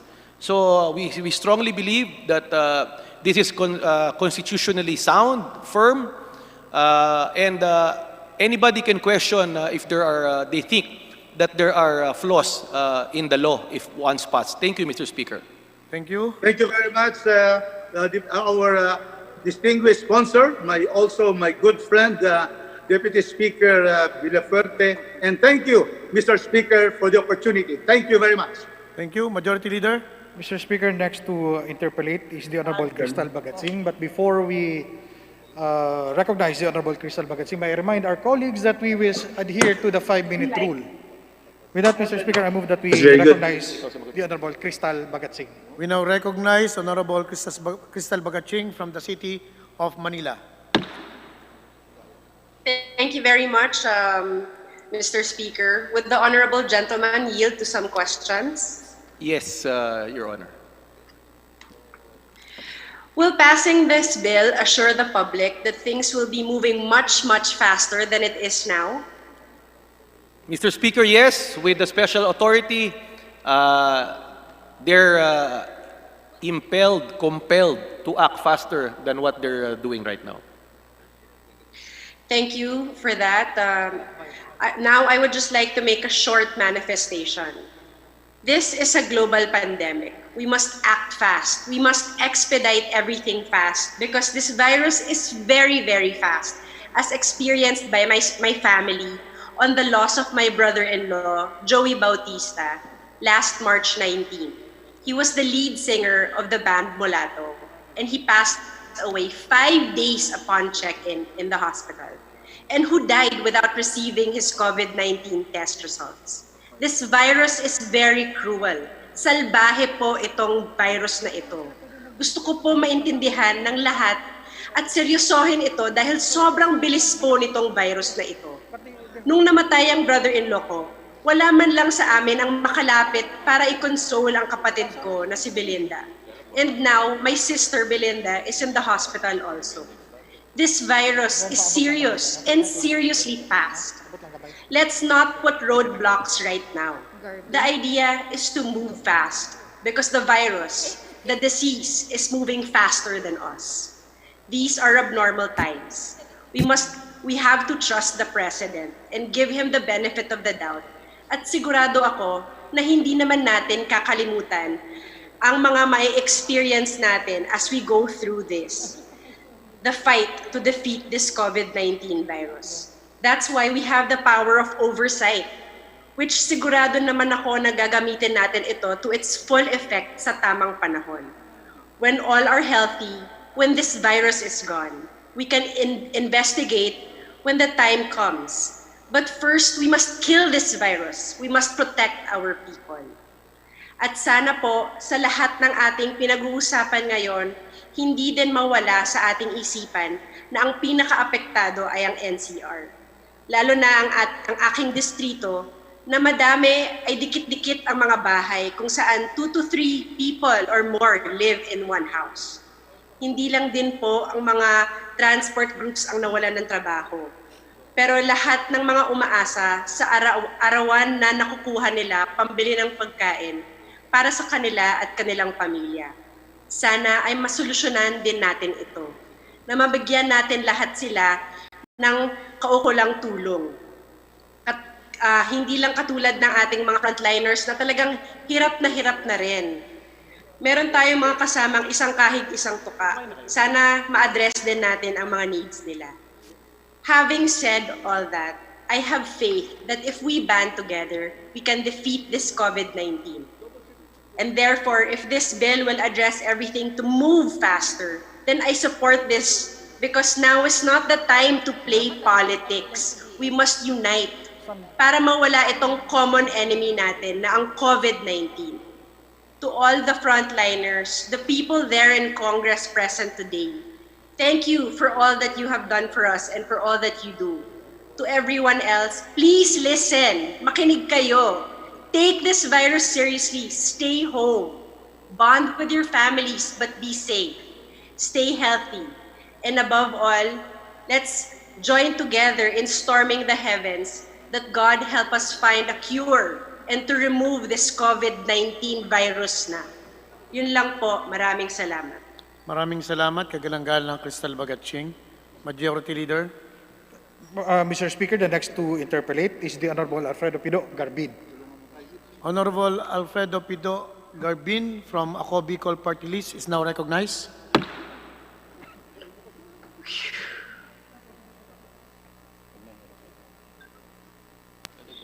Salamat, Mr. Speaker, and to our esteemed sponsor, Deputy Speaker Ellery Virapuerte. Ang Ako Bicol Party List nakikiisa sa pagbigay ng kadagdagang kapangyarihan sa ating Presidente upang labanan at mapuksa ang COVID-19. Also in line with our frontliners for yung kanilang buhay is at stake, the health workers, and also to address yung kakulangan ng ating mga medical supplies, lalong-lalo na ho yung mga mask, ventilators, gloves, alcohols. We fully support the passage of this said bill. Magkakaroon na ho kami ng ibang issue tungkol sa kung saan ito'y ay dapat alinsunod sa ating saligang batas, lalong-lalo na ho yung budget realignment and at the same time yung pag-take over ng mga private utilities which should be in accordance with the provisions of the Constitution. Deputy Speaker Villapuerte, maraming agam-agam kung saan hanggang kailan ba ang effectivity ng emergency powers and paano ba at makikita at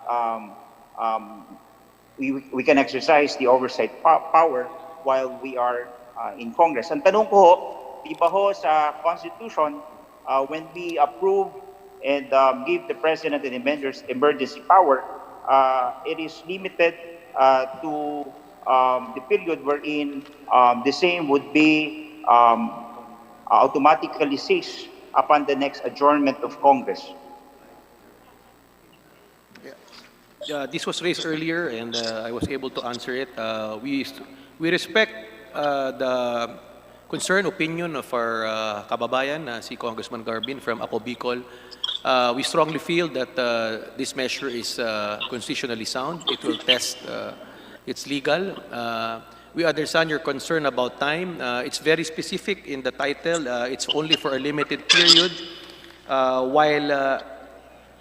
While certain circumstances can determine a specific time, this virus definitely hindi natin alam kung kailan matatapos. While we are hoping that we can minimize the virus within 2 months, it should not stop us from empowering the President, the Executive, for a longer period if the calamity persists, as stated in Section 9, Mr. Speaker. Well, I fully agree with the esteemed sponsor that we cannot limit the power of the President at a certain period of time, but we also agree that there are certain constitutional limitations provided under the Constitution, which is Section 23, Paragraph 2 of the Constitution. And at any time, ako ho'y nakikiisa na kung kailangan ng ating Presidente at ng Kongreso na magpasa ulit ng isang batas na magpapalawak sa kapangyarihan ng ating Presidente para i-address ang problema, lalong-lalo na sa COVID-19, ay ang representasyon ng Ako Bicol Party List kasama ang mambabatas na nanggagaling sa lalawigan ng Kabikulan ay susuporta ho, Mr. Deputy Speaker. Thank you. As stated, just to reiterate, the constitutional base of this bill is Section 23, Article 6, Section 23(2) of the Constitution, constitutional base of the Proclamation Number 922, declaring a state of public health emergency throughout the Philippines is based on Section 15, Article 2, Section 23(2) of Article 6, Section 7 of RA 11332. So, in proposing this bill, definitely all legal angles have been studied. However, we truly respect the concern of our colleague regarding possible infirmities, but we stand that this is constitutionally sound. Salamat, Ms. Tima, Deputy Speaker. Ang pangulihong katanungan sa pagbibigay ng sa ating presidente ng power to realign at the same time to augment some of the budgets of the departments in order to fight and finance the COVID-19 with regards to the purchase of equipments, medical supplies, and at the same time to help also our frontliners and those yung mga kababayan natin na nawalan ng trabaho. Ito ho ba'y alinsunod sa provisiones ng ating konstitusyon, maging doon sa provision against the cross-border of funds na pinagdesisyonan na ng Korte Suprema na nakapalaman na sa ating batas? Well, talagang, Mr. Speaker, nung dinraft tong bill na to, pinag-aralan talaga lahat ng anggulo ng konstitusyon. Una, pangalawa, yung Supreme Court decision on savings, on transfer of funds. So, again, we stand that this is constitutionally sound. It will stand the test of those who will question it before the Supreme Court. Again, all actions that has to be taken by the executive has to go through certain guidelines which will be approved and Congress will be informed based on its oversight power. We will make sure that the Constitution is not violated. We will make sure that all actions are legal. We will make sure there's no corruption, just to address the concerns of everyone. Thank you, Mr. Speaker. Thank you, Honorable Garbin. Majority Salamat, Leader. Mr. Speaker. Mr. Speaker, next to interpolate is the Honorable Maitet Colliantes of Batangas. Honorable Maitet Colliantes from the 3rd District of Batangas is now recognized.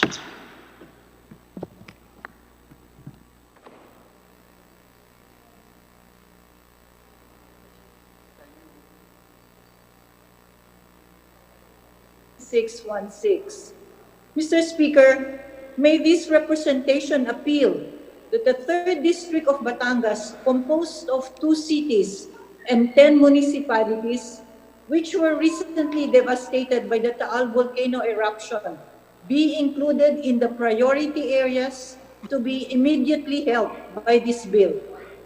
We are yet to recover from the devastation, the loss of homes, and sources of income caused by the Taal volcano eruption. In fact, Mr. Speaker, meron kaming mga kababayan na nasa evacuation centers pa hanggang ngayon dahil wala na silang mauuwian. One can just imagine the threat of COVID-19 to them. And just as we were starting to address the needs of my constituents, spearheaded by the President himself, by Speaker Alan Cayetano, D.S. Loren Legarda, and the various agencies of government, the COVID-19 confronted our society. I hope, Mr. Speaker, that we will not forget the needs of my constituents in the face of this double calamity. On behalf of the people of the 3rd District of Batangas, I plead to this body, Mr. Speaker, that the needs of our constituents be prioritized in the succession of the unfortunate calamity of Taal volcano and the pandemic of COVID-19, which has now already found itself in Batangas. Maraming salamat and rest assured of my fervent prayers for our frontliners, and for our country. Thank you, and stay safe, everyone. Good afternoon. Mr. Speaker, just to reassure our colleague from Batangas, we understand that they have suffered and continue to suffer from the devastation of the Taal volcano eruption, and they continue to be devastated, to suffer during these times of COVID. Not only Batangas, but even neighboring provinces like Cavite, Tagaytay City, continue to suffer, not because of loss of livelihood, loss of income, even mental, there's mental state of stress and devastation cannot be really explained at this time, Mr. Speaker. Thank you. Thank you very much sa distinguished sponsor. Thank you very much sa aking kababayan. Nakikisa rin po ang presiding officer ninyo na Batanggenyo para sa apila ng ating kababayan mula sa 3 distrito. Majority Leader. Salamat. Salamat, Mr. Speaker. Mr. Speaker, next to interpolate is the Honorable Ria Vergara. Honorable Ria Vergara from Cabanatuan City is now recognized. Thank you. Naka-mute. Naka-mute ka, naka-mute. Oh, is that okay, Mr. Speaker? Thank you. Thank you very much. While I support government being given the power to direct the operation of private hospitals, may I inquire with the honorable sponsor on the realistic capacity of the national government to effectively take over the operations of private hospitals who opt to turn over their operations, given the already overworked personnel and limited equipment in the public health sector. What is the capacity of our national government to take over these hospitals should it be requested by these hospitals that are in dire need? Thank you, Mr. Speaker. Just for clarification, the word takeover is not in the bill. The specific word is direct the operation. The government does not intend to take over.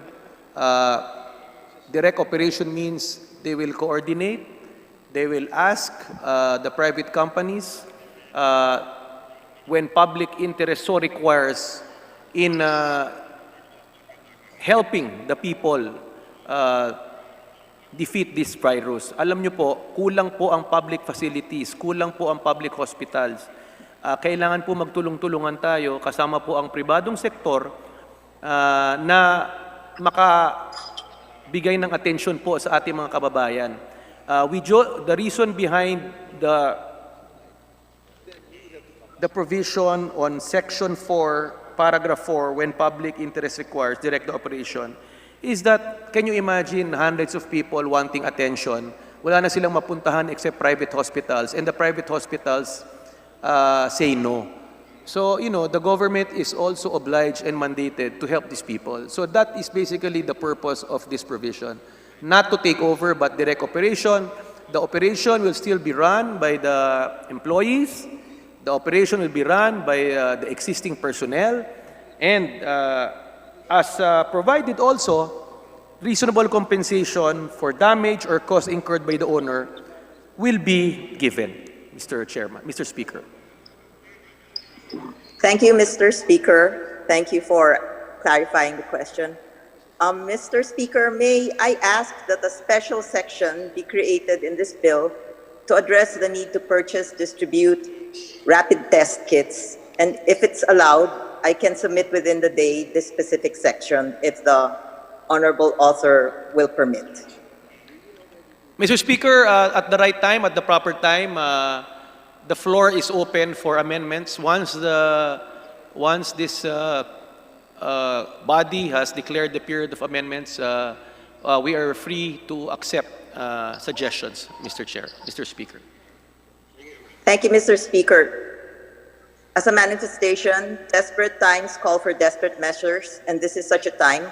However, times like this also require prudence, transparency, continuous monitoring, and clear safeguards and guidelines in crafting a law. As so many congressmen have said, and the Speaker himself, this is a war against an invisible virus. And while emergency powers and additional funding matter and will help, what is needed more is a community and holistic approach where every single Filipino does his share to help one another.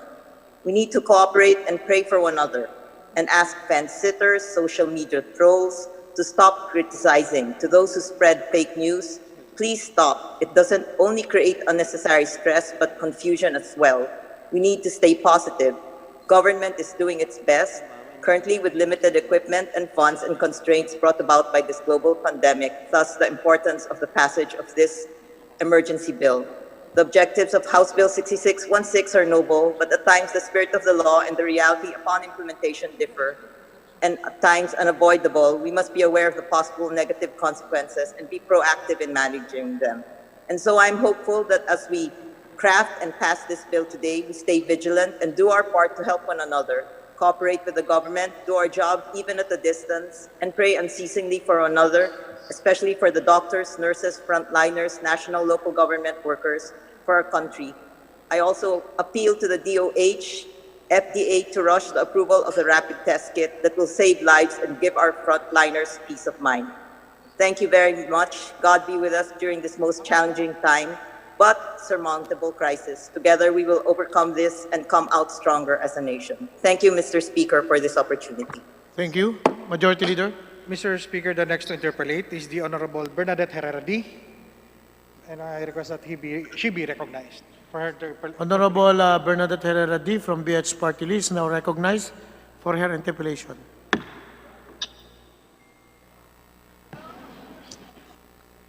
Mr. Speaker, can you hear me? Yes, you may proceed. Thank you. Mr. Speaker, I fully support the administration's move to provide additional funds to combat the anti-pandemic war effort and mitigate the impact of this deadly virus on Filipino households, workers, and businesses, especially the small and medium-sized enterprises who comprise almost 90% of our businesses in the country. That's why on that aspect, Mr. Speaker, I would like to propose some amendments, and I'd like to manifest it now, that instead of just ensuring the availability of credit to the productive sectors of the economy in the countryside, we should include also the micro, small, and medium enterprises through measures not just lowering the effective lending of interest rates, but declaring moratoriums for loans and credit card payments, making available emergency loans to MSMEs for additional capital outlay to enable them to jumpstart operations and avoid massive unemployment if they are unable to resume operations, and a revamp of capital markets to allow easy access to capital for small and medium enterprises, and so the local stock market may grow competitively like our Asian neighbors. I hope that would be considered later in the period of amendments. And also, under Section 4, number 14, I would like to ask our Deputy Speaker, El Rey, with regards to, is it possible that we change the term cancellation to suspension of expenditures, since cancellation of appropriations is not in the budget universe? So if we could change it to suspension of expenditures. Mr. Speaker, we will tackle that at the proper time during period of our amendments, although we note the suggestion, Mr. Speaker.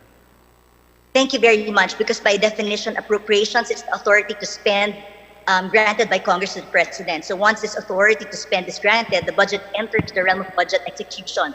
Appropriation becomes allotments, obligations, and disbursements. So in short, expenditures. So I hope we could tackle that one. And then we could add also there later, and to utilize the savings generated from the discontinued, abandoned programs and projects to augment any and all deficiencies in the allocation, and so on and so forth. And lastly, Mr. Speaker, under Section 4, I would like to propose that we also add a section, or a number 19, that in the order the arrest and prosecution of individuals or groups creating, perpetuating, and spreading false information regarding COVID-19 crisis on social media and other platforms. Such information having no valid or beneficial effect on the population and are clearly geared to promote chaos, panic, anarchy, and fear. Likewise included are those participating in cyber incidents that make use or take advantage of the current crisis situation to prey on the public through scams, phishing, fraudulent emails, and other similar acts. I hope that this this will be included in this bill, Mr. Speaker. Noted, Mr. Speaker. We will discuss that at the proper time. Thank you very much. And moving forward, let me assure everyone that we will continue to perform our oversight functions to make sure that the funds to be allocated will be spent properly and for the benefit of our people. At sa atin pong mga kababayan, nakikiusap po kami, please stay home and please help us control this COVID-19 para lahat po tayo ay maka-move on, maka-move forward at magkaroon po tayo ng maayos na kinabukasan. Maraming salamat, Mr. Speaker, at magandang hapon po sa inyong lahat. Thank you. Majority Leader. Mr. Speaker, next to interpolate is the Honorable Christopher De Venecia. May I move that he be recognized, Mr. Speaker? Honorable Christopher De Venecia from Pangasinan Province, now recognized. Thank you, Mr. Speaker. Will the honorable sponsor yield some questions? Yes, Mr. Speaker, it would be an honor. Thank you, Mr. Speaker.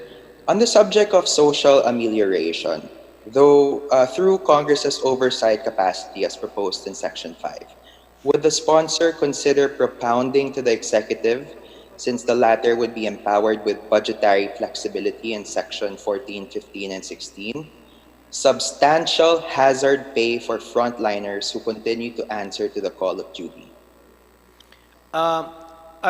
We note that suggestion, but this concern is already addressed in numerous provisions of this bill.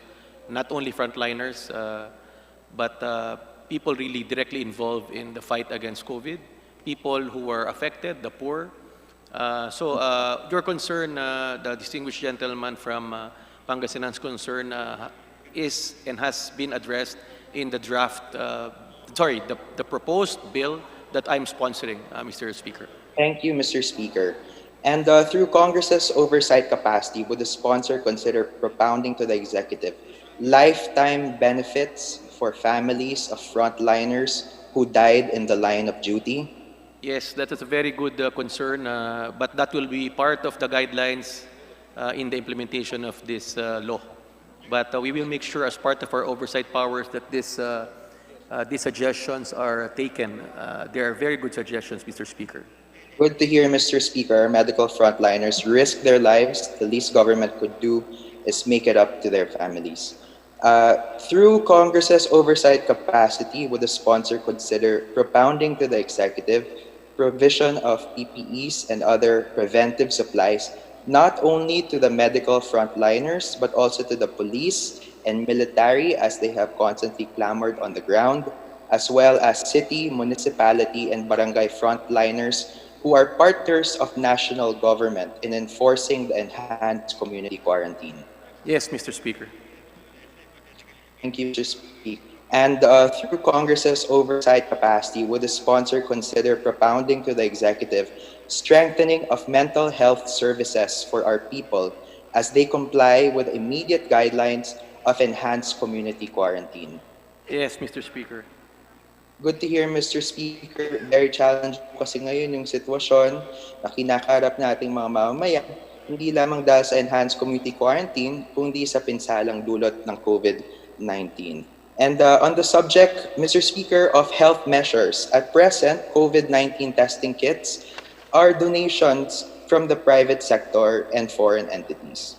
Would the sponsor, through oversight, propound to the executive to adjust its current policy from rationalizing limited testing kits that are donated and testing only on a need basis for those with symptoms and vulnerable sectors to mass testing for all if more testing kits would be procured during this time? As I've propounded and explained earlier, the government intends to expand the testing centers to 15 more regional centers. In line with that, of course, they have to be capable of having a lab. They have to be capable of having testing kits. Again, as mentioned earlier, even if you have mass testing kits, if we test even 100 million Filipinos today, they can be infected the next day or next week. So there should really be strict guidelines and protocols because we do not want to be testing people at a short period of time. The important thing here is for people to stay at home, follow the enhanced community quarantine. The less people in the streets, the more people who practice social distancing, the less people who will be infected, contaminated with this virus. Thank you, Mr. Speaker. We echo the wisdom of the honorable sponsor, Mr. Speaker. And finally, could we just ask for clarification from the sponsor on what is meant by the bill in Section 4, Paragraph 6E? Because it says to undertake the procurement of the following as the need arises and in the most expeditious manner. And item E in Section 4, Paragraph 6 is telecommunications, utilities, and other critical services. So may we know from the sponsor, Mr. Speaker, as our final question, how would government procure telecommunications and other utilities and other services? We have to be guided. Number one, if we can practice within the procurement law, yes. Because there's a crisis, there's an emergency. There are special. We can do negotiated bidding. This all part of empowering the executive to act, procure, deliver within the crisis, within the emergency. Pero specifically po, Mr. Speaker, it says procure telecommunications. So why would there be a need to procure telecommunications, if ever? When you say telecommunication, it's a broad term. It doesn't mean a telco company. Telecommunication can be equipment, hardware. That's the main criteria for this, Mr. Speaker. Thank you, Mr. Speaker. Thank you for the clarification, and rest assured we support the proposal of the leadership as well as the call for yung mga kababayan po natin to stay at home. So po, ito COVID-19. Maraming salamat po sa pagkakataon para makapagtanong. Thank you, Majority Leader. Mr. Speaker, next to interpolate is the Honorable Rufy Biason. Honorable Rufy Biason from Muntinlupa City is now recognized. I refer to two sections, two portions of Section 4, mainly number 1 and number 2. With regard to these powers that are being asked, was there any legal impediment for the government to exercise these measures as indicate provisions? Because as I see it, existing law already empowers the government carry out and adopt, implement measures to prevent, minimize transmission, expedite the medical testing. So what is it that we encountered that we need special powers for this? Special time, special powers needed. That is the basic principle in filing this bill. There are available funds. Executive needs the power to use these funds within the bounds of law. Right now, there are, as I mentioned, over 275 billion of budget items that needs to be utilized. We need to give the President the authority to utilize this. Secondly, if the 2020 GAA has been approved, there are available funds, there are programs. However, as the need arises, we should empower the executive to keep up with the times. There are budgets that might be considered non-essential during this time of crisis, which can be realigned. So basically, these are the powers needed. Power, authority we need to give the executive in this time of crisis, Mr. Speaker. Yes. Yung pondo lang pala ang problema because yung powers na yan is already existent in other issuances. Now going to the medical testing, based on the answers of the distinguished sponsor, several instances, he seems to downplay the weight of mass testing. Hindi ba ito bahagi ng strategy ng ating pamahalaan to fight the spread of COVID-19? Because apparently, parang ang tingin lang natin sa testing is just to confirm kung ang isang pasyente ay may sakit na COVID. We seem to not realize that quarantine in combination with mass testing will enable us to determine the spread and therefore find out which areas we can already lift quarantine and which areas that are heavily infected. So what really is the strategy on medical testing as far as the fight against COVID is concerned? Well, it's a multi-pronged approach. Number one, you really have to implement enhanced quarantine. People have to really stay at home, social distancing first. Secondly, let's give priority in testing people who have symptoms. Third, when you mention of mass testings, while that is the ideal, that to test everybody, you also have to properly utilize your resources. As mentioned earlier, you can test everyone now, but you need to test them next week. So there are also signs people having the disease that are asymptomatic. There are people who have contacted or have been contaminated but are feeling good. But these people should stay at home because while they are already infected, they're not displaying symptoms, they can cause problems. So it's a multi-pronged approach. Going back to the question that this power that has to be given is basically a funding issue, I beg to disagree, Mr. Speaker, because the authority to direct operations of health facilities and hospitals is not a funding issue. So this is, this is not just about funds. This is, an approach where we can really contain by having the funds, the authority, the proper coordination. This is really what is needed, Mr. Chair, Mr. Speaker. The sponsor mentioned about hospitals. Can he elaborate on how to operationalize the direction of private hospital facilities? How will you carry it out? Well, it's very basic here on Section 4, Paragraph 4, when the public interest so requires, direct the operation of any privately owned hospital. The government can contact them. They're saying, Hospital A, there's already an outbreak, an epidemic in your area. We need you to assist government in assisting patients. The government basically directs their operation. The hospital will still be run by the employees of the private company. And as mentioned, if there are any costs incurred, damage incurred, the government can compensate. Moving Last to another question. point in the interest Last of question. time. Section Unexpired. 4, number 6, letter A.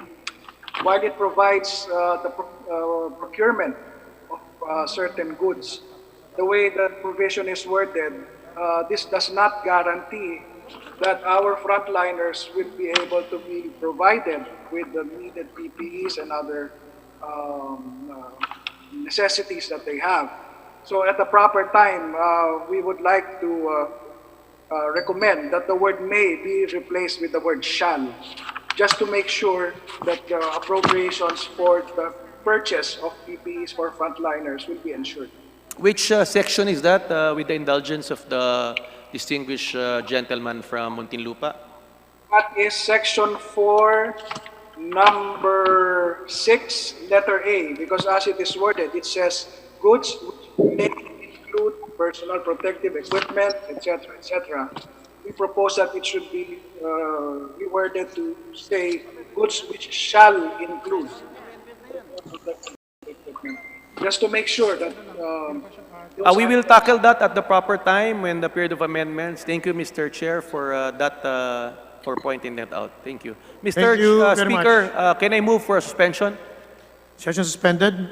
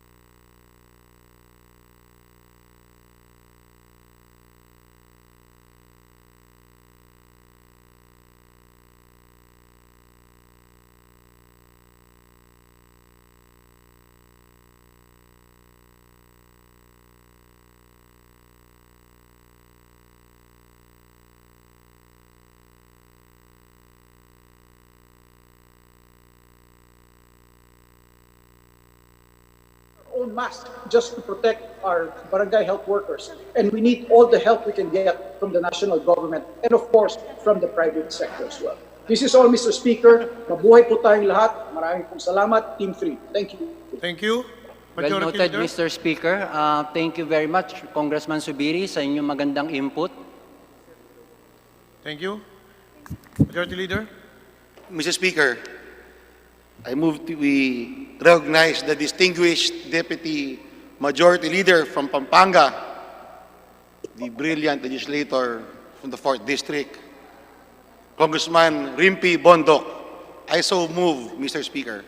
The brilliant Deputy Majority Leader from the province of Pampanga is now recognized.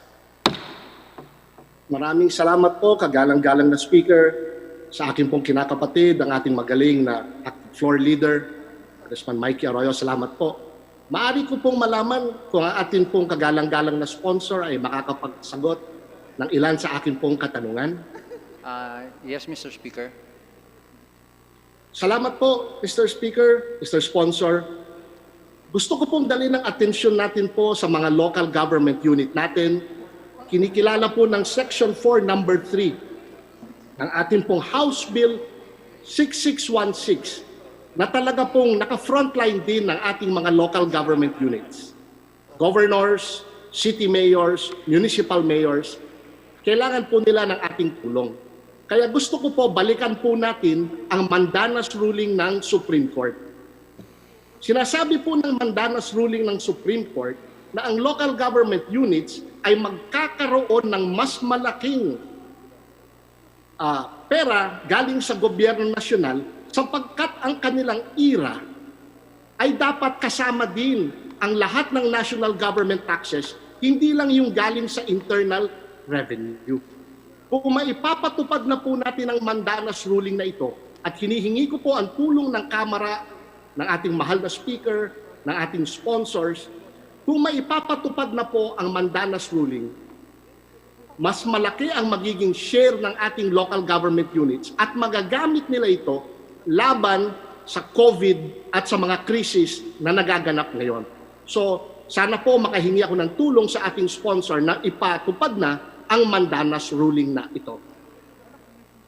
Mr. Speaker, ito po ay pag-aaralan po natin, no?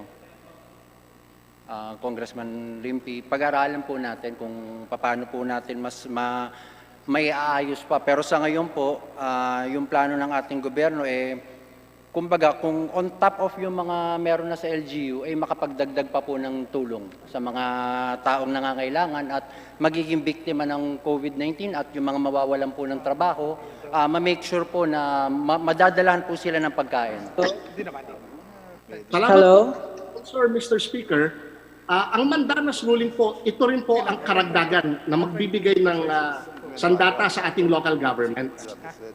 Ang problema po, ito ay ipapatupad pa sa 2022. So 1 more year pa ang ating aantayin. Sabi nga nila, 6 pa ang damo, pagpatay ng kabayo. So sana po, maisama niyo po ako sa subcommittee natin na mag-aaral. Makiusap tayo sa hanay ng Judiciary sa Korte Suprema na balikan po natin ang kanilang desisyon na sa 2022 pa ipatupad na mararagdagan ang IRA ng ating local government units through their own Mandanas ruling. Sana ngayon na kailangan natin, bigyan natin ng suporta ang local government units. Yun lang po ang aking panukala, Mr. Speaker, Mr. Sponsor. Congratulations po sa ating Speaker, Alan Cayetano, Majority Leader Martin Romualdez, sa ating pong floor leaders, Sharky Palma, Mikey Arroyo, sa lahat po ng mga miyembro, pagtulong-tulungan po natin. At susuporta po ang ika-4 na distrito ng lalawigang Kapampangan sa House Bill 6616. Maraming salamat po. Maraming salamat po. Iko-considera po natin yun. Salamat. Majority Leader. Mr. Speaker, next to interpolate is the Honorable Francis Boy Blue Abaya. Honorable Francis Gerald Abaya is now recognized. Thank From you, Mr. Province of Speaker. Cavite. Mr. Speaker, Honorable Sponsor, ako po ay walang katanungan, ngunit nais ko pong magmanifesto ng aking suporta sa panukalang Bayanihan Bill. Kanina po, napakaganda po ng pinost ni VP Lenny sa social media at ito ay ang kanyang pakikisa sa ating ginawa sa pamamagitan ng kanyang wishlist para sa budget realignment ng ating tinatalakay ngayon. Gusto ko lang din pong tiyakin na ang napakalaking pondo na ating nilalaan ay mapunta sa wishlist na ito, na siya ring wishlist ng kinatawang ito at ng mga mamamayan ng unang distrito ng Cavite. At ako na wishlist din ng ating mga kababayan, lalo na ang ating mga frontliners. Una po, ang sapat na personal at protective equipment ng mga frontliners. Pangalawa, sapat po ng mga testing kits upang maisama natin sa testing yung mga kapatid nating nanganganib sa madapuan ng COVID. Pangatlo po, sapat na medical equipment tulad ng ventilators at oxygen sa ating mga ospital. Pangapat po, sapat na hospital beds para sa ating mga pasyente. Panglima po, bagong mga hospital buildings para sa pasyente ng COVID na pwede pong italaga sa COVID hospital tulad ng Jose Rodriguez Memorial Hospital o di kaya sa Quezon Institute kung saan may malaki pang espasyo. Panganim po ay karagdagang bayad na pagkakaroon ng temporary housing facilities para sa ating mga frontliners. Pangpito, sapat na mga isolation areas para sa mga person under investigation and under monitoring. Pangwalo po, social safety nets tulad ng unconditional cash transfers at food security para sa mahihirap. Pangsyam, tulong pinansyal para sa mga manggagawang arawan ang kita. At pangsampu, economic package o tulong para sa mga apektadong negosyo. Mr. Speaker, Your Honor, I sincerely hope and pray that we, as united people, will weather and triumph over this crisis. We're one with you in this fight. Thank you, and may God bless us all. Thank you. Majority Leader. Mr. Speaker, next to interpolate is the Honorable Raymond Mendoza. Honorable Raymond Mendoza from TUCP Party List, now recognized.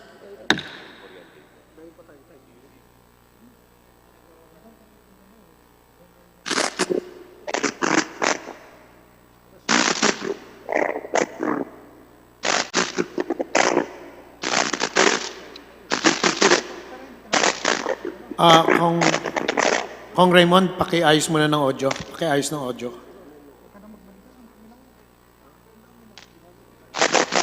Hindi ka namin mapakinggan dito.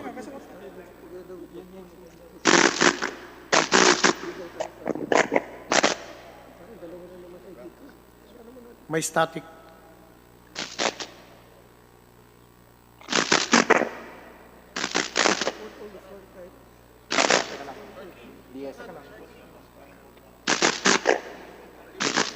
Pakiayos ng audio, please.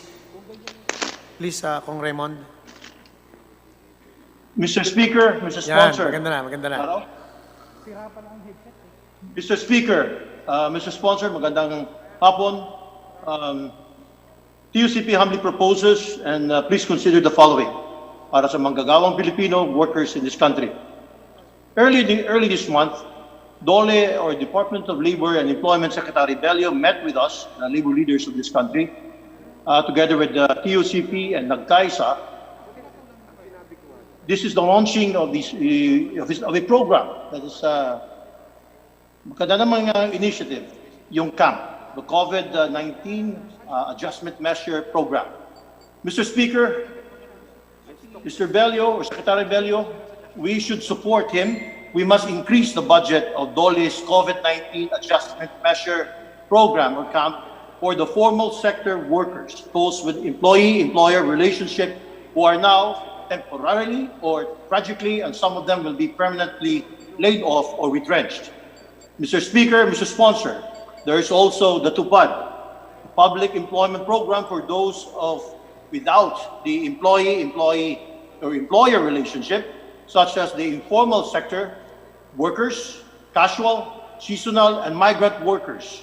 Both CAMP and TUPAD should be not a one-time payment and should be made available on the monthly basis for the duration of the entire enhanced community quarantine or ECQ. We must fund and increase these programs, Mr. Speaker. CAMP must be increased to 10,000 pesos for all minimum wage earners in the National Capital Region, or Regions 3, Region 4A, and of course Region 7, as well as for all other affected regions, to approximate the economic needs and expenditures of the workers' families to buy food, pay for utilities, kuryente, tubig, pati yung mask. And of course, fast vanishing na nawawala ng alcohol rub, and of course, pay rent and purchase vitamins. Mr. Speaker, Mr. Sponsor, please also consider, I'm talking about quarantine assistance, budgetary support for quarantine assistance. All employees, both from the privado at saka sa publiko, government and private sectors, as well as the formal and the informal sectors, should receive from government through DOLE, Department of Labor and Employment, at least 10,000 pesos in quarantine assistance to ensure the survival of the worker and his or her family during the 14-day mandatory quarantine period. You know, we have a no work, no pay principle. So the compensation during this period is a must, therefore encouraging testing and medication. Mr. Speaker, we also support the provisions of hazard pay, especially in the private sector. I believe and I hope it is provided in a provisions of this bill or through an executive order. Mr. Speaker, in another note, before I forget, TUCP supports tax holidays, tax incentives, tax breaks, and subsidies for enterprises that are now providing their workers the 13-month pay, paying now 13-month pay during these times of the ECQ, Extended Community Quarantine. Number 3, Mr. Speaker, Mr. Sponsor, allocate an increased budget or utilize the earmarked budget for infrastructure to prioritize, first, the need to ensure health access for all Filipinos of COVID-19 concerns. This was mentioned before, but I'd like to repeat that this budget is intended to ensure the construction of treatment, containment centers, hospitals in the provincial, city, and municipal levels to scale up the production of testing kits. In addition, Mr. Speaker, Mr. Sponsor, through a separate legislation, Congress must now fast-track the creation of the Philippine Center for Disease Control to fight disease and support communities, to do some and increase health security, conduct critical science, provide health information, protect us against expensive and deadly health threats, response, and of course, we must save lives. Number 4, Mr. Speaker, Mr. Sponsor, budgetary support. Frontline workers, our frontline workers, our heroes. Government must ensure that all frontline workers, both in the private or public sectors, engaged in healthcare, hospitals, pharmacies, groceries, even banking. Sa TUCP, the top banks, our members, our tellers, are Time very expired. much afraid in handling cash. They have been really takot na talaga, Mr. Speaker, Mr. Sponsor. And non-bank financial intermediaries, security guards or security agencies, janitorial, sanitizing services, public utilities, our police, firemen, emergency responders, and essential personnel, that they are properly supported and assisted, provided with PPEs, express shuttle service, temporary housing if necessary, checkpoints, clearances, and of course, pagkain. Finally, Mr. Speaker, Mr. Sponsor, although TUCP have 11 points, we shall submit most of them or all of them. I'm talking about the 5th. We are employment retention support for SMEs, which is 90% of all the businesses in this country and the self-employed.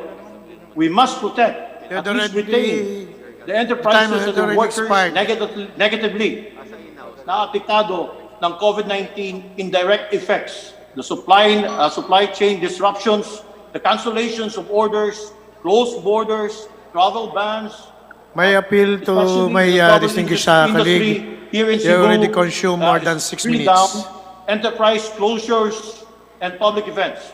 For firms using employment retention schemes, job rotations, compressed work week, telecommuting, flexible time, we propose the consideration of a time-bound temporary measures to ensure business continuity and survival Sorry, of enterprises, including gentlemen subsidies, from TUCP credit Party List. creation, and refinancing The time has to already been overcome expired. liquidity problems and of Majority Leader.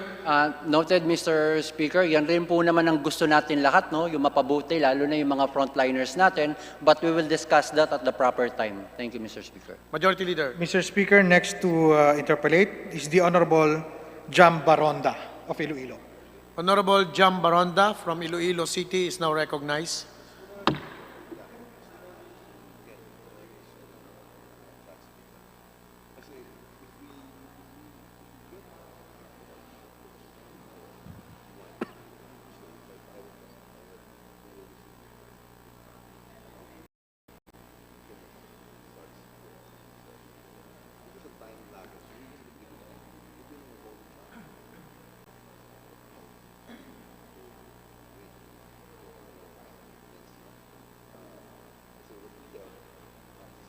Thank you. Mr. Speaker, I think we have a technical difficulties with the Honorable Jam Baronda. May we move to the next interpolator? Proceed. I move that we recognize the Honorable Onyx Crisologo. Honorable Onyx Crisologo from the 1st District of Quezon City is now recognized. Sir, can you hear me? Mr. Speaker, can you hear me? Please proceed. Thank you, Mr. Speaker. In behalf of the people of the 1st District of Quezon City, I would just like to manifest my full support to this proposed bayanihan bill that could be used to fast-track the provision of healthcare, food supply, distribution, testing kits, and the like, and assurance of security to the whole nation. Unang-una, lalo na po sa aking distrito, dito po sa unang distrito, may some positive cases since this COVID-19 has begun. Ako rin po ay nagpapasalamat sa lahat ng frontliners, lalo na po in my district, the brave doctors and nurses in Quezon City General Hospital, East Avenue Medical Center, Heart Center, Lung Center, Veterans Memorial Medical Center, and KTI. I would like to also make an appeal to the national government na bilisan ho natin, emphasis po sa bilisan. Naitanong na po kanina kung pagpasa nitong bill na to kung gaano kabilis maibibigay lahat ng serbisyo. Tayo po ay nakikiisa na sana, hindi patagalin po kundi ibigay agad sa ating mga frontliners, sa mga ospital, na mga supplies na hinihingi nila, at syempre sa ating mga barangay. Alam niyo po ang mga barangay sa nakaraang linggo, sila po ay hirap na hirap sa kakaikot na nagbibigay ng pagkain as mandated by the President. However, temporary po ang kanilang food supply. So tayo po ay nakikiusap sa ating national agencies tulad ng NFA, DSWD, na sana po pag naipasa po itong ating House Bill 6616 ay ibigay ng mas lalong mabilis na panahon sa ating mga lokal na barangay. Of course, dadaan po sa LGU bilang coordinating body ang ating mga pagkain, medical supplies, and food supplies. And lastly, ako po ay dapat may clarificatory question po regarding Section 9. Kaya lang ho naitanong na po ni Congressman Rufus Rodriguez, and I had submitted my proposed amendment to the Committee on Rules. So mamaya ko na lang babanggitin po ang aking proposed amendment. However, meron po akong isang katanungan sa ating proponent. Actually, mahaba po ang tanong galing sa aking constituents. Pero kasama po pa dito sa Section 4, Paragraph 4, when you talk about hospitals, medical and health facilities, kasi marami ho nagtatanong, lalo na po yung mga nagdadialysis sa mga private centers, wala ho silang transportation, yung iba po binabayaran pa ng PhilHealth, wala hong tagasagot ng DSWD ng kanilang mga pangangailangan. Paano ho maia-address ng House Bill 6616 ang pangangailangan ng mga nagdadialysis sa mga private institutions? Salamat po. Majority Leader. Mr. Speaker, next to interpolate is the Honorable Geraldine Roman. Honorable Geraldine Roman from Bataan is now recognized. I believe I had a question. Thank you very much, Mr. Speaker. Can you hear me? Yes, you may proceed. Yes, thank you very much. Extraordinary fines require extraordinary measures and solutions. And for this reason, I can only express my full support to House Bill 6616. At this moment, the entire nation is watching us and asking what is contained in this bill and how it intends to address a health and economic crisis our country is facing. Sama na rin po dito yung 42,045 barangay captains, 1,488 municipal mayors at 81 provincial governors, ang ating mga government frontliners. Sila na naatasan na isakatuparan ng mga patakaran ng State of National Public Health Emergency as well as the enhanced community quarantine. Sila na sa kasalukuyan ay humaharap sa taong bayan at pilit na pinupunan ang mga pangangailangan ng ating mga constituents. Food, security, health, at marami pang iba. Sila na unang sinisisi, although they really have to operate with very limited means. Na-explain po kanina ni Congressman El Rey Villafuerte na ita-download po ng DILG and DBM ang mga funds sa ating mga LGU. I just want to comment that we should have mechanisms to ensure that the allocations for our LGUs will be equitable, meaning mas maliit and more needy ang isang LGU, mas malaki ang matatanggap niyang allocation, Mr. Speaker. And I would also like to comment that I have read through the bill and I have not seen any particular provision that addresses directly food security. Dahil nakikita ko po in a matter of weeks, magiging problema na po ang food supply sa ating country. At ito po yung aking mga points, Mr. Speaker. Thank you. Mr. Speaker, just to reiterate, empowering the executive, the president, to deal with this crisis involves health, livelihood, including food security. Let me reassure our colleague from Bataan that it's part of the overall program of government to address basic issues. More importantly, aside from health, food security, Mr. Speaker. Thank you. Majority Leader. Mr. Speaker, next to interpolate is the Honorable Romel Angara. The representative from the province of Aurora, Honorable Romel Angara, is recognized.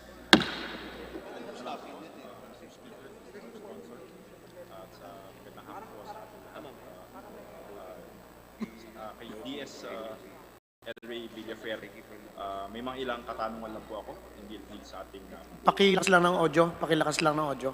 Sa inyo, please. Magandang hapon po, Mr. Speaker.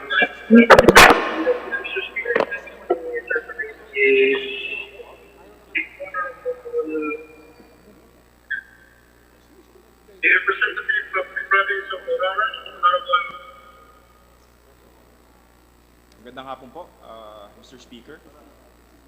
Medyo mahina lang ang audio mo. Medyo mahina lang.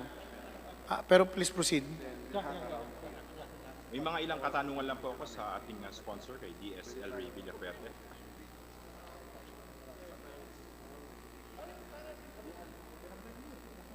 Please proceed, please. Unang-unang magandang hapon po sa ating lahat. Hinggil din po ito sa ating mga katanungan ng ating mga kababayan na po sa amin sa Aurora. Lockdown na po kami.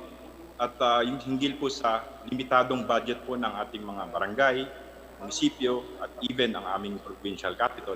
Binanggit po kanina ni DS El Rey yung ating food security. Kami po, meron po kaming 44,767 households. At binanggit po ni Kong El Rey kanina na sa 18 milyong pamilya na babudgetan po ng 200 billion.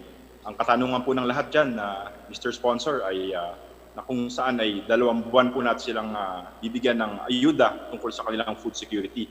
Yun po ang ating mga katanungan ng ating mga kalalawigan. Specifically sa Aurora, at palagay ko ay buong Pilipinas na rin po. At sana, Mr. Sponsor, Mr. Speaker, pag napasa po naman ating itong bill na po ito, ay magkaroon tayo ng kalakan ng pondo at sana po ay lahatin na po natin mga households, lalong-lalo na po ay lahat naman po tayo epektado. Mr. Speaker, Mr. Sponsor, yun lang po yung katanungan ko po. Mr. Speaker, the honorable gentleman from Aurora has mentioned about food security. as mentioned earlier, we not only need, because of this virus, a lot of people are hungry. So by providing assistance, we are solving part of the problem. But an important problem, of course, is food security. Available rice, available commodities. Kasi minsan, kung may pera ka, saan mo bibilin? So that's why there's really, with this, there's the importance of giving the executive special authority to deal with this. We will be more or less be assured that may ginagawa at pwedeng gawin. We don't want to be in a situation na may pera but they are not empowered. So again, the issues on food security, health, and others, kaya nga ginagawa po natin itong panukalang ito is for us to be able to address all these issues because these are issues in relation to the COVID, Mr. Speaker. With that being said, maraming salamat po, Mr. Speaker, Mr. Sponsor. At sa ating mga kasamahan sa Kongreso, sana po ay patuloy po tayo. Ngayon po yung panahon na tayo ay magtulungan upang sa gayoy ma-resolbahan po natin itong ating kasalukuyang dinadanas na COVID-19. At sana lang po, pag naipasa po natin itong batas na ito, ay magawan po natin ng mabilisang paraan. Especially, nasagot naman na po ang ating mga frontliners ay bibigyan ng PPEs. Sana po, i-prioritize na lang po natin yung ating mga mahihirap na probinsya at para sa gayoy, makatulong po tayo ng lalo sa ating mga kababayan. Yun lamang po, Mr. Speaker, Mr. Sponsor, maraming salamat. Majority Leader. Mr. Speaker, next to interpolate is the Honorable Greg Gasataya. Honorable Greg Gasataya from City of Bacolod, the City of Ismail is now recognized. Speaker, magandang hapon po sa lahat, sa ating makasamahan dyan. Mr. Speaker, Mr. Sponsor, would you mind being for some questions? Yes, Mr. Speaker. Hello. Yeah, thank you po. Dito po sa lungsod ng Bacolod, buong province ng Negros, we see the urgency and need na gumawa po ng mabilis na aksyon ang gobyerno in line po sa crisis na inaharap natin lahat.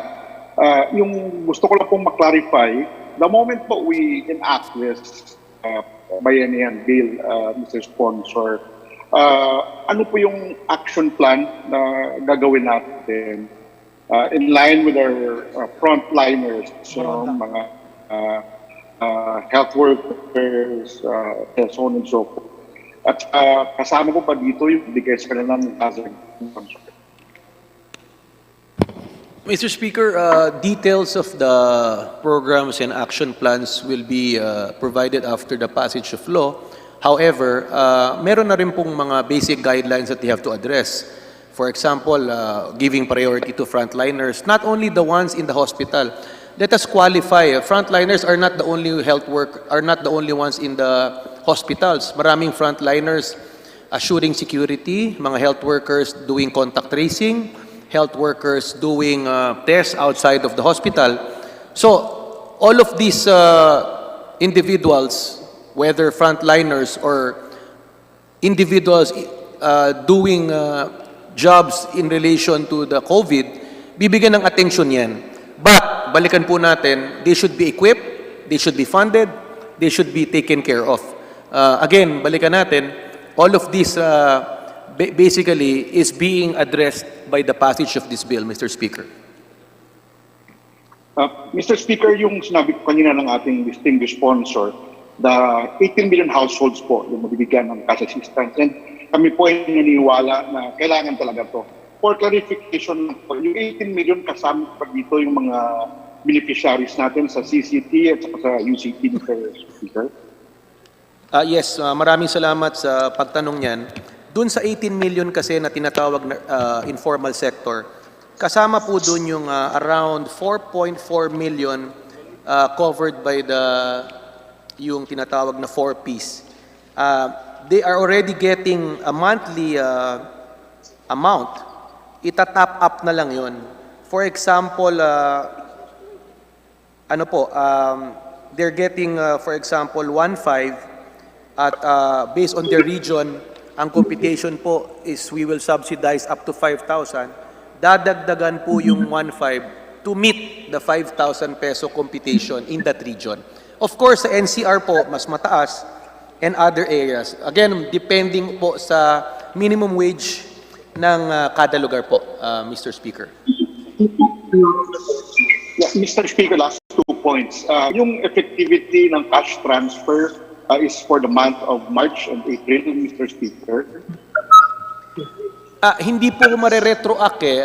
We can only top up, implement the provision of this law, and we can only utilize the fund once this law is passed. So, if Congress passed this today, subject to publications, dun lang po magiging effective, possibly, ang paggawa ng grant. That's why there's really an urgency. Every minute counts to pass this measure, Mr. Speaker. Yeah, last point po, Mr. Speaker. Yung concern po ng buong Negros at saka lungsod po ng Bacolod is our continuous flow of supply, no? Sa aming mga medical supplies, no? That includes lahat ng kailangan ng mga frontliners at saka doon na sa field natin. And yung problem po namin, Mr. Speaker, is that at this point in time, believe it or not, for 1 week, yung available lang na UTM ginagamit for testing or pagkuha ng specimen is only 100 pieces for the entire Negros Occidental. So we are hoping and praying that with the enactment of this bill, this will address the concerns of all the Filipinos when it comes to this, Mr. Speaker. And kami po sa lungsod ng Bacolod, we know that we are now on a uncharted course. Naniniwala po kami na bago po sa atin lahat ito. No? Just when the session started, Mr. Speaker, a friend of mine informed me that yung batchmate po namin ni Speaker Alan, he passed away because of COVID. So he got actually fast in this with maraming salamat po. Yes, Mr. Speaker, the lack of test kits and others were duly inputted when drafting this measure. That's why, again, reiterate, this measure has to pass. Secondly, again, when people, I've been standing up here for more than 5 hours, and I've heard the word test kits over 100 times. But I think more important than test kits, Mr. Speaker, is we would like to reiterate, people should stay at home. Because if they want, test kits is one measure in minimizing the spread. But basically, the solution is really for people to stay at home. That's very important. Stay at home, mga kababayan po natin. Salamat po, Mr. Speaker. Thank you very much, Honorable Greg Gasataya. Your time has already expired. Majority Leader. Mr. Speaker, I move that we recognize the Honorable Jam Baronda for her interpellation. So move, Mr. Speaker. Honorable Jam Baronda from Iloilo City is now recognized. Yes, Mr. Speaker. Good afternoon, everyone. Am I online, Mr. Speaker? Yes, you may proceed. Yes, I would like to manifest my support to this bill, Mr. Speaker. I believe that this bill will enable and empower the government to address the needs of the country during this trying time. The bill intends to raise 275 billion pesos. 200 billion will serve as financial assistance to 18 million Filipino households. This will be of great help to the millions of Filipino workers and their families affected by the community quarantine. Also, equally important is the 75 billion pesos that will be used to fund the mass testing, to purchase PPEs and other healthcare requirements, and to boost our healthcare system. In line with this, Mr. Speaker, with boosting our health system, I would like to take this opportunity to ask this august body to support the endorsement of our personal request to Secretary Duque last March 21, 2020 to accredit West Visayas State University Medical Center as additional COVID-19 testing center in Western Visayas. This is a proactive measure to ensure that Western Visayas Medical Center will not be overwhelmed by the expected hundreds, if not thousands, of requests for testing in the entire region with more than 7.5 million inhabitants. This will be backed up mechanism through the Western Visayas Medical Center staff be exhausted, or should their machines malfunction, or worse, should the laboratory staff be put in quarantine. I further manifest, Mr. Speaker, that all regions across the country will have their own accredited COVID testing centers as well, so that there would be no delays in diagnosis of the Filipino to better and more efficiently manage the cases. May the accreditation, Mr. Speaker, be done the soonest possible time. Mr. Speaker and members of this august body present today, our healthcare workers are most valuable resource, and as such, it is imperative that we provide them with as much support as we can. Again, I am supporting this bill. I pray that we focus on the spirit and intent of the bill, that is to promote the health and welfare of the public. I agree, this is not the time for politiko. This is not the time na mag-pinpoint tayo ng finger kung saan-saan. This is the time for us to join and be united to win this war against COVID 2019. Thank you so much, Mr. Speaker. God bless Iloilo City. God bless my beloved Region 6. God bless Philippines. Thank you. Salamat, Mr. Speaker. Majority Leader. Mr. Speaker, I move that we recognize the Honorable Mickey Villago for her interpellation. The Honorable Mickey Villago from Province of Nueva Ecija is now recognized.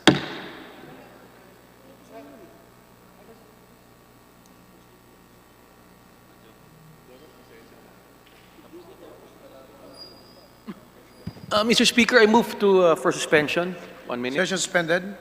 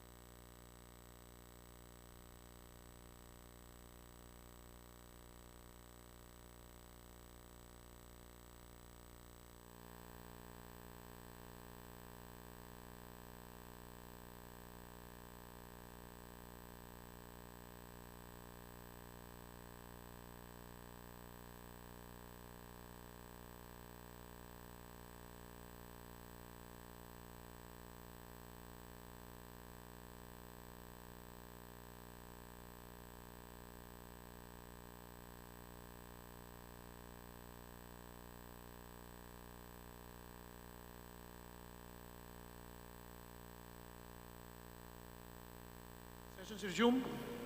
Majority Leader. Mr. Speaker, I move that we recognize the Honorable Ben Kanama for his interpellation. Honorable Ben Kanama from Co-op NATCO is now recognized.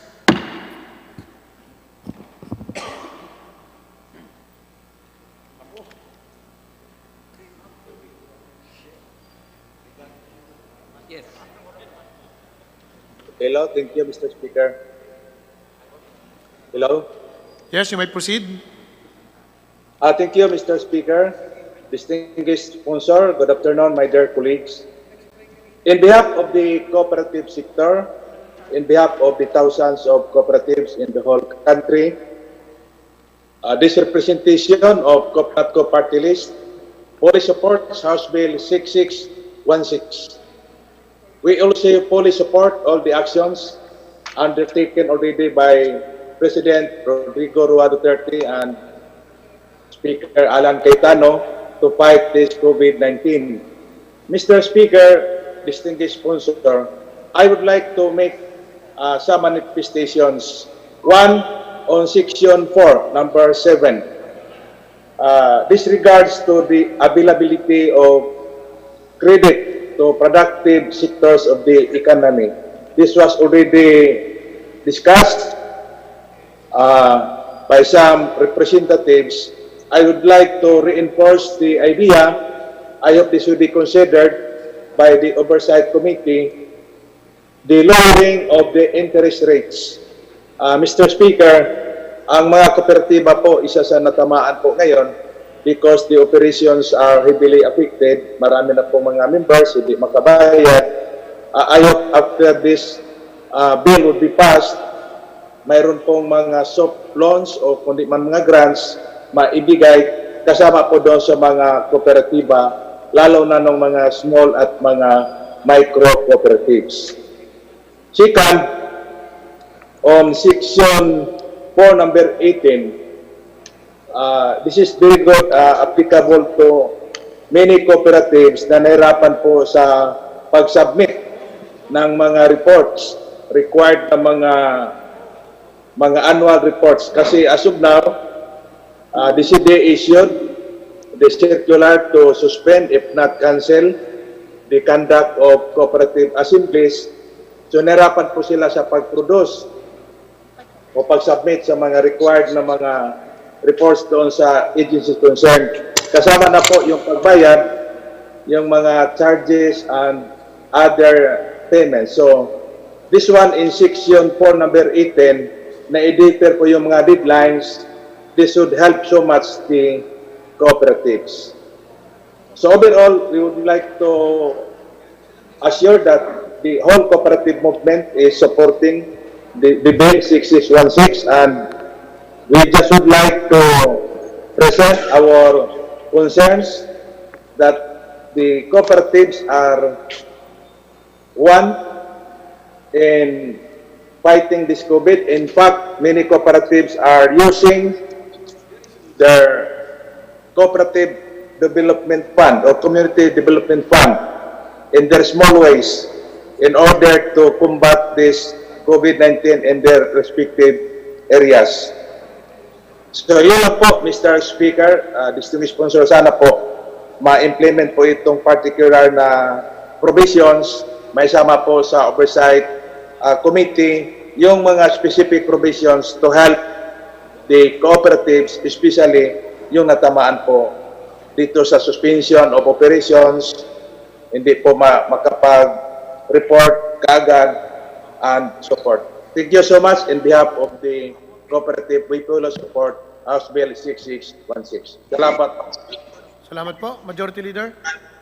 Mr. Speaker, I move that we recognize the Honorable Buboy Tupas.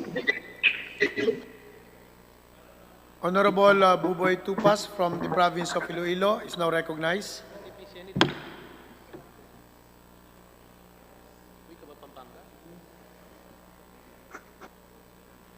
Hello. Yes, you may proceed. Thank you so much, Mr. Speaker. In support of and to support the bill that we will pass, good Deputy Speaker, answer a... Maraming salamat po, Mr. Speaker and Mr. Sponsor. Mag-umpisa po ako sa aking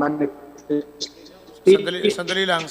May konting technical problem tayo sa audio. Hello? Yes, maraming salamat ulit, Mr. Speaker.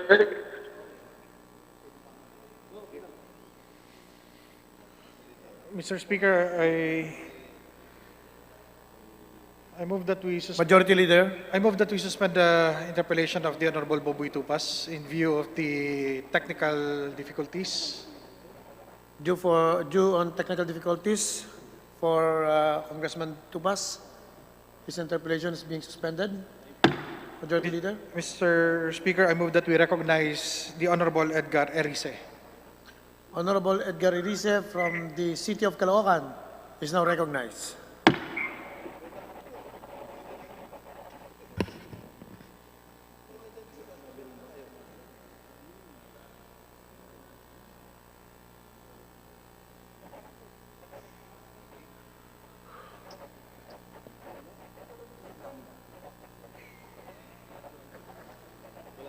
Majority Leader. Mr. Speaker, in view of the technical difficulties, may we suspend the interpellation of the Honorable Edgar Erice. May we get back to the Honorable Boboy Tupas for his interpellation. Honorable Boboy Tupas from the province of Iloilo is now recognized.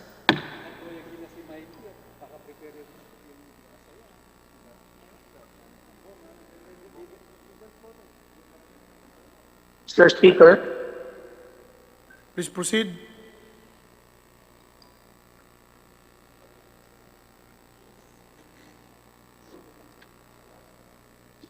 Majority Leader. Mr. Speaker, in view of the difficulties that we are experiencing, I move that we suspend the interpellation of the Honorable. Maraming salamat po, Mr. Speaker and Mr. Sponsor.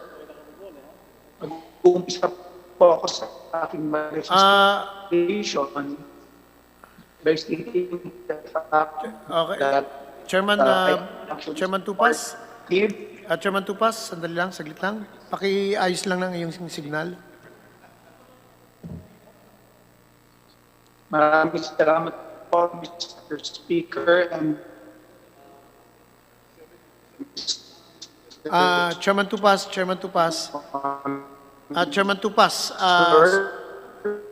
Hello, Chairman Tupas.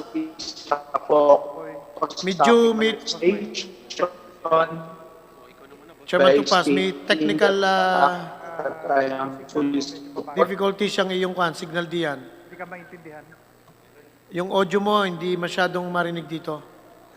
Hindi ka, wala gid. Why gid? Okay na po? Yan.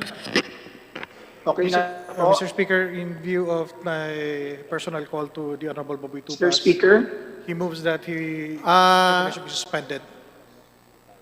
Yes, Mr. Speaker. Congressman Tupas, pakiayos mo na ng signal mo diyan. Pwede na po. The interpellation of Honorable Tupas is now Mr. Speaker, suspended. good afternoon. Majority Leader. Okay na. Pong, okay na? Majority Leader. Mr. Speaker, thank you. Mr. Speaker, next to interpellate is the Honorable Defensor. Honorable Lawrence Defensor of the same province of Iloilo is now recognized. Wala kang audio. Walang audio. Mr. Speaker. Mr. Speaker, can you hear me? Yes, you may proceed. Thank you so much, Mr. Speaker. In support of and to ensure the bill that we will pass is legal and valid. Deputy Speaker, answer a few clarificatory questions from this representation. Please proceed. Thank you. Will the Honorable Sponsor agree with me that all laws passed by Congress must also pass the constitutionality test? Yes or no? Yes, Speaker. Will the good sponsor also agree with me that while the powers of Congress are plenary in nature, all its acts must never contravene the Constitution. Mr. Speaker, yes. And in our proposed bill, we have proposed that the President shall be given the power to realign, reallocate, and reprogram funds. In view of that, and in violation of the constitutional provision that no law shall be passed authorizing the transfer of any appropriation, may I know from the very good sponsor what will be our specific legal basis to assure all the members of Congress that the bill we will pass will not circumvent this constitutional provision. Constitutional base of this bill, as mentioned earlier, is Section 23(2), Article 6 of the Constitution. Constitutional base of the Proclamation Number 922, which is the basis for this measure.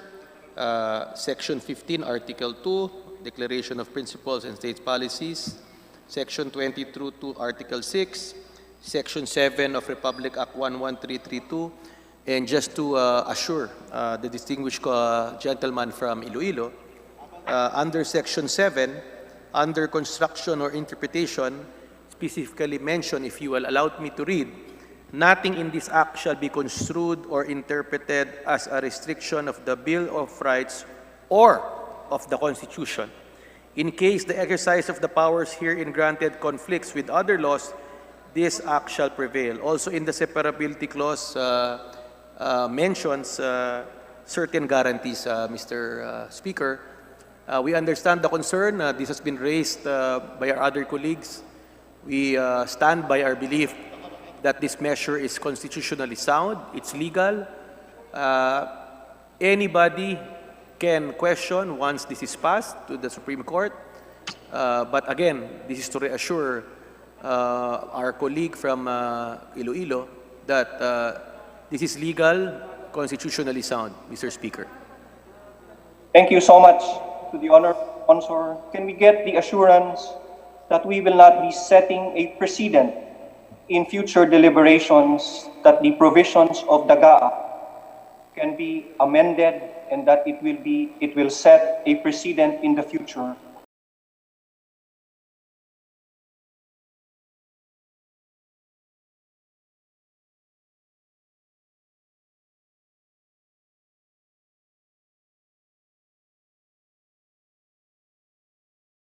If you're saying is this a precedent, hopefully there will be no such need in the future. We hope that there is no more calamity, pandemic of this scale that will hit our country. That is the prayer, that is the hope, Mr. Chair, Mr. Speaker. Thank you so much, Mr. Sponsor. Mr. Speaker, may I personally thank the Speaker and the good Deputy Speaker for its speedy and decisive action through the House of Representatives and through this bill so that we can combat COVID-19 as soon as possible. On behalf of the 3rd District of Iloilo, I would like to thank the Speaker and the Honorable Sponsor. Thank you so much. Thank you. Majority Leader. Mr. Speaker, next to interpolate, I move that we recognize the Honorable Amihilda Sangkopan of the Anak Mindanao. Representative from Anak Mindanao, Honorable Amihilda Sangkopan is now recognized. Ako na, wag kayo maingay.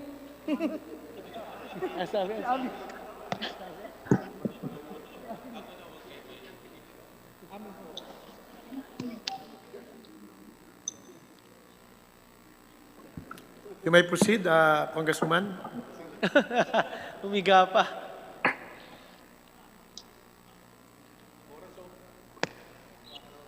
Yes, Mr. Speaker.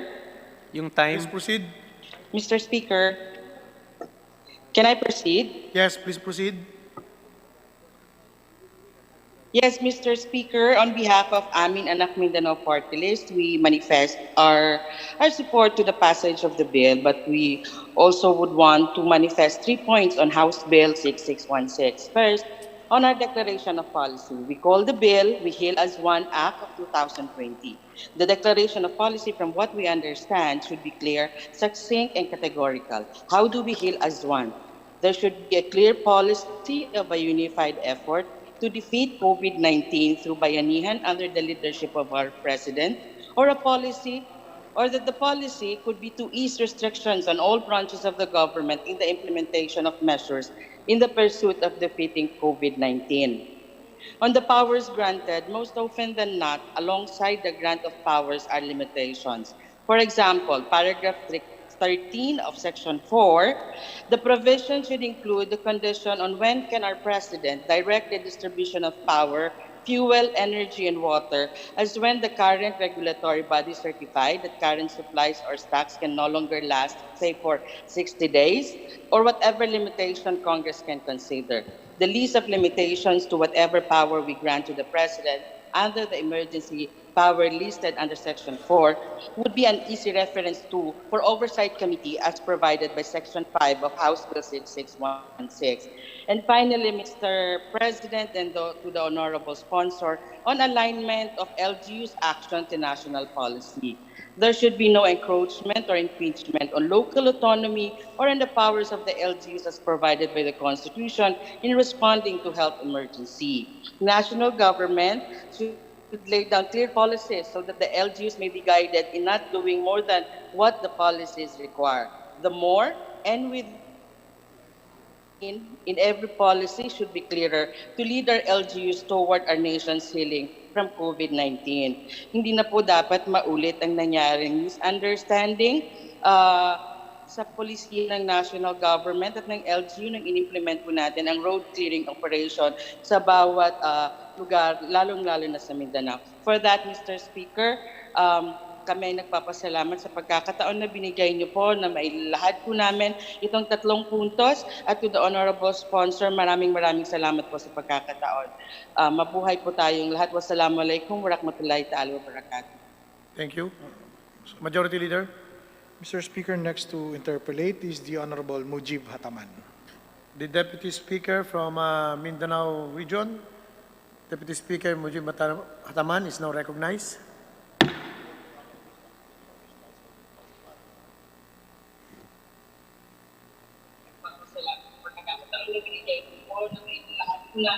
Itong 3 puntos at to the honorable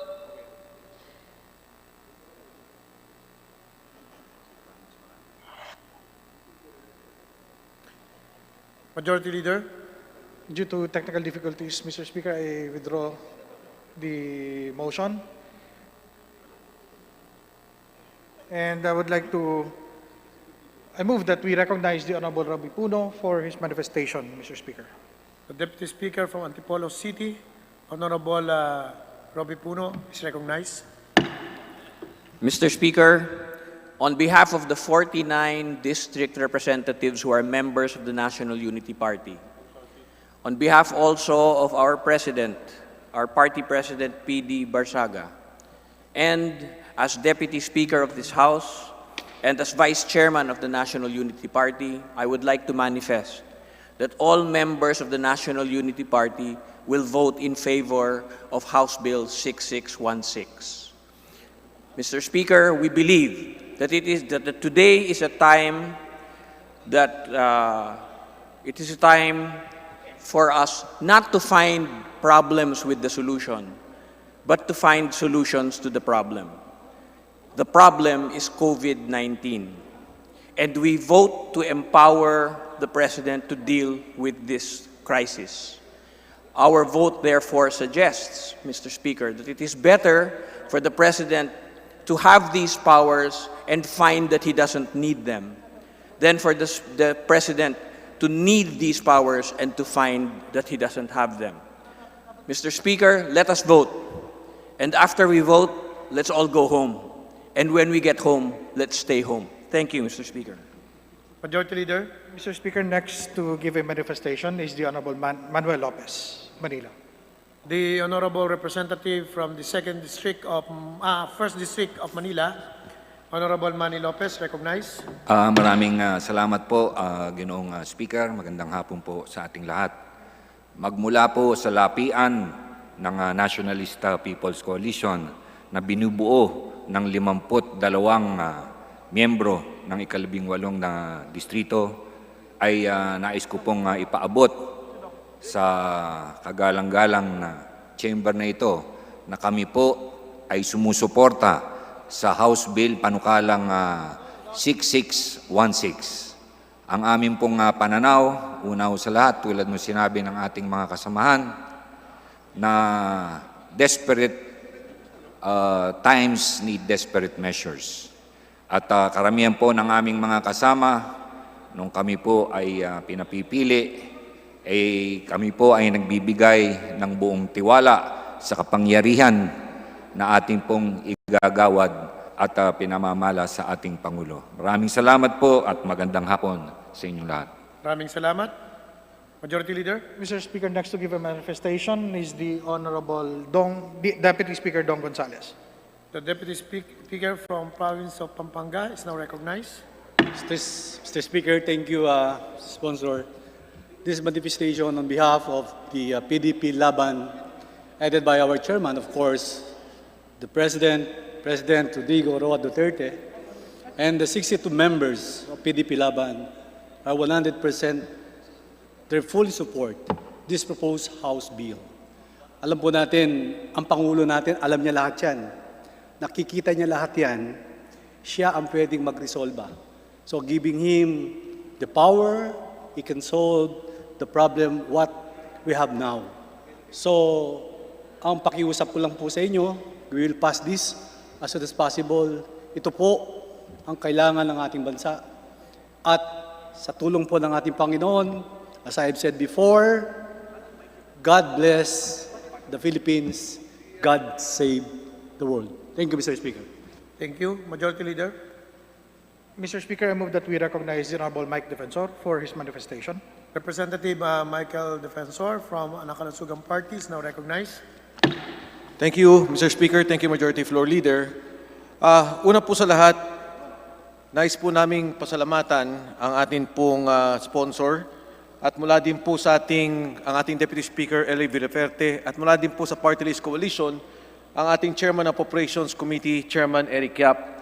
Mula po sa aming Pangulo at sa kabuuan ng Party List Coalition, ang aming pong Pangulo, Congressman Mikey Romero, ang Party List Coalition po ay nakikisa sa pagsuporta sa ating pong panukalang batas para magkaroon ng emergency powers ang ating gobyerno at magkaroon ng karagdagang poder upang sagutin at bigyang lunas ang problema na kinakaharap po natin sa ngayon.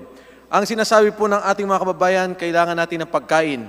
Nandito po sa batas na to ang pagbibigay ng pagkain. Sinasabi po natin na kailangan natin ng health kits, test para makita kung sino may sakit at mahinto ang problema. Nandito po sa batas na to ang pondo para dyan.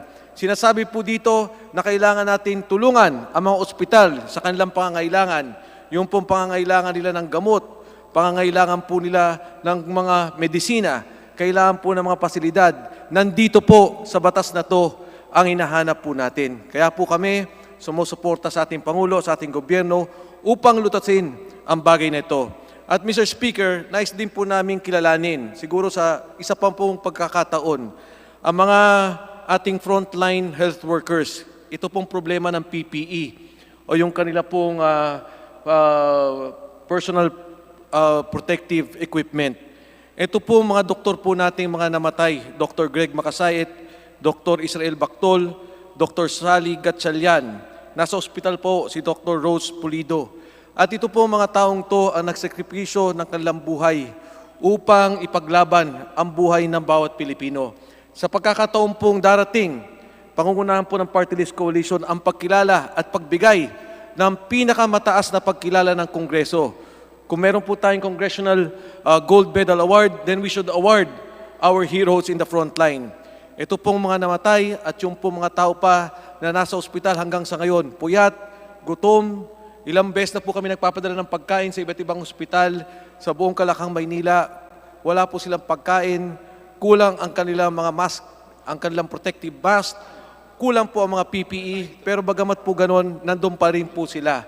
Kaya Mr. Speaker, kung kinakailangan po na dagdagan pa ang tulong at dagdagan pa ang pondo para malalayan ng ating Pangulo, ang ating gobyerno, kami po ay sumusuporta para doon. Maraming salamat, Mr. Speaker, and congratulations to our sponsors of the bill. Thank you. Majority Leader. Mr. Speaker, next that I would move to recognize is the Honorable Juan Miguel Arroyo for his manifestation. Honorable Juan Miguel Arroyo from the province of Pampanga is now recognized. Thank you, Mr. Speaker, dear colleagues. In behalf of the Lakas Kampi NUCD party, not only in the lower house, but our colleagues and members in the local government units, our governors, our mayors, our councilors, our party has decided to take a stand to fully support this measure, Mr. Chairman. Our party, Mr. Chairman, I believe is a strong supporter of the administration.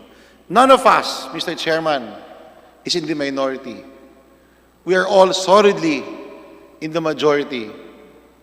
May pwesto o wala, maayos o hindi, kami po ay 100% na naniniwala sa lahat ng adikain ng ating mahal na Pangulo. We believe not only in his vision, but we believe in his strength, his capability, and his sincerity. Thank you, Mr. Speaker. Majority Leader. Mr. Speaker, I move that we recognize the author, the Honorable Deputy Speaker El Rey Villaferte for his manifestation. Thank you, Mr. The Honorable Deputy Speaker for Finance, El Rey Villaferte from the province of Camarines Sur is recognized. Thank you, Mr. Speaker, distinguished colleagues in the House of Representatives. In behalf of the over 50 members of the Nacionalista Party in this August body, I would like to manifest, I would like to express our strong commitment, endorsement, support for House Bill 6616. The Nacionalista Party is one of the oldest political party in the country, established 1907. We believe in the saying, bayan higit sa lahat, nation above self. We believe that since 1907, and we would like to express the belief now in supporting this bill. We strongly believe that this bill is needed.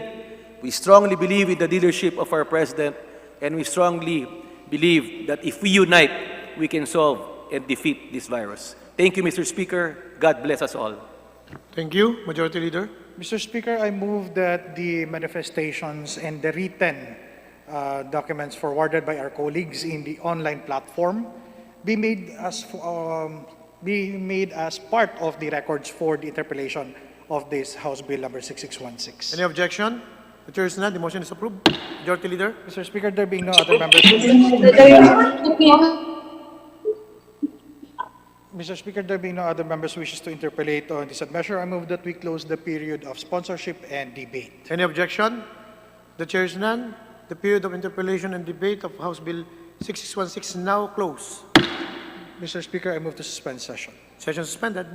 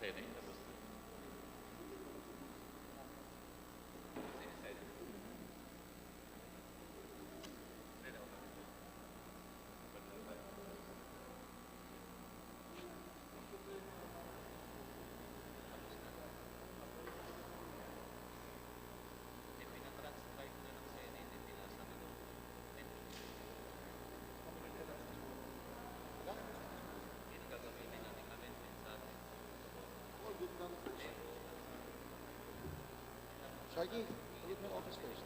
Ikaw. Anong nangyayari sa atin? Kasi ano katagal to?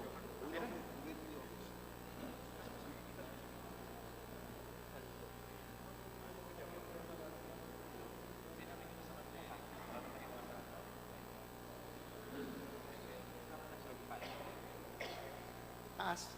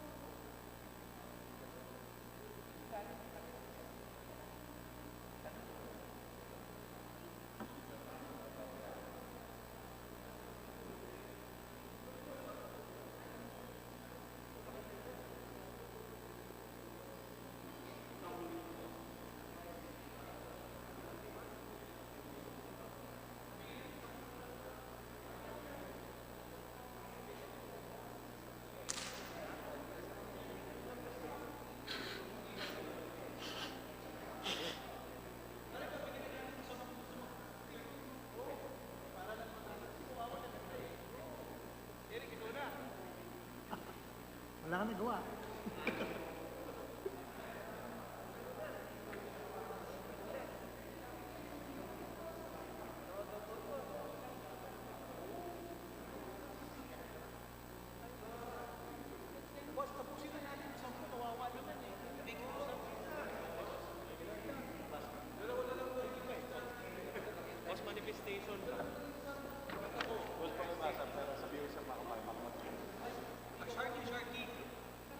Boss? Martin. Pare, pwede bang sabihin natin yung mga accommodated pero 3 minutes na? Angelica po.